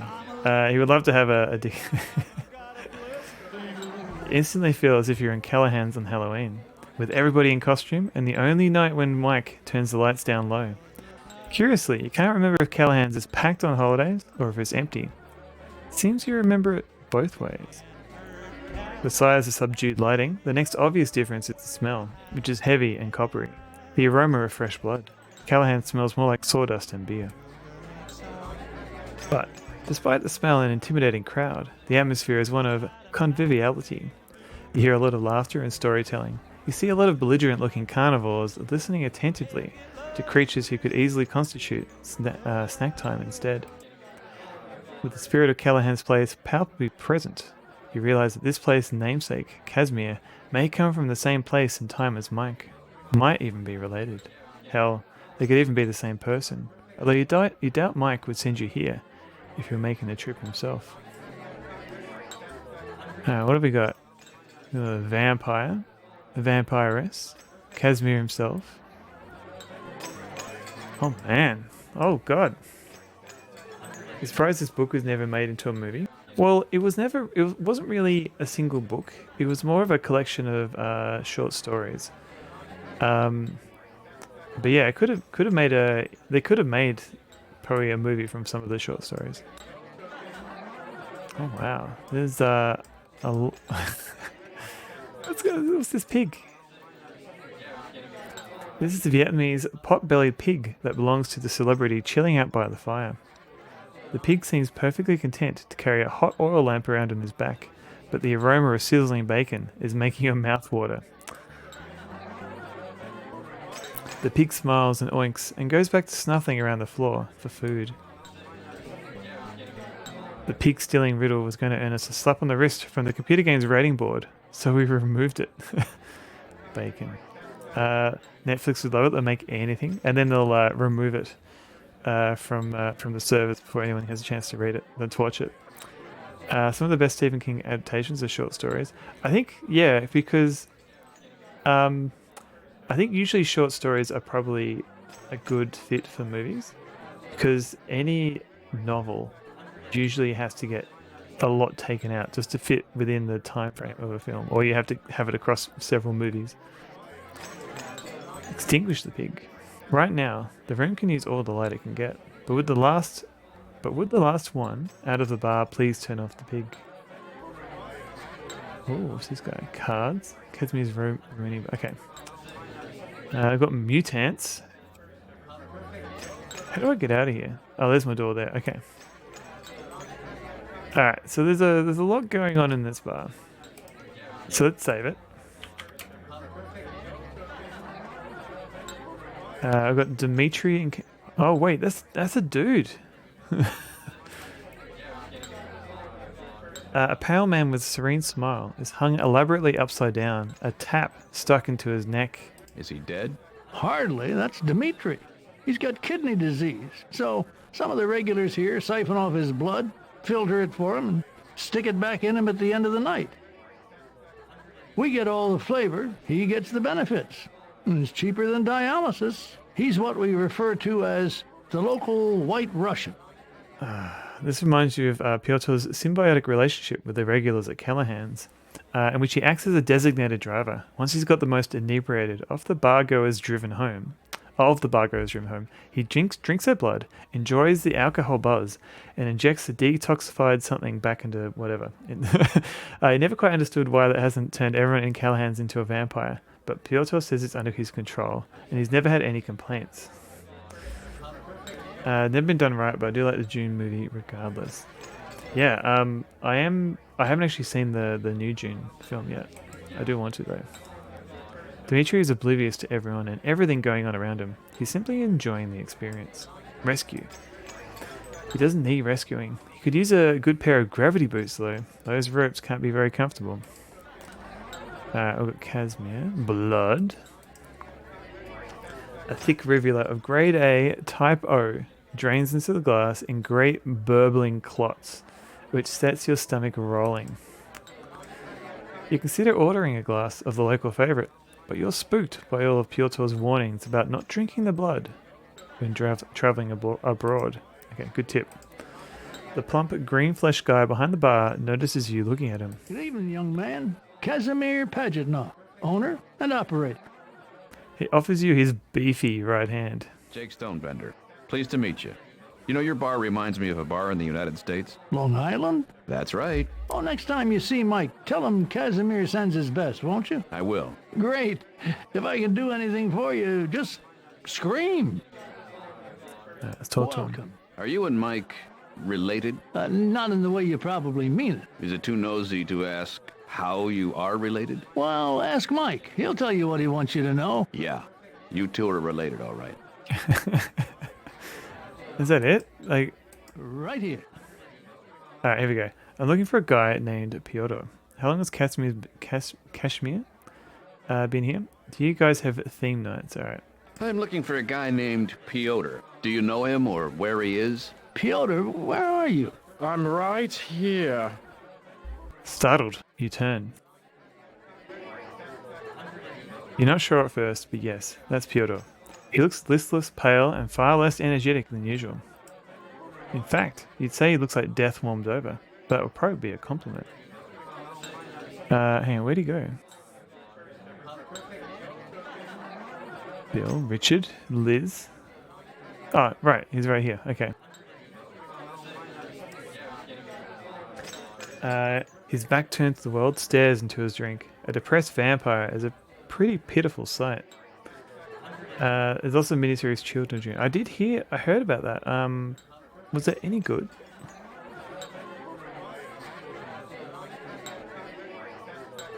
And yeah, the 84 movie was interesting. Offer blood too? In a gesture of goodwill, you offer your wrist to Piotr. Once explained that in polite Transylvanian society, a human will offer his wrist, or in more intimate circumstances his neck, to a vampire, and the vampire may choose to drink or not. If the vampire chooses to drink, he or she must not draw enough blood to harm the human or turn him undead. This supposedly constitutes an offer, and an anticipated acceptance of a trust between the two. The vampire is not to take unfair advantage of the human's weak will and fragile life, and the human is not to open the vampire's coffin in direct sunlight or drive any large objects through its heart. But Piotr and you have a history that makes this gesture curiously formal. Piotr frowns slightly and shakes his head. No. Alright, let's talk to him. Well, well, well, it's the man who wears the star. You assume he's talking about your pentagram. The big, bright Texaco star. What's he getting at? Can I trust my car to you? Or don't you do brakes? It lands like a blow to the groin with a spiked tennis racket. Having a drunk friend say something that socks you in the gut is no surprise. Alcohol and despondence makes a great glass cleaner for the window into the soul, especially for the basement windows. He's talking about his backstory. If you're here to pay your last respects, I'm already dead. Piotr, dear Piotr, come home with me now. God damn you, Piotr, I'll see you in hell! You're being very childish. These are all great options. God damn you, Piotr, I'll see you in hell! Last one in's a rotten egg. God damn you, Piotr, I'll see you in hell! Last one in's a rotten egg. Sounds drunk as well. Possibly. Cabroni, thank you very much. And every last inch of me's covered with hair. Piotr, dear Piotr, come home with me now. No. Piotr, dear Piotr, come home with me now. No. No. You're being very childish. I know you are, but what am I? Mario no Shidero. What? Am I cosplaying the guy in the bottom left? I am. Yeah, I am. I got my the closest I could get to his shirt. You're being very childish. I know you are, but what am I? Okay. I come all the way from America to see you, and what do I get? Smart mouth comments. I come all the way from America to see you, and what do I get? Smart mouth comments. You know, Jake, you're such an old gypsy woman sometimes. I'm going to drink till sunup, and then you know what's going to happen? You turn into a man-shaped pile of dust. You'll shrivel like a prune until you're a corpse. America. You'll fade away until you vanish completely. Which one? You'll fade away until you vanish completely? Nope. Nope. You'll shrivel like a prune until you're a corpse? Nope. Again. Alright. You'll turn into a man-shaped pile of dust? Nope. Guess again. I give up. I give up. I'm going to turn into a pile of dust in the shape of a man. Didn't I guess that? No. So I appreciate your following me here, but my maid is mined up. Now, let me drink in peace. So he said my maid is mined up. But the text was wrong. Oh, my pal, the werewolf. Come on, we're going home. Come on, we're going home. Home where? Home to your castle? Home to your castle. I don't belong here. I don't belong anywhere. Home to Long Island. Home to Long Island. Home is where the heart is, right? Well, I did not leave my heart on Long Island. Okay, where is it? It's gone. My heart was ripped out a long time ago. You built a life for yourself on Long Island. You made a lot of friends, good friends. You became important to a lot of people. You didn't have a heart then? I was running on fumes. Any home you want. Any home you want. I want rest. I've earned a rest. Oh, my...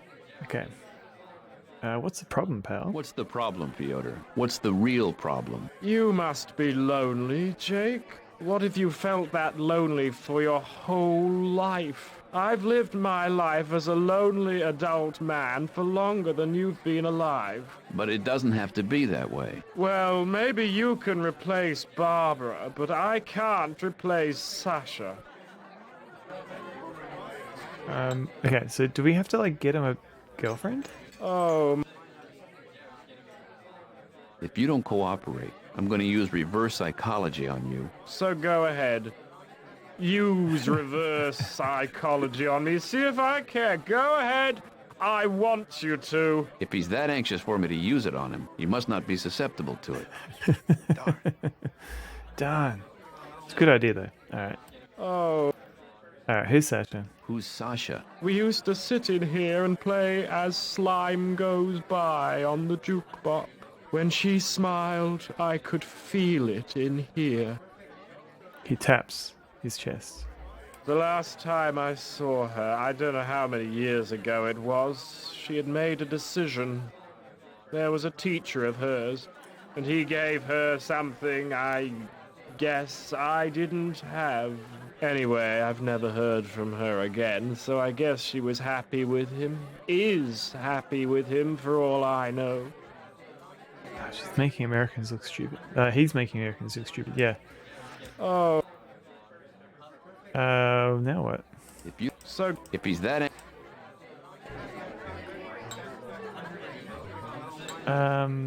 I think this is where Noel Fielding got his vampire performance for the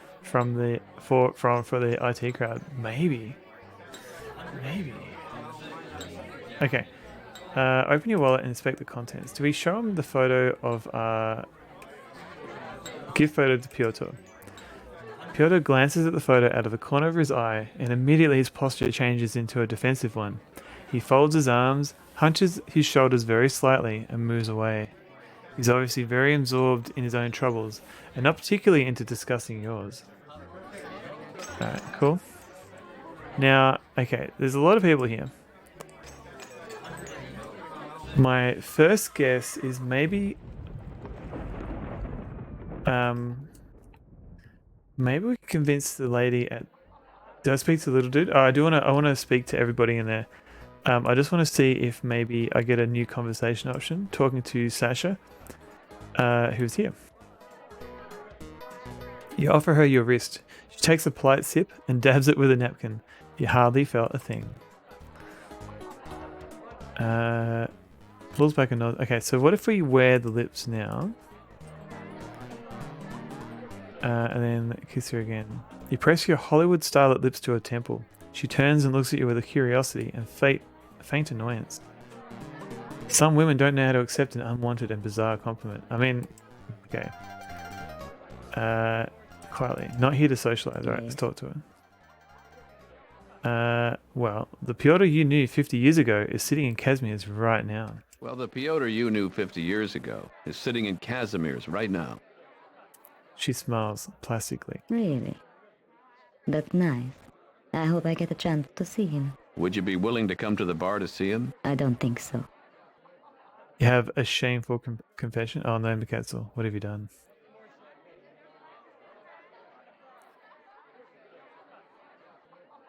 Ooh. Hearing some rain. Why not? I don't believe I owe you an explanation. The glare she casts your way is not angry, but defiant. This is for him. I know that. I do. She sighs, looking both regretful and simply disinterested. Yes. Well, the... Really? Would you be... I don't... Why not? I don't believe... I know. I didn't want to do that. I wanted to do the other option. Alright. Yeah. Well, the... Really? Would you be... I don't... Okay. What if I told you he could really use a friend right now, and it sure as hell isn't me? Then I think you should stay away from him. Why would you refuse to do this? I don't think we've parted on the best of terms. If he's feeling poorly now, I truly doubt seeing me will lighten his spirits. But I believe he's fortunate to have a friend like you. And I hope you succeed in helping him. You've never read a single Mad magazine. I think I've only read like one or two. They definitely made its way to Australia, but I didn't read many of them.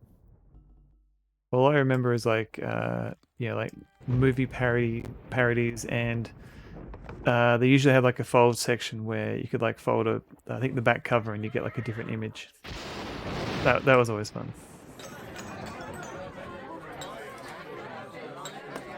So, okay, there's Piotr. Can we put the wax lips on him? Give the wax lips to Piotr. Rather than injuring your face, you must first remove the wax lips from your mouth. I'm not going to wear them. Okay, so we remove them.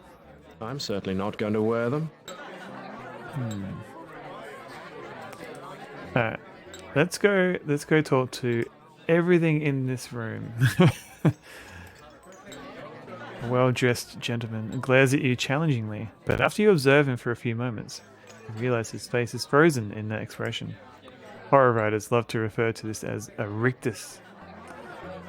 You'd be banned? No, I'm sure Americans have much more important things to worry about. Speaking of which, have you ever noticed that horror writers use some words repeatedly, words you would otherwise never hear? When's the last time you heard the words freshet and rivulet, except when Stephen King talks about sudden blood loss, or the word ichor, when the word pus would do just as nicely? They do? No, I think all they talk about is Mad magazines. Same thing with burbling, chuffing, shambling, roiling, and the ever-popular eldritch. And as if... what is this rant? As if that weren't enough, they love to create two-word titles for their books, beginning with the and ending with an ing, like The Reckoning, or The Summoning, or The Harrowing, or The Burbling. This editorial moment will not appear again. Thank you for your indulgence.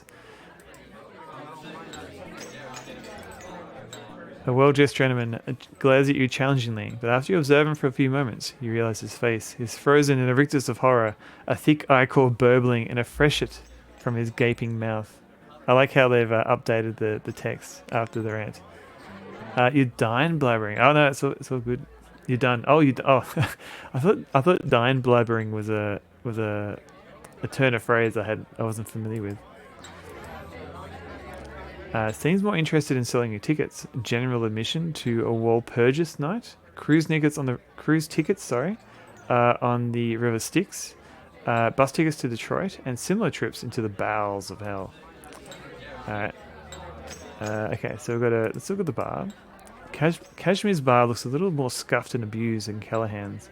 But then again, the Callahan's regulars keep their fingernails better manicured than some of these creatures obviously do. But underneath the hazy finish is a similarly grand piece of wood. Look at the chair. Kashmir's is equipped with tall chairs instead of bar stools. You'd prefer to think that Kashmir has patterned the decor after Callahan's, but it could have been the other way around. Sit on the chair. Even though the entities here appear benign, it would be best to keep on your toes. Okay. I've got a griffin perched on the bar, downing a sweet-looking ultraviolet concoction. Is a griffin. Okay, so the eagle head looks like it belongs to a punked-out hyena, and the lion looks more like the Cupid from hell. But its griffin-like senses that up until a few minutes ago, it's griffin-like in the sense that up until a few minutes ago you wouldn't have believed it existed. But now you know. It not only exists, but you can probably drink you under the table. The griffin has been pigeonholed by that sloop-jawed beast. Who's that? Okay, we've got a chair, we've got a beast. Let's talk to the beast. Slightly fish-faced, sloop-jawed beast is holding forth on how his ancestors ate the Mayflower. You start to say something to the beast, but Doc's words ring in your memory. Never interrupt somebody whose mouth is bigger than your head. Good tip. Good advice. Look at mirror. You see the Fagato in the mirror. He looks in the mirror and sees you looking at his reflection. It's a very embarrassing moment, and you both look away quickly. Can we break it? After several bad experiences with one of the local counts and a tall guy with bolts in his neck, Kashmir had to put in unbreakable mirrors. Okay. Very nice combo, Wolf Rock. Third? Oh, what's this third? This lurking insectoid looks shy and almost cute, but he's really a member of the local SWAT team. You try to chat with Third, but you don't like the way he keeps licking your face and sharpening his talons against themselves. Alright, cool. We'll leave Third on his own. Look at Gollum. The gentleman appears to be made out of Play-Doh popsicle sticks. The puppet master. This guy, I want to talk to him. We're getting there. You ask the Gollum how come he doesn't dry out, but when he tries to speak, he only manages to extrude clay from his mouth. Blech. It drops into his zombie, and he slowly drinks it down. Oh, he's got a drink there. Also, that is gross. Okay, mutants. Green creatures cluster nervously around the skirts of a woman who's either a witch or just wants to look like one. Little munchkin love children, startled by your bizarrely human appearance, tremble at the sound of your voice. The witch tries to soothe them with gentle words and asks you not to stress them out. Alright, take them. You don't need any more mutants. You and Barbara had an AFS student from California stay with you for 1 year. Although, when you think about it, since no two of us are exactly alike, we're all mutants. You're a mutant, he's a mutant, she's a mutant. Wouldn't you like to be a mutant too? Okay. Very deep. You can tell by her outfit that this witch is orthodox. It has to be a puppet master reference, you reckon? Reformed witches look more like Samantha Stevens. Game, we're not X-Men. Sounds like something a mutant in hiding would say. Could be another subspecies reference, another full moon production. Yeah, I feel like I'm not going to get every single reference. You compliment the witch on her good-looking brood. She explains that they're adopted. Apparently Yoda swept through Munchkin Land one week, and they made the mistake of letting him crash for the Lullaby League. 9 months later, poof. Alright.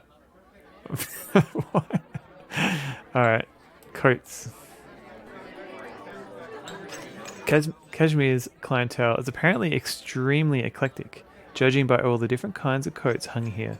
One made of peas, one made of arms, one made of tails, one made out of sugar, which probably belongs to the witch, and a couple that just say Phyllis on them. Why, it's enough to give you an amazing Technicolor dream. Remember, when you're in Transylvania, Romania, you're acting as a goodwill ambassador on the behalf of the Western Hemisphere. Try to confine your theft to when you're back in New York and nobody notices. A minty fresh mint. Search the coats. You hesitate to search the coats as it entails a blatant disregard for privacy which runs contrary to your nature. It has nothing to do with the fact that some of the creatures here would probably eat your face off. Actually, that's a prejudice born of all those years of ghost stories and B-movies. Even these monsters would, for the most part, prefer to live and let live. Excuse me, we don't like the word monsters. We prefer fictionally abled. Fair point. Alright, well, let's keep looking. Demoness. A demoness shambles slowly around the bar. If you let me eat your face. Oh, geez, your face. You sincerely hope these are fashion contacts. She just keeps hitting you up for Vizine?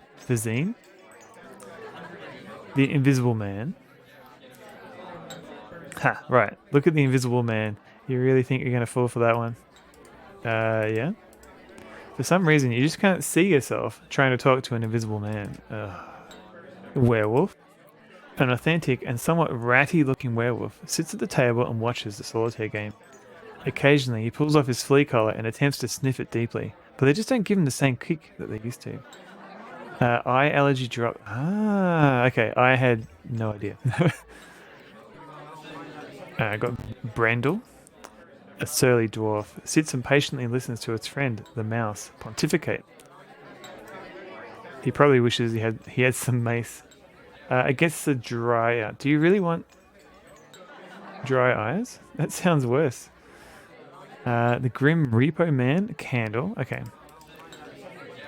This Grim Reaper Man is taking a break from repossessing souls to play a little solitaire.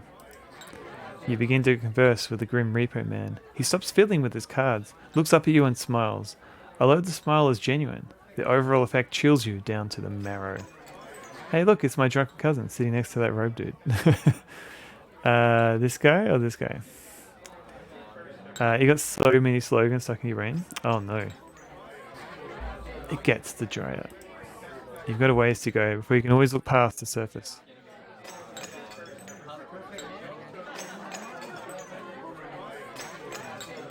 Okay, so we can't talk to him. Play with. Hey, want to deal me in? The Grim Reaper Man smiles icily at you and asks you how many souls you've got.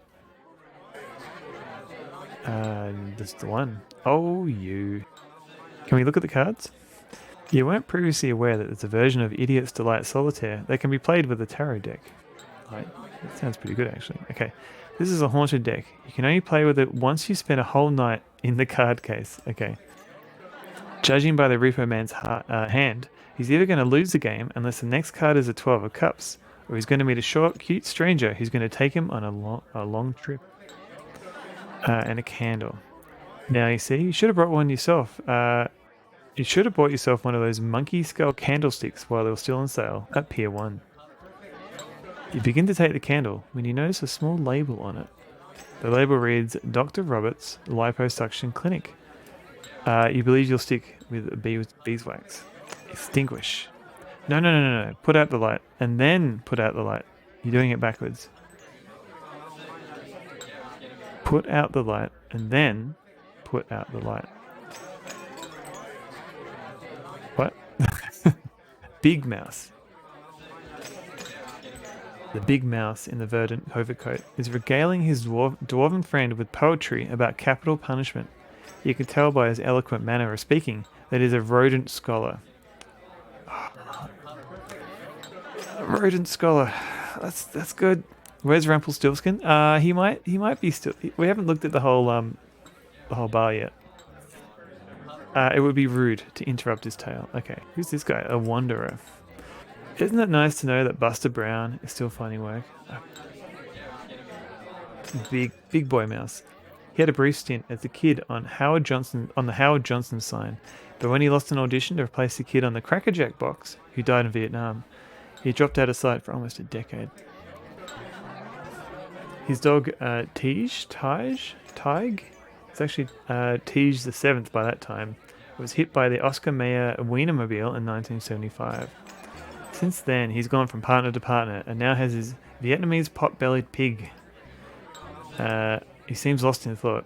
You hate to disturb the poor guy's reverie. He gets mobbed everywhere he goes. Is this meant to be familiar? Like, is this like an American icon or something? Fire. Look out.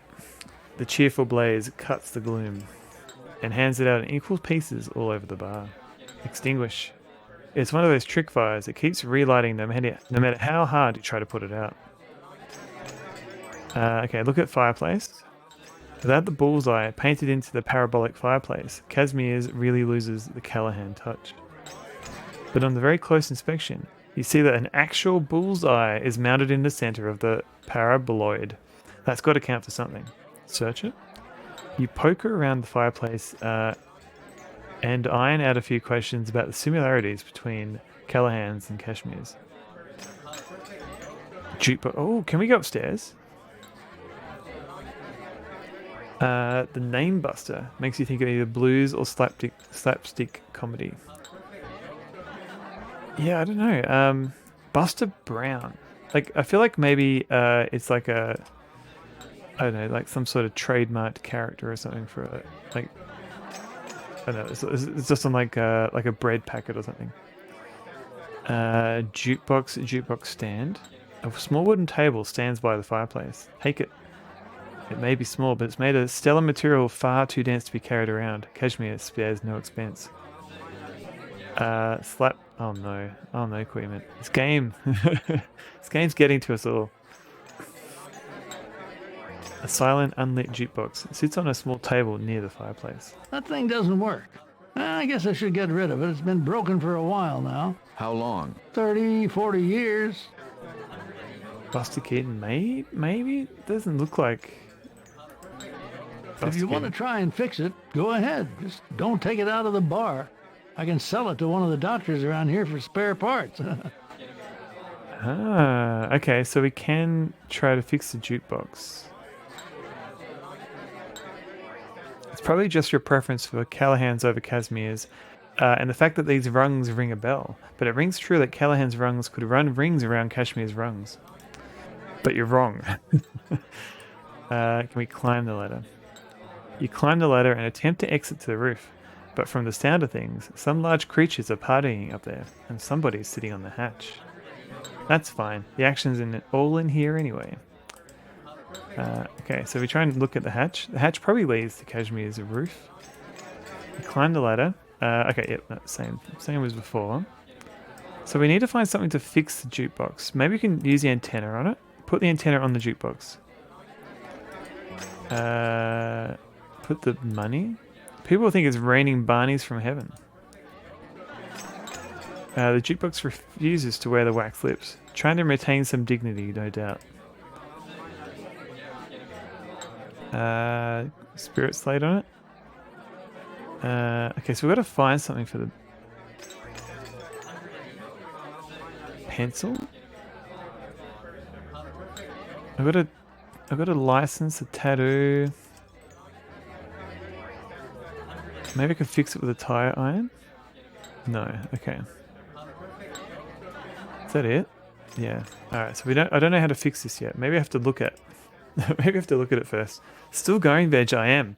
I'll probably be calling it a night in about 20 minutes or so. Once I hit the 6-hour mark. This is one of those tabletop jukeboxes that the mob runs. According to Kashmir, it hasn't worked in years and years. Okay.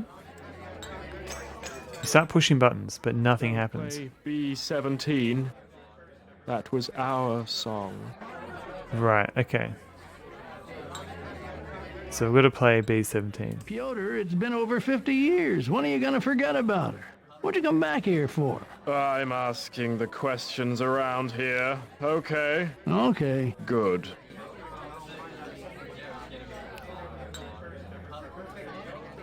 Put. Favorite aspect of this game so far. I like how there's so much. I mean, this could be a bad thing too, but there's so much text in this game. Like you can literally spend an hour in every room, just looking at everything, talking to everything, just trying every single different. The meatiest part. And there's a lot of weird dialogue in this game too.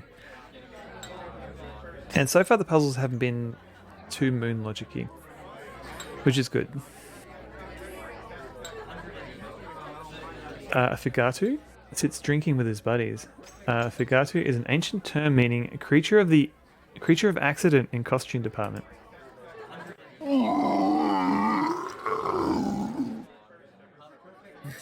Hey buddy. Hey bud, how's it hanging? Me, Jake. You know Kill Eye. Okay?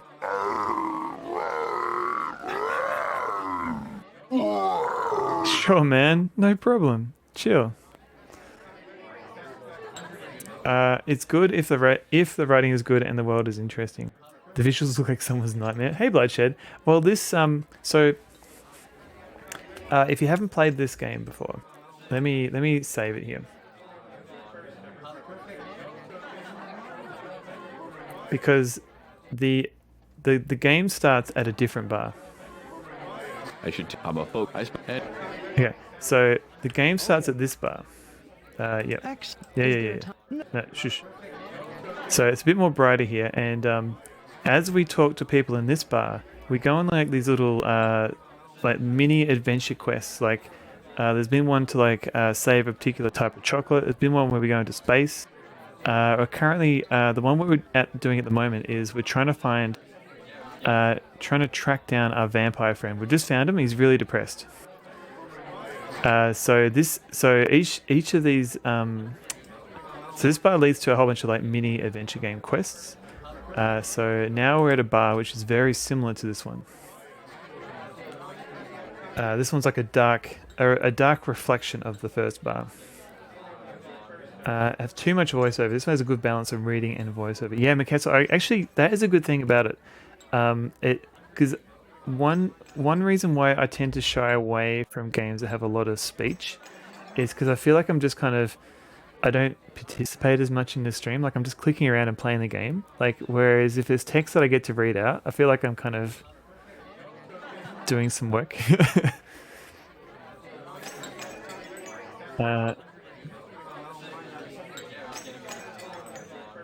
I've never heard of it. It's pretty good so far. So none of his quests are even connected to one another. Not so much. Like we do collect these extra items like morphine and the pencil and the chocolate that we got from previous quests, but I haven't actually had to use them yet.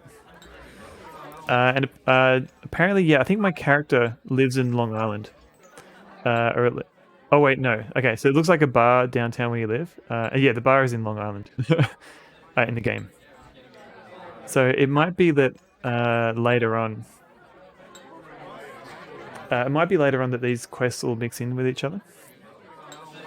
You thought you were a big point-and-click adventure fan, but you always have these interesting games you've never seen before. That's good to know. Like a lot of these games, there are like I'm not usually the first person who played it on Twitch. There's just usually not as many people playing them. So usually, like a lot of adventure games that I play, when I search for them. I find like, for example, Retrograde Tom has already played it like a year or two ago, and there's like a VOD on YouTube, and I'm like, damn it. But yeah, I do try and find, because I do find like a lot of Sierra games and LucasArts games get played a lot more often on Twitch, so I try and try not to play those two, like I try and space them out a bit, if that makes sense. I have a 20-second delay. Oh, it's okay, Veg. Looks like a picture or a painting coming to life. Yeah, I was kind of, depending on the area, like some of these rooms, I was saying like they kind of look like a mixture of hand painted and like photoshopped. Like they've kind of, because Photoshop was becoming more popular around about 96, 97, I guess. And so I guess people were still kind of learning that photo manipulation. Zeke played this one a year or two ago. There you go, yeah. Yeah, one day I'll find an adventure game that no one's played before, but so far it hasn't happened. Marco route, what's this? sloshing around in the bottom of the bottle is a bulbous greenish purple tuber, undoubtedly the Mako root. He's super happy that Adventure Games had a resurgence with indie games recently. They basically died in the 90s because the market had adventure game fatigue. And also I guess there was also the push towards like 3D games. You had like Nintendo 64 and PlayStation, and both Sony and Nintendo were pushing like for more 3D games that use the engine. Maxi. So I guess adventure games are trying to like figure out the best way to move to that type of layout. And you had things like Gabriel Knight 3 and Escape from Monkey Island and Grim Fandango. And it took a while to figure out a good interface. And I don't think anyone was really happy with that. Yeah, the 3D hype. I think that killed adventure games for a while. So this is Maxi. He's just come back from his trip. He just came for some treats and he's off again. And then so now it's not so bad to have like the Phantom Pooper. Yeah, who could it be? It's not so bad to have like pixel art in your adventure game now. And then you got game developers like Wajidai that are just making like classic throwbacks to like that 90s era adventure games, but with like kind of modern sensibilities. Dude in the back looks like one of the pig aliens from Star Wars. Oh yeah, I can totally. I mean, it could be a Star Wars. It could actually be a Star Wars reference. We'll see. Oh yeah, and Tex Murphy definitely. They had some janky 3D stuff as well. Discord 2.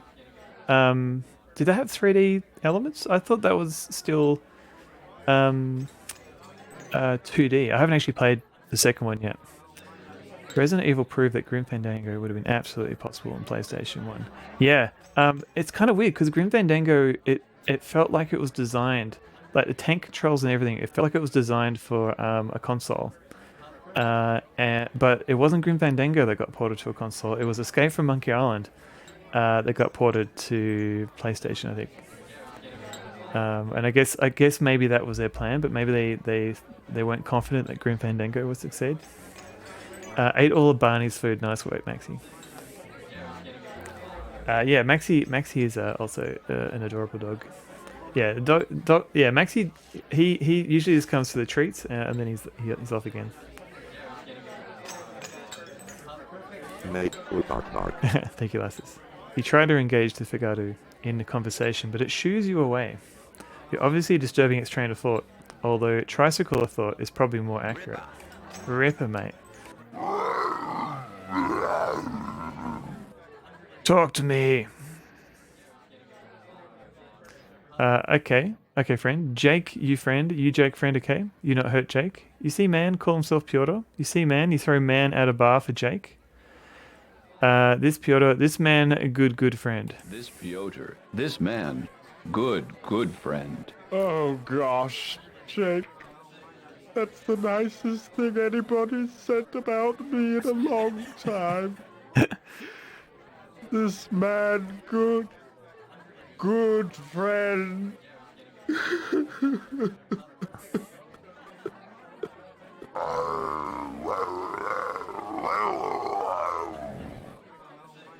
Yeah, very good, Jake friend Piotr. Good friend. Piotr, good friend Jake. Whatever. After playing it recently, it's terrible. Yeah, Veg, Escape from Monkey Island is still the only Monkey Island game I haven't played yet. I do want to play it. Maybe after I beat Curse of Monkey Island on stream, I'll try Escape again. Although I know enough about it, like for example the monkey combat and everything like that. I'm like, do I really want to put myself through that? Mac, welcome in. It must be near the end of the night if you're popping in. Hello. These guys look like the Morlocks from the Time Machine, only with horns. It could be a reference. I don't know. I don't know any more of this game. Good night, Mr. Wolflet. I'll see you soon. Oh yeah, these guys definitely look like. I thought maybe they were more like a Yeti, but yeah. Updated voice. Cancel. Holy crap. Ugh. Meekexel gifted a tier 1 sub to Veg 411. They have given 14 gift subs in the channel. Ketzel, thank you very much for the gift sub to Veg41. Veg41, enjoy those emotes, and yeah, thank you again. Is that JC Denton after the Unicode lobotomy? Wait, is it?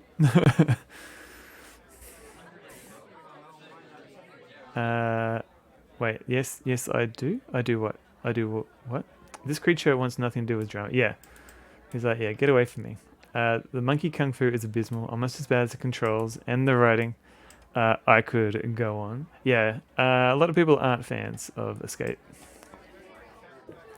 I thought it was something from Star Trek. I mean, they could be. Monkey Combat was if you took the original sword fighting for 1 and 3 and took everything good away. Yeah, because I've seen people push through that Monkey Combat, and I'm like, how is this fun? Like, it's because the thing I liked about the other Monkey Island games is that like there's no mazes in there. Like anytime you think, oh man, this is a maze, I've got to like write down everything and I've got to like map it out. It's the wrong way about it. Like there's always like a you actually have to solve a puzzle. Like you have to get like directions from somewhere, or you have to follow somebody to get through. But like you don't have to write stuff down. Whereas Monkey Combat was like, no, you've got to write down all these different combinations, and it just kind of bogs the end of the game, unfortunately. The insult arm wrestling at starts promising, then you get Monkey Combat. Yeah, I haven't done. Yeah, I haven't seen many. I've only seen bits and pieces of the game, so I feel like because the Monkey Combat takes so long, so it takes so much of the playthrough. I think I've seen that more than any other bit of the game, because as I'm popping into people's randomly into people's Escape from Monkey Island stream, I just see that a lot of that. Ooh, that's is it? Wait, is that from King's Quest 1?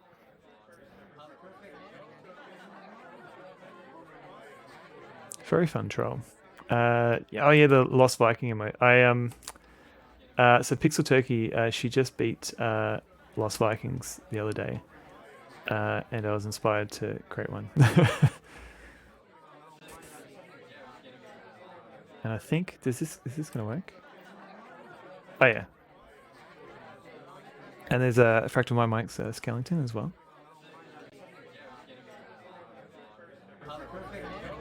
Alright, do we keep talking to this dude? Talk to me. Can we throw a man out of a bar? You see man? You throw man out of bar for Jake? Wrong. Yeah, right. Because you say so? I'm so sure. Oh, thanks. Okay. You see man? Call himself Pyotr. You see man? He's sitting at the bar. Cheer him up, will ya? He's bringing us down.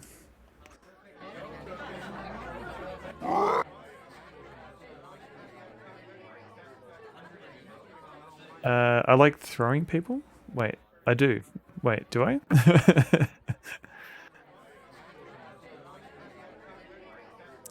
Oh yeah, no, this guy likes throwing people. I was like, wait, do I like throwing people? I don't think I do. You not hurt. Oh, you meant the creature? Yeah. Am I like making some threatening moves towards you that I'm not even aware of? Good. Okay. Very good.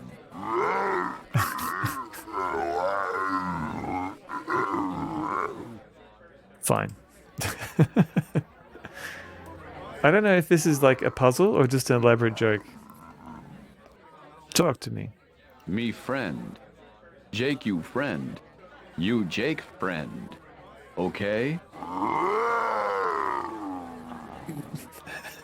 Sure, man. Whatever. Alright, what about this guy? Talk to me. Ah, it's the same one. Okay.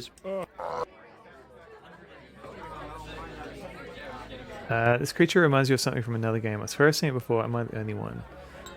Maybe like... Is it like a Yeti, maybe?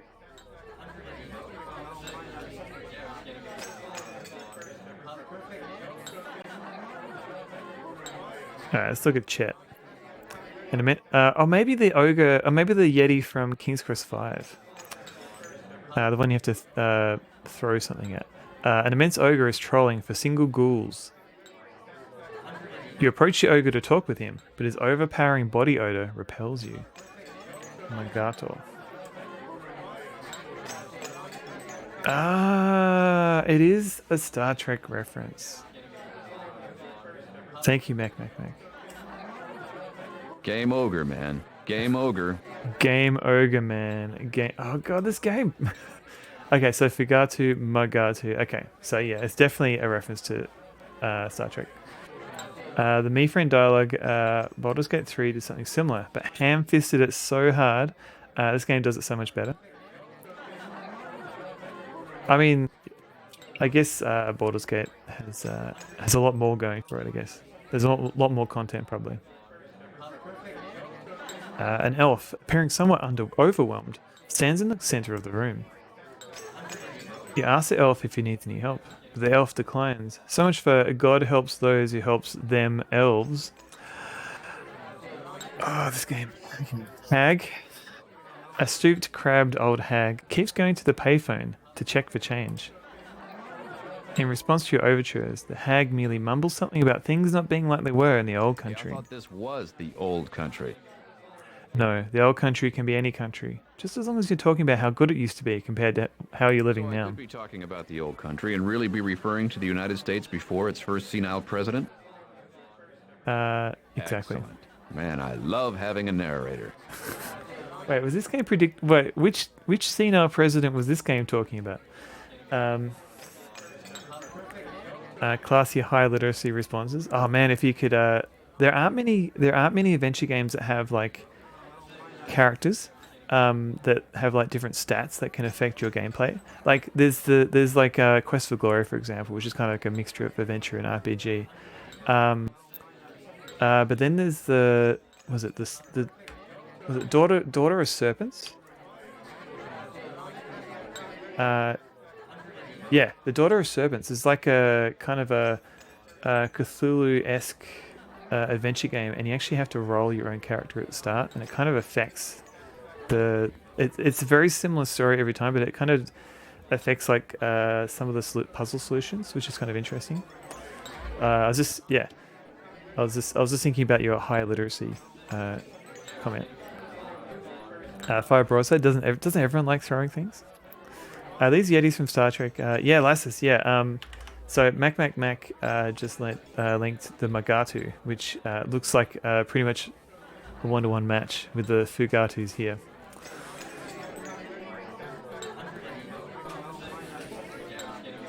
Racking your brain, trying what you're seeing from. Jack, try that link Mac just linked. Throwing your friends is the only way to spend a week. There's been so many, yeah. Keep racking them up. Do that's one of your favorite tropes. The one extremely intelligent individual in a group of caveman-level intellect peers. Oh no. Oh, okay, yeah. No. Please don't spoil Baldur's Gate 3 if people haven't played it yet. I don't care so much about spoilers, but I think other people, like Lassus, for example.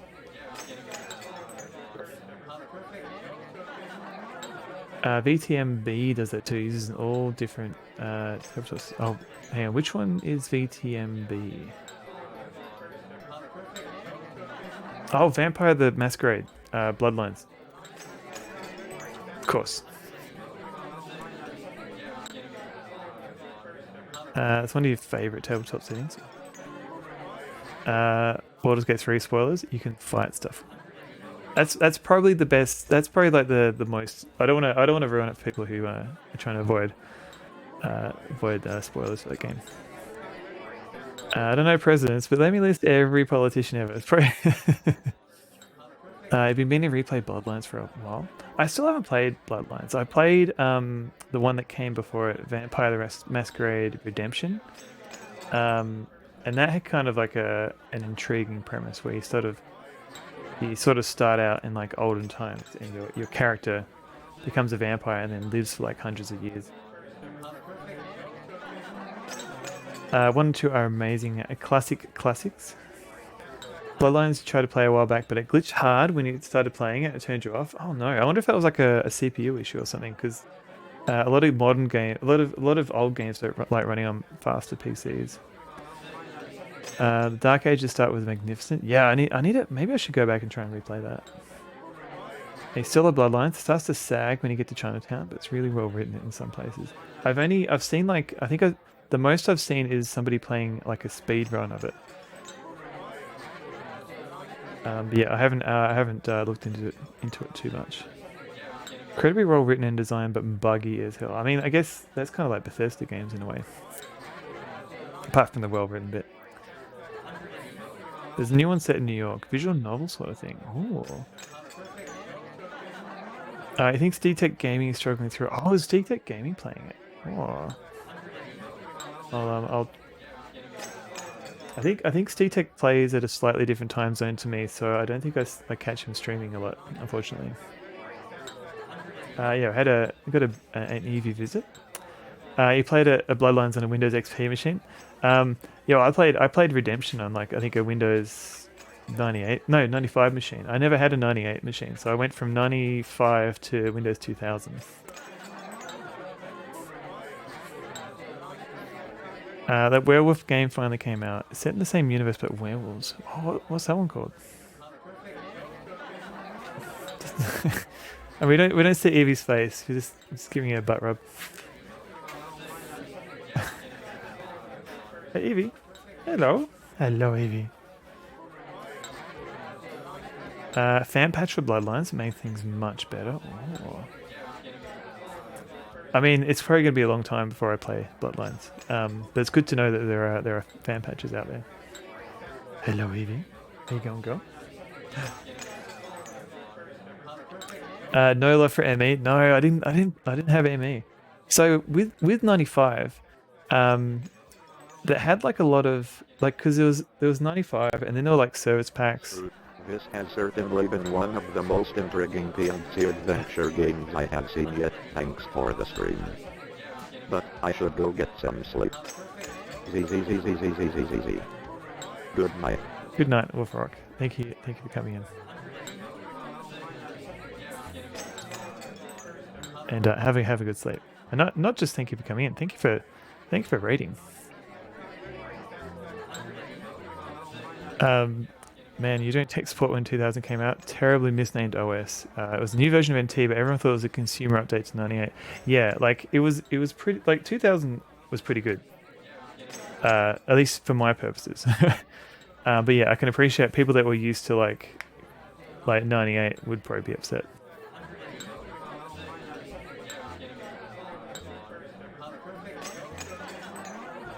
It went 98 to XP and is still your favorite Windows ever. Yeah, because I kind of missed 98. XP was good once you turn off all the theming stuff. XP is still running on your netbook. Nice. So this lady wants some coins. Can we give her some coins? Give Barney to the hag. The hag is not interested in your charity. You should also get some sleep, Fire Broadside. Have a fun sesh, Sonic Crew. Fire Broadside. Have a good sleep. And thanks for hanging out. Solid, but the problem was things like consumer product drivers didn't exist. Tons of devices didn't work for people. Yeah, I think Windows is a bit better these days in regards to that. ME and Vista finally learned your lesson and swerved 8. Yeah, after XP, I used Vista and 8 for a bit. Like 10 has been the only one I've kind of stuck with for a long period. But I might have to like start buying new hardware once they stop supporting 10. David Alexander, Meep, back at you. How you going? 11. Don't shoot me. I like it. I mean, I would try 11 if I could, but my PC does not want to run it. At least not such small denominations. Okay, so we've got to give some more money, or large amounts of money. Okay, look at the mummy. After centuries, the mummy's linens are filthy and ragged, but originally he was wrapped with attention. Excuse me, but you got some toilet paper stuck to your foot. The mummy, displaying a degree of wisdom that can only come with centuries of knowledge, ignores you entirely. Unwrap the mummy. Don't unwrap him here. Wait till you get him home. Oh my. We've got Melanie. Rather prim and dainty ladies sitting demurely at the end of the bar, looking quite out of place. Hesitantly, not wanting to interrupt the large fellow speaking to her, you introduce yourself to the lady. She offers her hand, which you shake, and she introduces herself as well. Trouble is, you didn't quite get the name straight.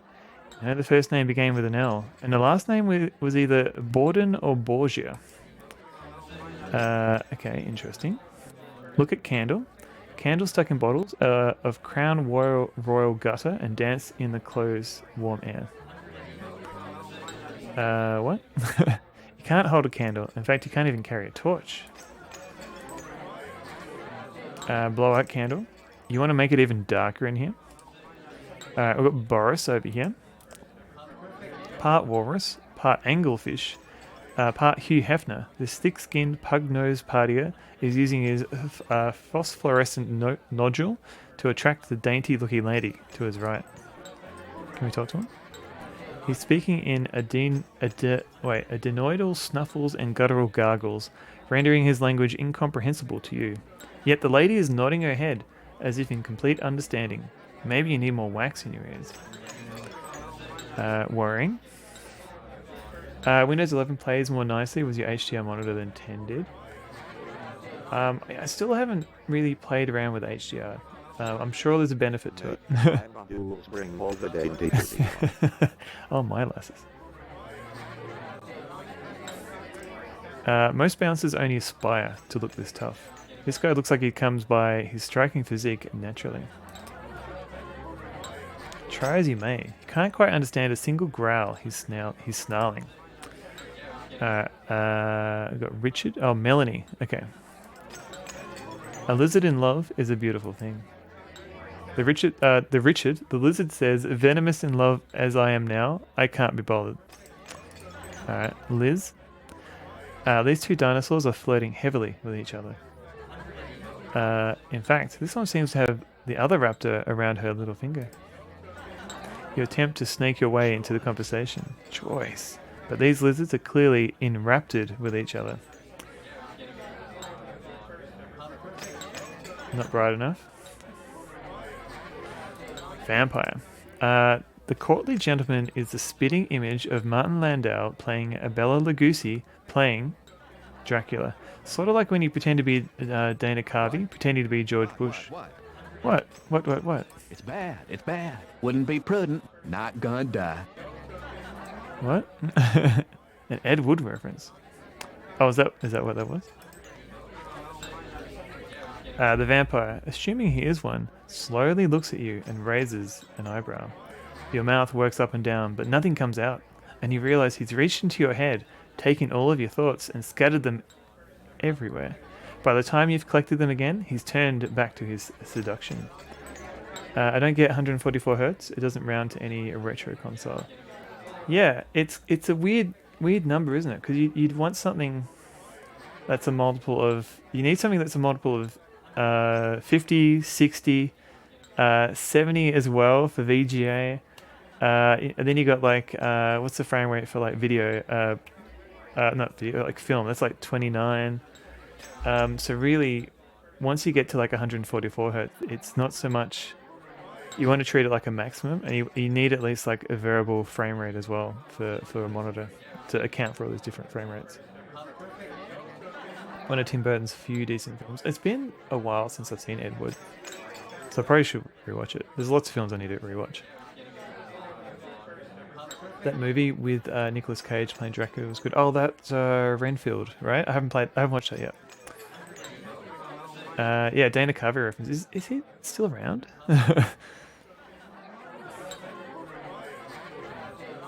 You have one of those curved monitors. Maybe I should get one of those instead of having like multiple screens.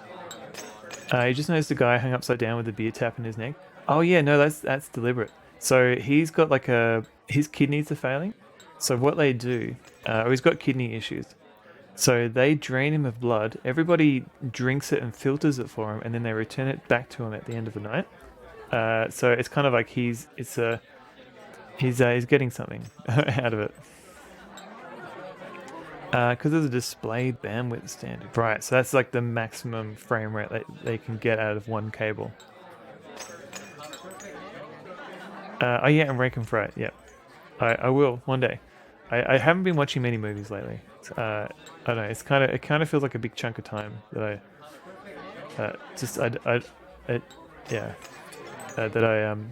have trouble just, I don't know, justifying sitting down that long to watch a film. But here I am playing a game for 6 hours, so I don't know.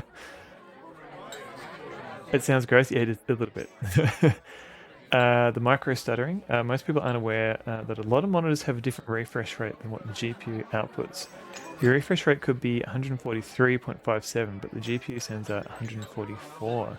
Ah, so is that an issue with the monitor though? Yeah, because I've still got like cheaper LCDs that only output at 60 hertz. I've never had like a variable refresh rate or anything like that. Liver filters the blood. Oh, Miketzel, good question. Good point. It's possible they said liver. Let's have a look.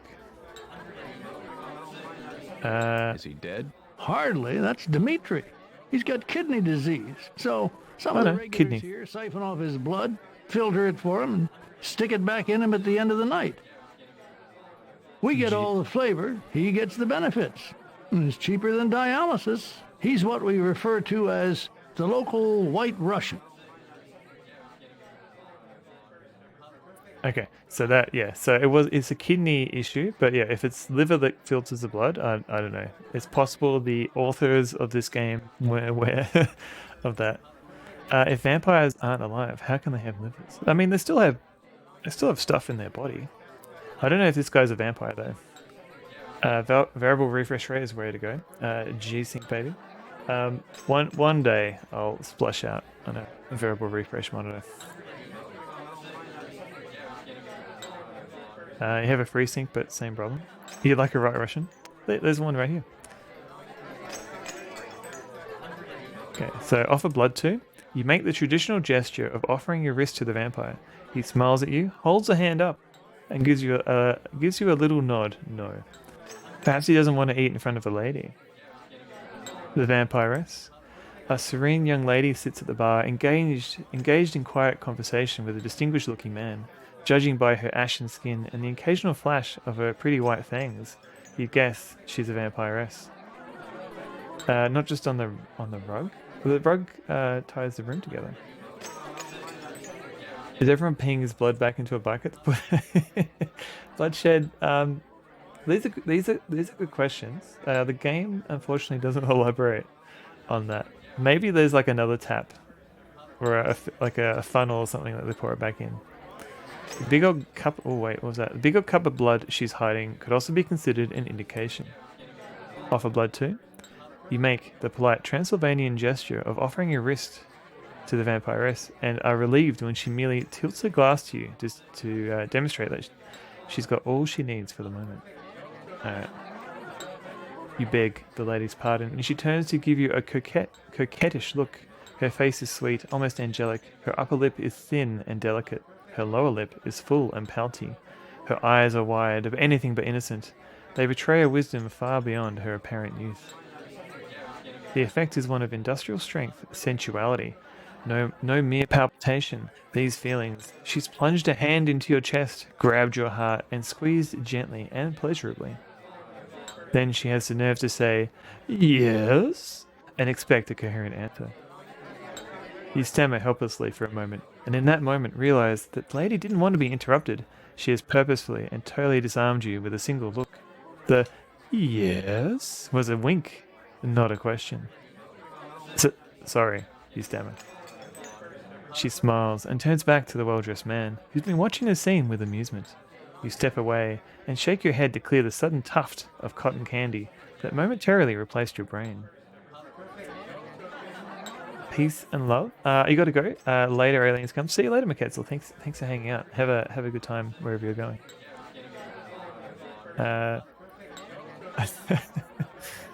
Spicy indeed, Bloodshed. Okay. That's everybody. So right here.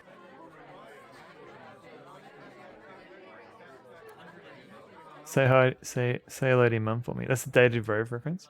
I see. Man, I know Rove. I never really watched much of his shows. Do you guys have a theme night? Do you guys have theme nights? Sure we do. Tonight's curse night. So I discovered. And whoever figures out the riddles on the blackboard gets cursed extra loudly by everybody else in the bar. Oh yeah, I know how that goes. We haven't started the riddles yet though, and then on Mondays there's the wet t-shirt contest night. Some of these guys must look pretty ghastly in wet t-shirts. Well, for dog's sake, we don't wear the t-shirts.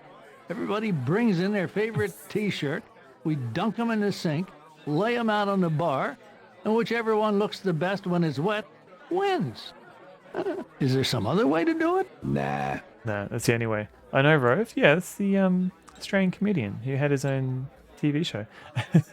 Can I say hi to his mom? I'll see what I can do. Next time I bump into him. Say hi to your mom for me.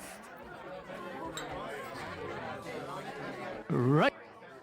How long has Kashmir's been here? How long has Casimir's been here? Next year will be 125 years in the same location.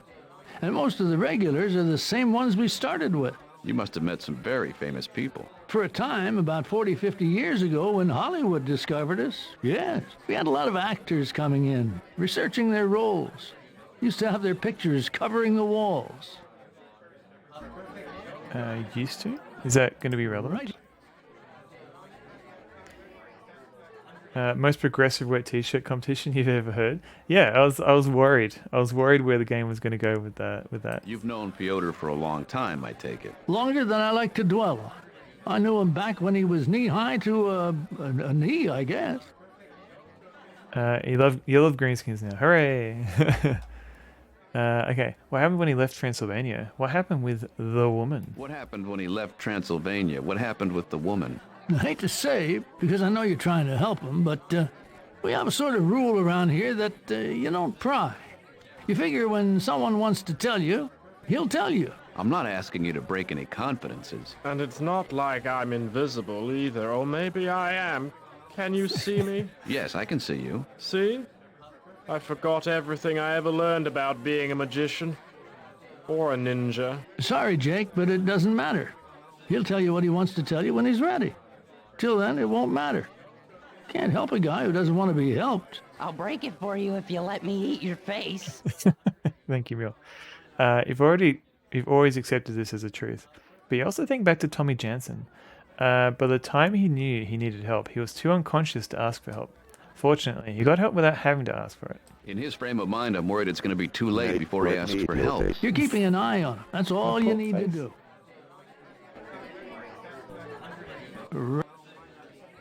You've known Pyotr longer. My poor face. What happened to the rest of his family? He used to live with Tom Wilson. Really? Did he sing that song? About all the questions he constantly gets asked about Back to the Future. What happened to the rest of his family? I didn't know the rest of Pyotr's family. They didn't come in much. And Pyotr never really said much about them. I don't think he approved of their line of business. What can I do to help him? I think you're on the right track. He doesn't usually drink like this. See if you can get him to go for a walk with you. Maybe clear his head a little. I'm not sure his being here is helping him. I need to listen to it again. It's been a while. It is hilarious, yes. Oh, my pal, the werewolf. Alright, so we've already gone through these options. Come on. Home.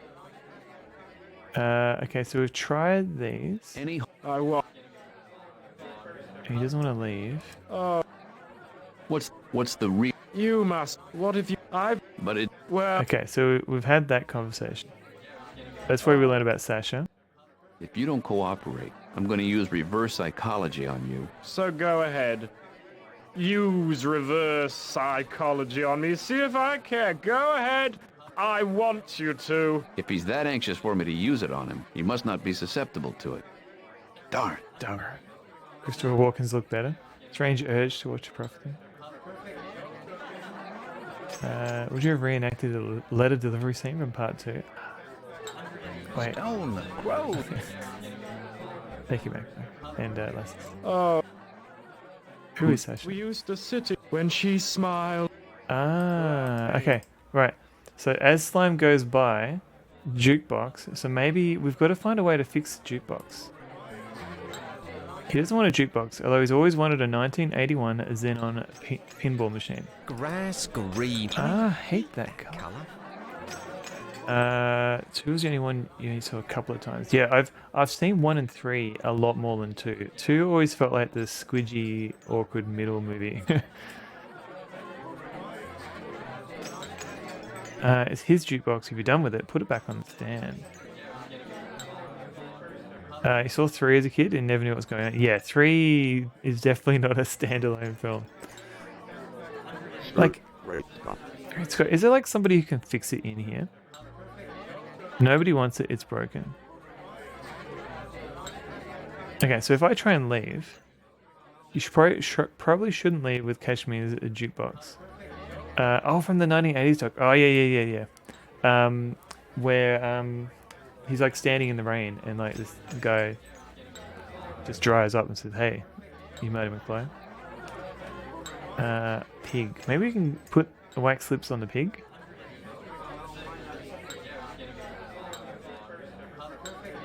Just about everyone here, wax lips, painted wings, and giant's rings have made way for other toys. You saw the first Back to the Future in the cinema? You're that old.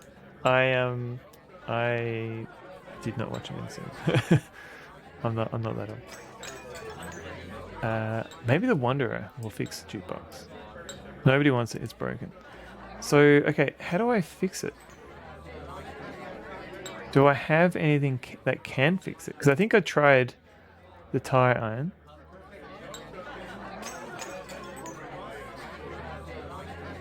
The vision of the future was too fun back then. And also 2015 felt so far away.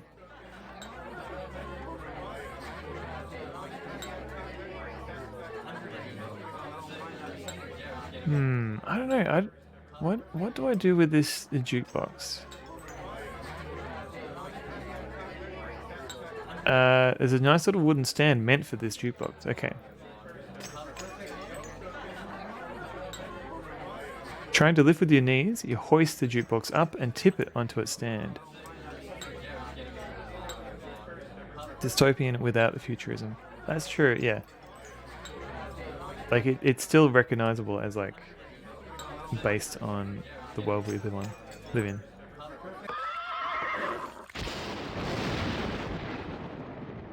So, okay, look at...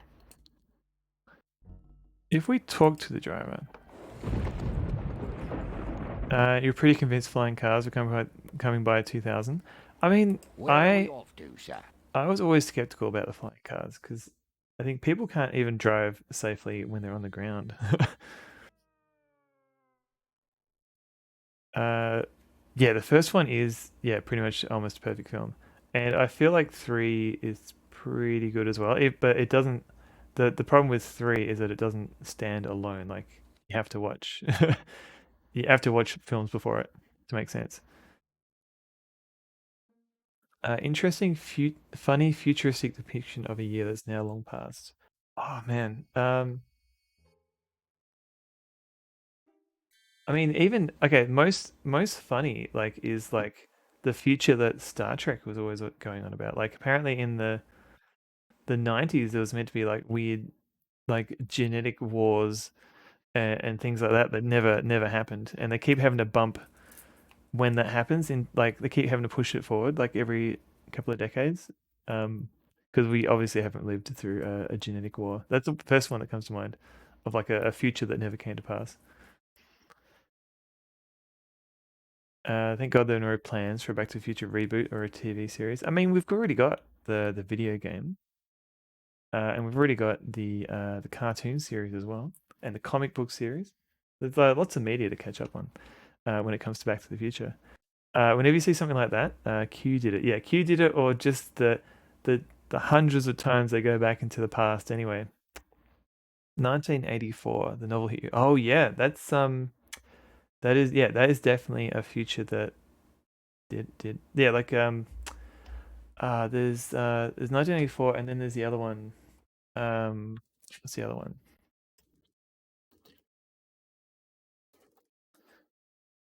Brave New World. So like they're kind of like two sides of same coin in a way for I don't know, like dystopian futures.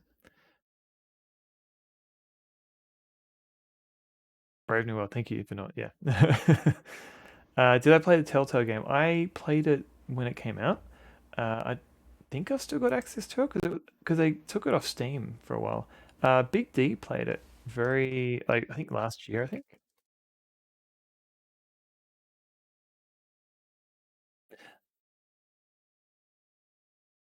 Low-key a government official trying to distract us from the toilet paper crisis. Well, yeah, that's Veg. That's what I was trying to.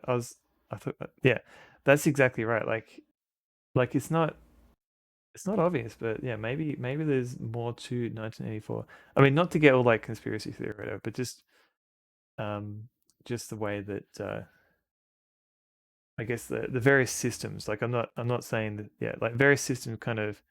No, maybe not distract us, but they kind of do. Like yeah, like what am I trying to say with that? I don't know. I feel like I'm going into like conspiracy theory thing here, which is not what I'm trying to say.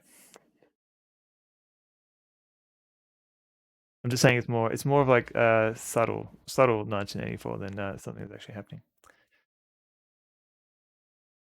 Give Brave New World time, it'll happen. Yeah, there's that too. Bongo Bongo did a great song. Oh really? Which song's that? Let's go to the castle. That'd be nicer. Haven't been there in ages. Shh. Humming something in a minor key. The driver returns to the castle. The other one. The other song. They've got more than one song.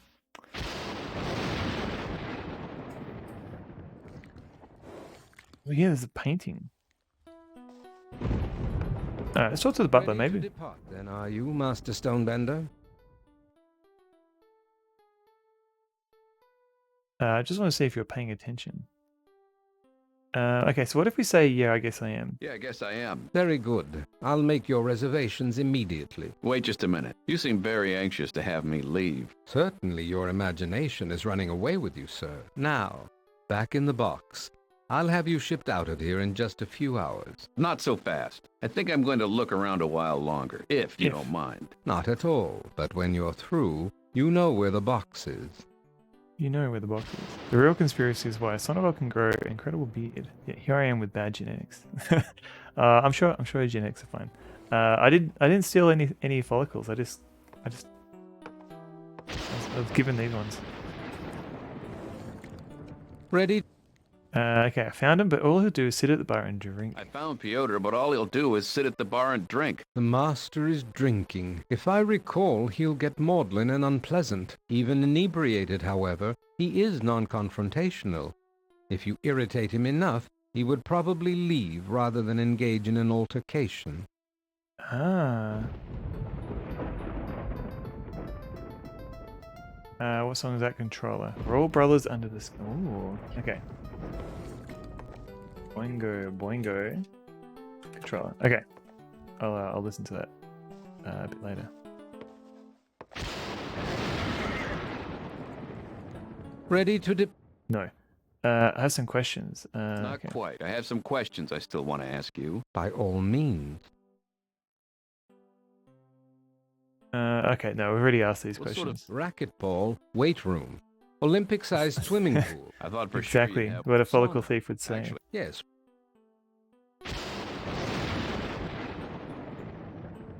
So no, that's an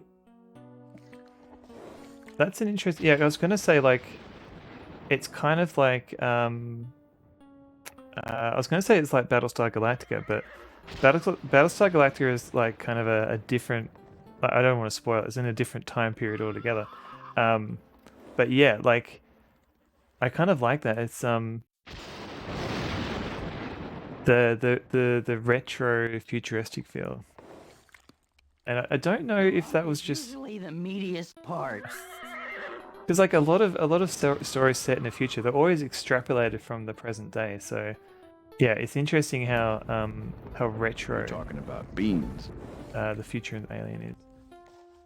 Talking about beans. Chernoff, you should really play this game yourself. It's pretty good. You like the bits and pieces you've seen of it so far.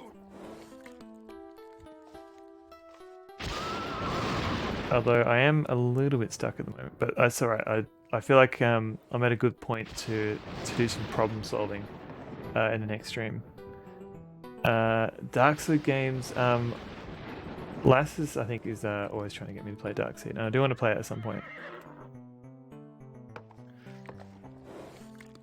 Although I have been warned that it's very softlock heavy. The newish Alien game. Oh yeah, Alien Isolation. Yes. I couldn't play it. Like, it's just even just having one alien on my tail. I was like, no, I can't play this.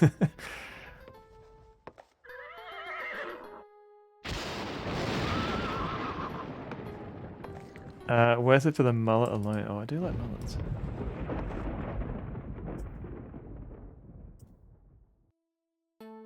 Right here, sir.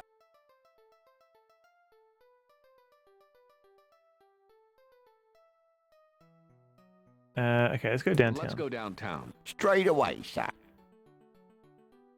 You never played it because there's so many ways you can permanently work yourself in the corner. Yeah, I've heard that.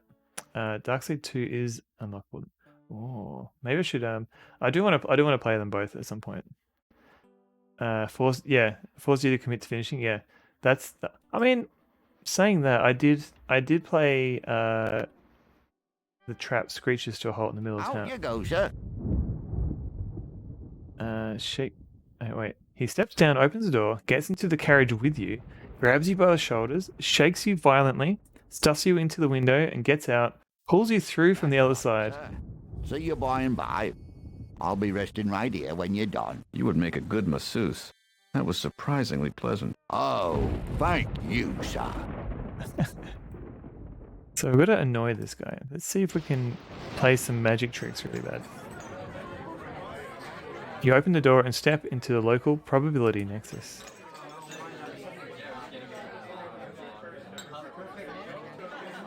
Oh wait, no, I don't have any palming coins anymore.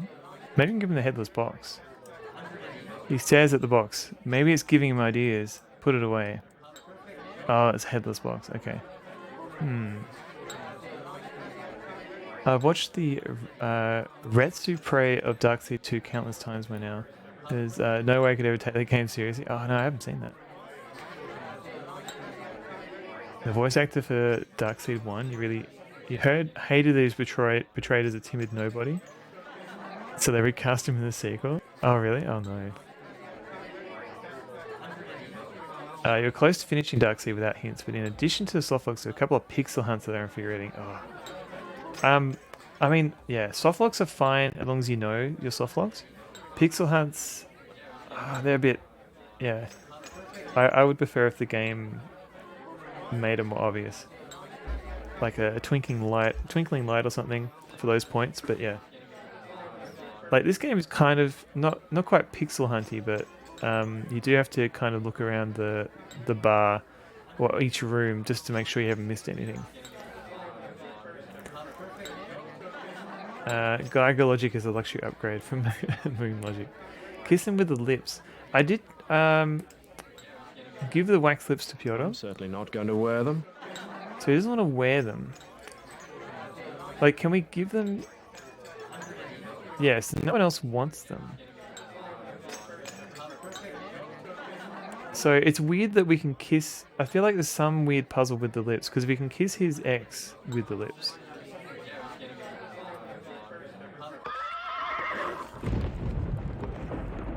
But nobody else wants to have anything to do with it.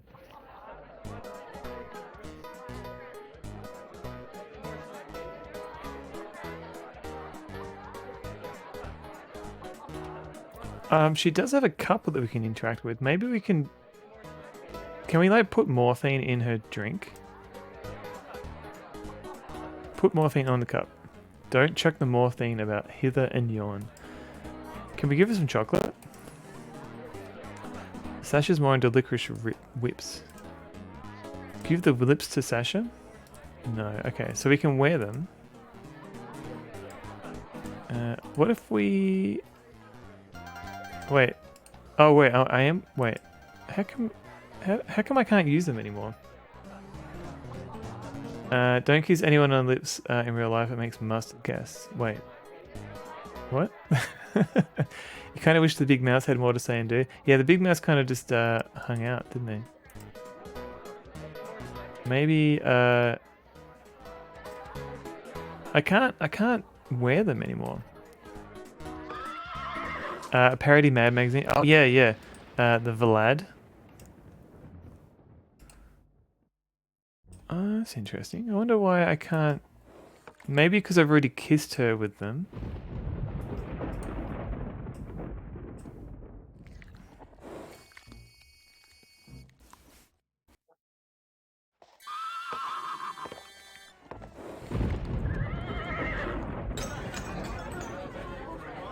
Can I wear them here? That's weird. I can only look at the wax lips. I wonder if that's a bug.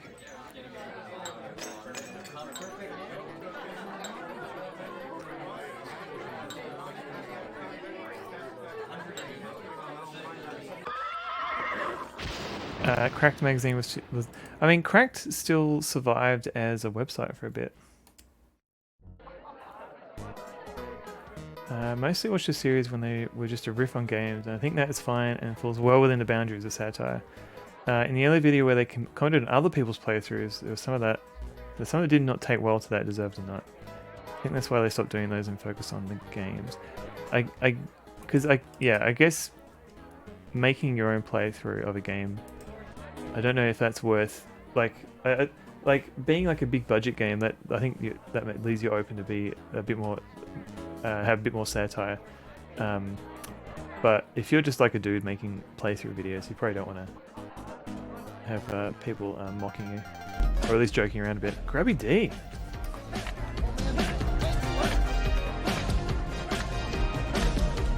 Oh, they actually played McCall's Waterworld game.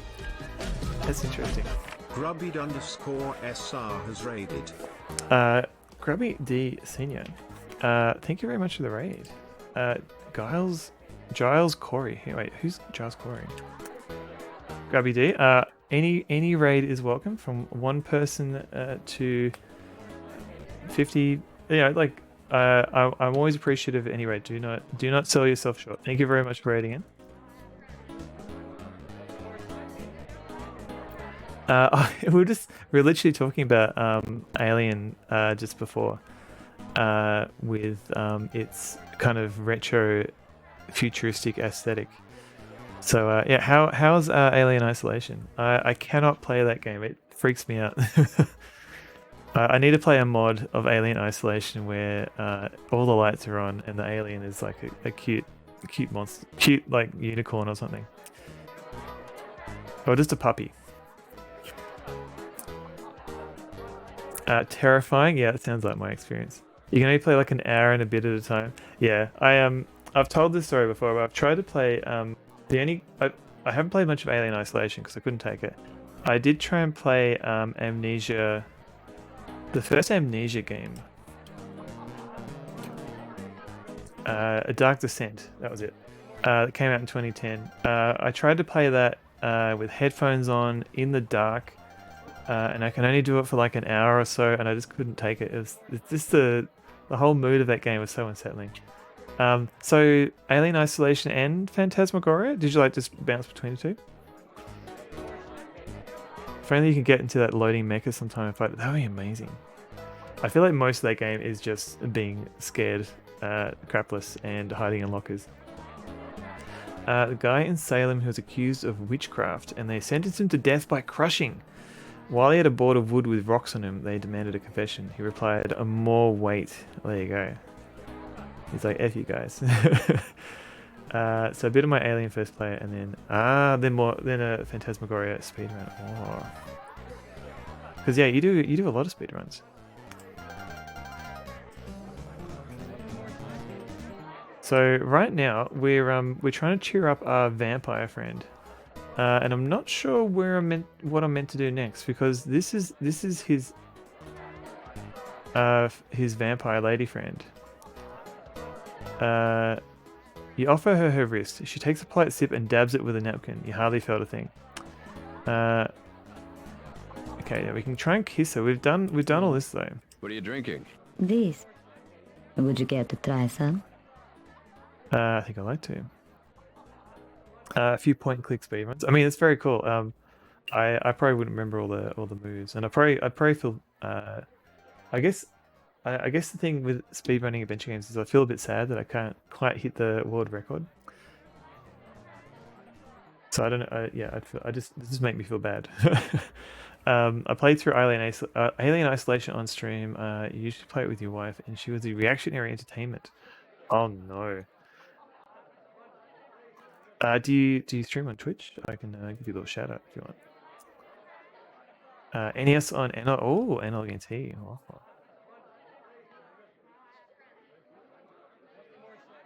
Your wife reacts to everything. It's always hilarious. Mr. Wolflet, my wife, she's always busy doing other things, so she might look up occasionally and go, oh yeah, nice. Did I exhaust the Gypsy's dialogue? I haven't actually gone back to the Gypsy. Yes. Because I feel like I need to go back to her now. That's a good point. Let's do that now.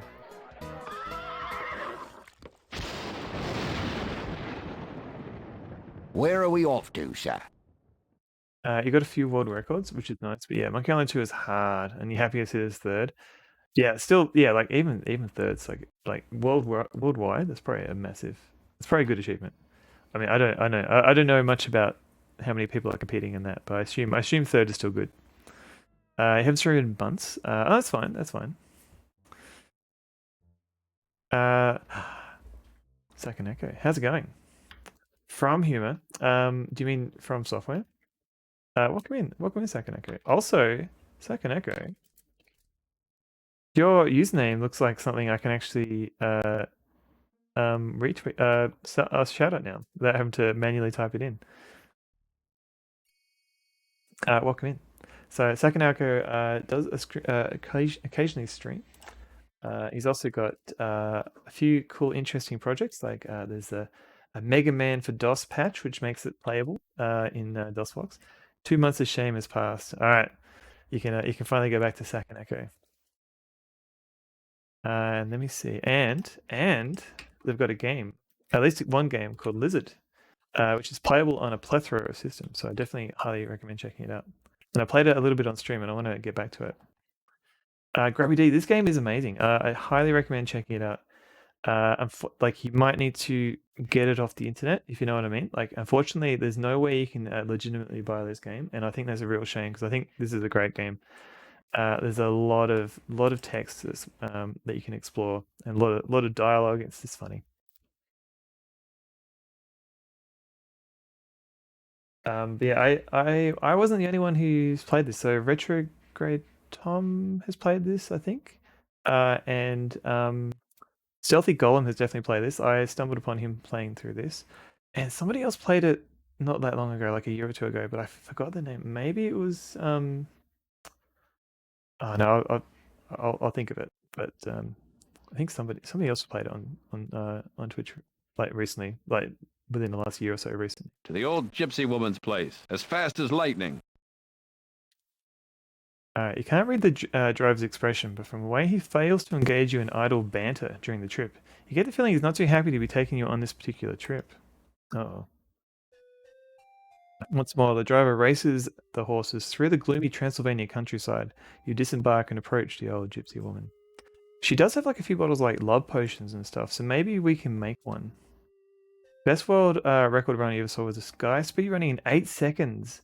Maslow's hierarchy. Wait, what? Is that a game, or did he literally just have a pyramid of all the different like? Did he just have like in his hand like self actualization, physiological needs, safety needs? I didn't Google this at all. Esteem and love and belonging.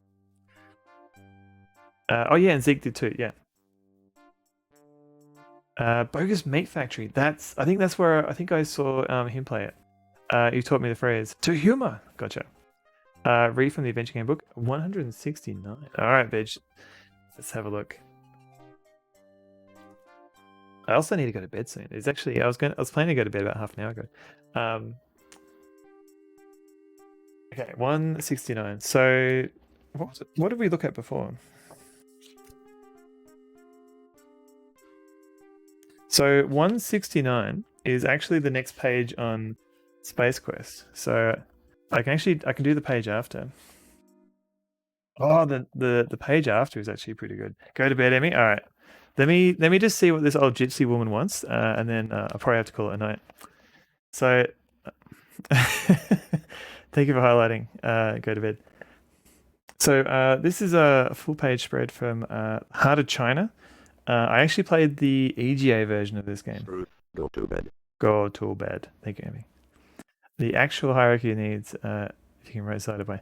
I just googled it just then. So it's a good idea to go to bed. Going to bed is a good idea. Thank you, Robert Spacer and Emmy. So Heart of China. This game's striking visuals are a mixture of digitized photos, hand-painted environments, and carefully placed animated sprites. Remarkably, there are never more than 256 colors on screen. Because of a restricted budget, developer Dynamics couldn't afford actors, so the company's own employees and families were used instead. Reviews at the time praised the quality of the story and excellent graphics.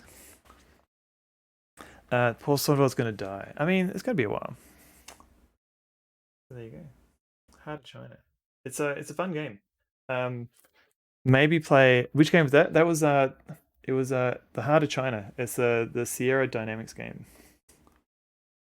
So I played the EGA version of it on stream a while back, but the VGA one might look a bit better.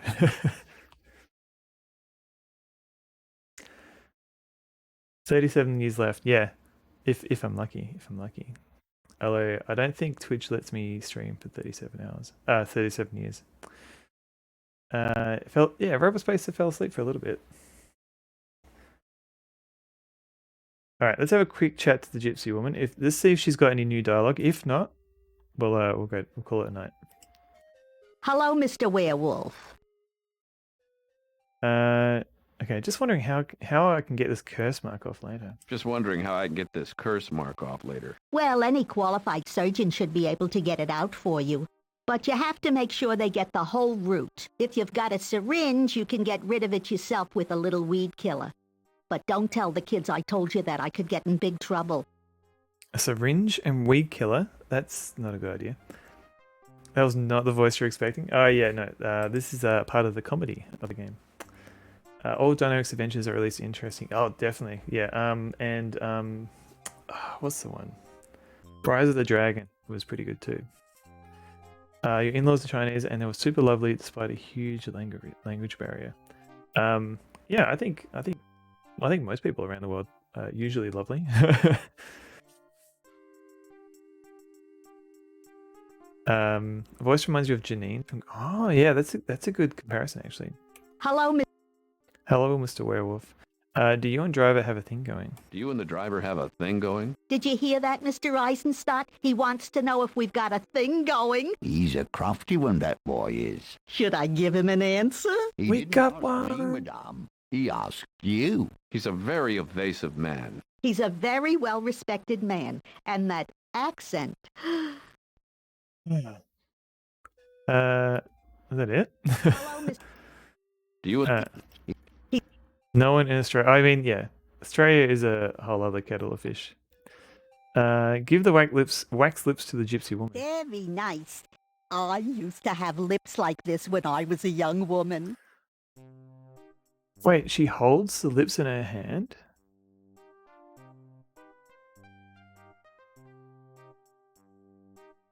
There must be more to it here. Like she's got stuff. Yeah, Emmy is deadly serious. I don't think she's ever told a joke. Bottles. Yeah, okay. Proton Fig, hello. Happy little Saturday, thank you. I'm literally about to go to bed. Taiwei, hello. Hello everybody.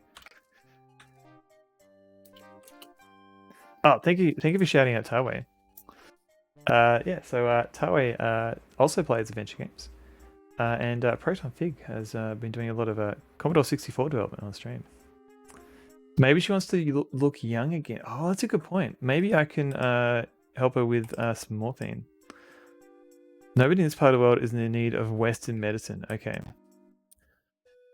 All right. Now I've got to walk away from this. Let's save. No, don't quit. I want to save.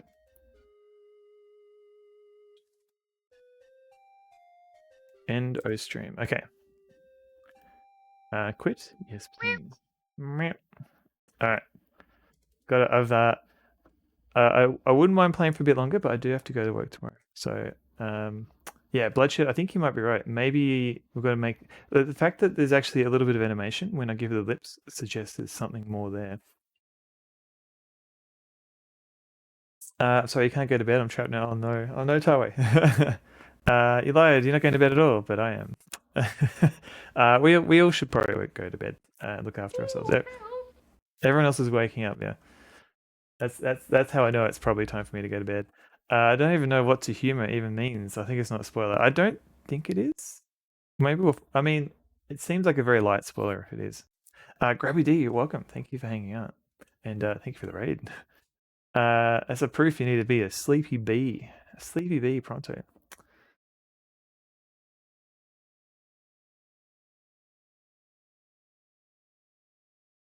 Hello and good night. Stream is over. Emote only mode. Thank you for enabling and disabling emote only mode. Barney FF. Hello. You're very welcome. So let's go into the final part of the stream, and I'll catch up with chat. Alright, I'm back again. Rigged. Okay, let's go see who's streaming at the moment, and I'll set up a raid. Good night, Super Matty. Be excellent to each other. Back at you. Good night, Quidman. Never mind, party. Yeah. Oh, Pixel Turkey, you're welcome. Thank you also for the shout out as well. And I hope your stream went alright. So Pixel Turkey's her internet is not the best at the moment. So please send some good vibes to her internet connection so it can improve. Peace and love, but the opposite of like, oh no, veg, no. Only peace and love. I'm very happy that you managed to make it just to the end, Tawe. Thank you. Uptime. I think so it's almost midnight where I am at the moment on Thursday. Yeah. Shout outs to the OpenGL tutorial triangle. Oh man, I've got that spinning a few times. You love those transitions. Thank you, Bloodshed. You have a suggestion? Oh, go for it. Let me see. Sonnevel's live? No, he's.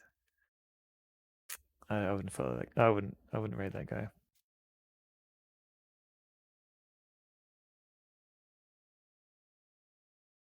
Oh, what are they playing? Heroes of Might and Magic. I haven't actually rated them. Or have I? Loki, King of DOS. All right.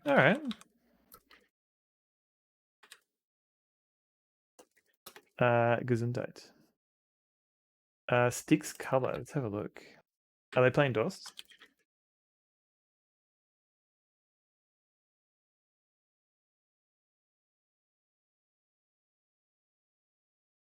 Looks like they're doing indie game anime. I'll give them a shout out.